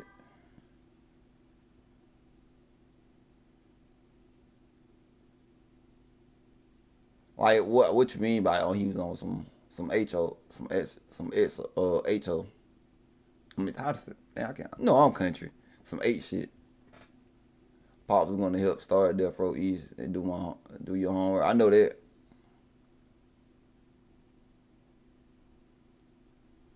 Y'all said Machiavelli. Y'all got Machiavelli.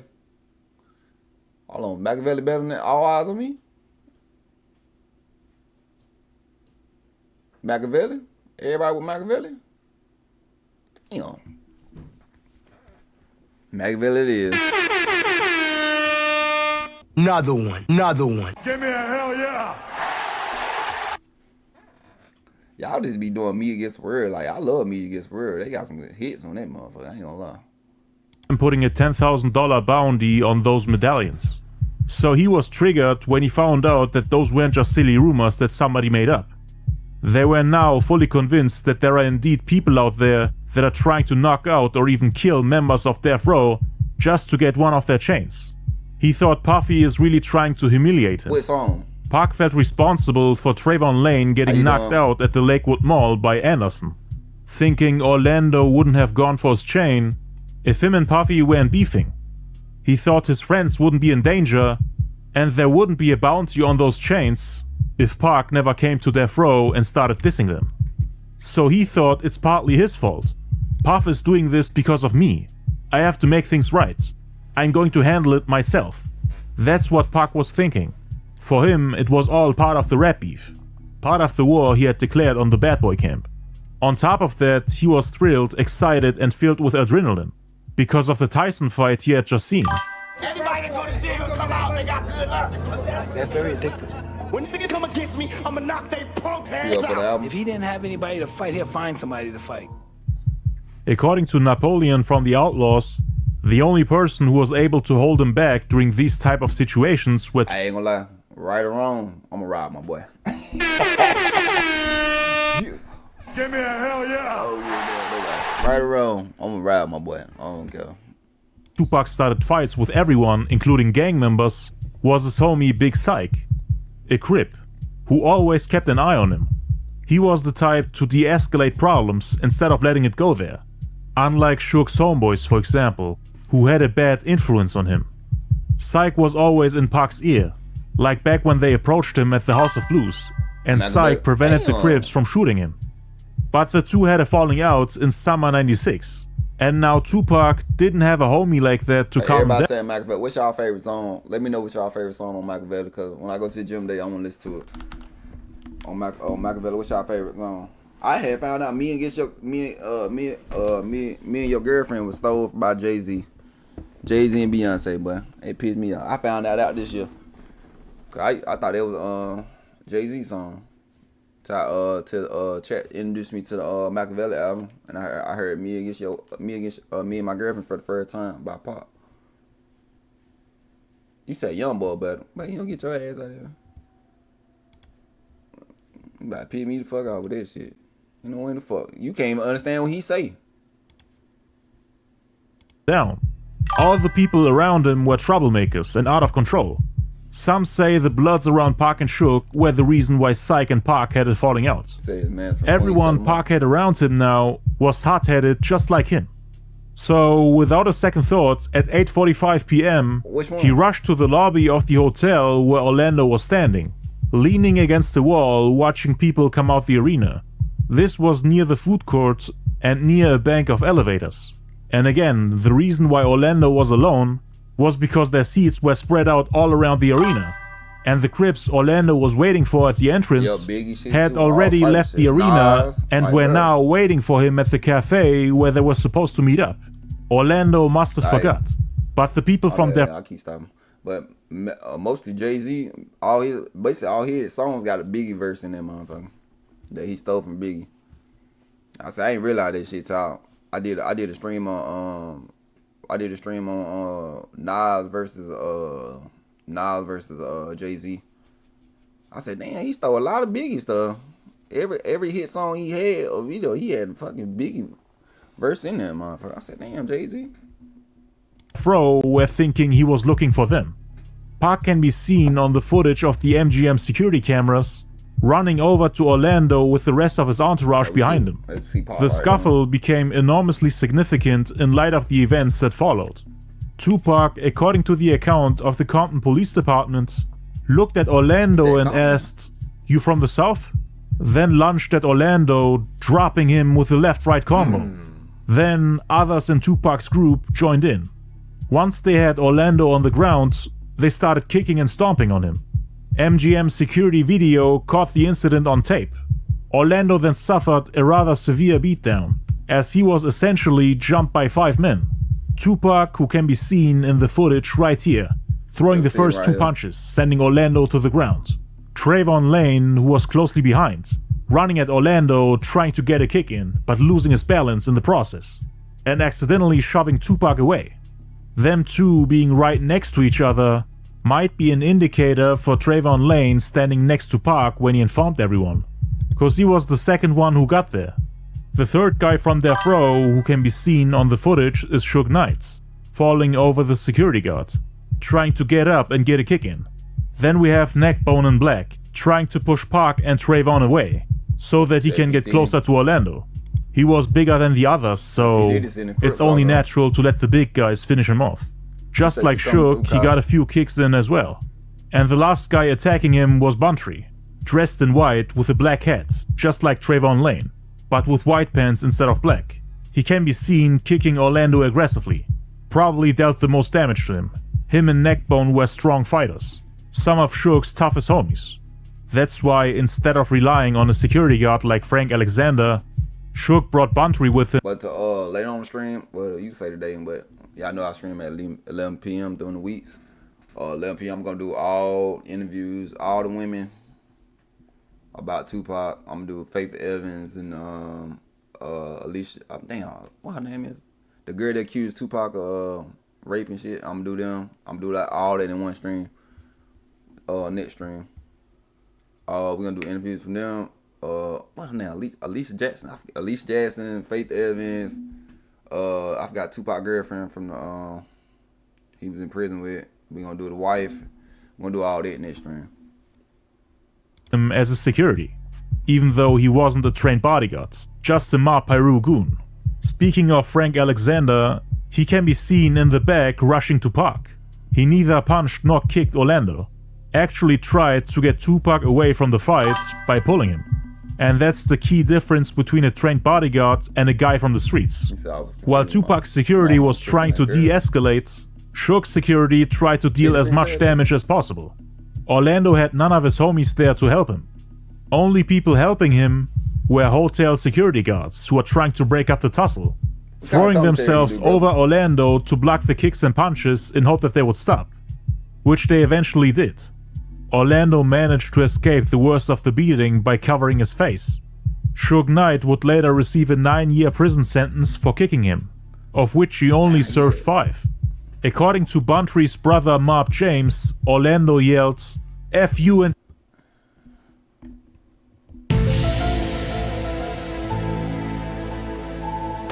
But they give you 9 years?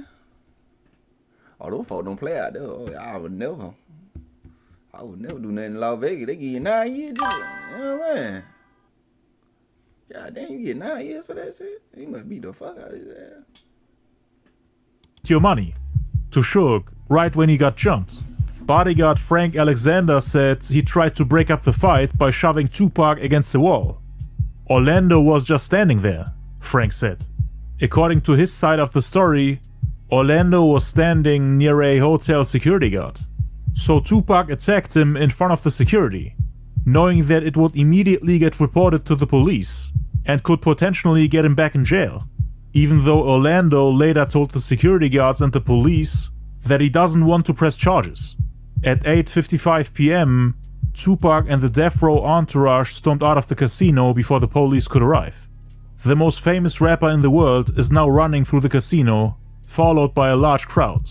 A lot of people recognized him and decided to follow him through the casino. Pac was pumped up because of the Tyson fight and full of adrenaline, especially after beating up Orlando. Over 100 people were now following him out the casino. They walked out of the MGM Grand and ran into the Outlaws, who actually came back from the luxury hotel after finding out that Pac and Frank had gone to the fight without them. So they rushed back to the MGM, thinking they're going to miss the Tyson fight they had been looking forward to, but they had already missed it as it only lasted a few seconds. Pac, Suge and everyone else were already leaving, and they came face to face with the Outlaws at the entrance of the MGM. Tupac... Alright, check, I'm gonna stop it right here. I hope y'all enjoyed tonight. Another one. Dope stream. Give me a hell yeah. What? What? I give a shout out to everybody that came through my top. No, they say top fans, but y'all ain't fans, y'all family. Appreciate y'all, everybody that came through the chat. I appreciate y'all. They won't let me pronounce all y'all names. I appreciate everybody. Came through, show love. Make sure y'all tune in. Make sure y'all like and subscribe to the channel, and stay tuned to the next stream. It will be on Faith Evans. Alana Jackson, what her fucking name is, and all female I'm through Janet Jackson. What's the other girl? All the females in Tupac, like, be honest, what they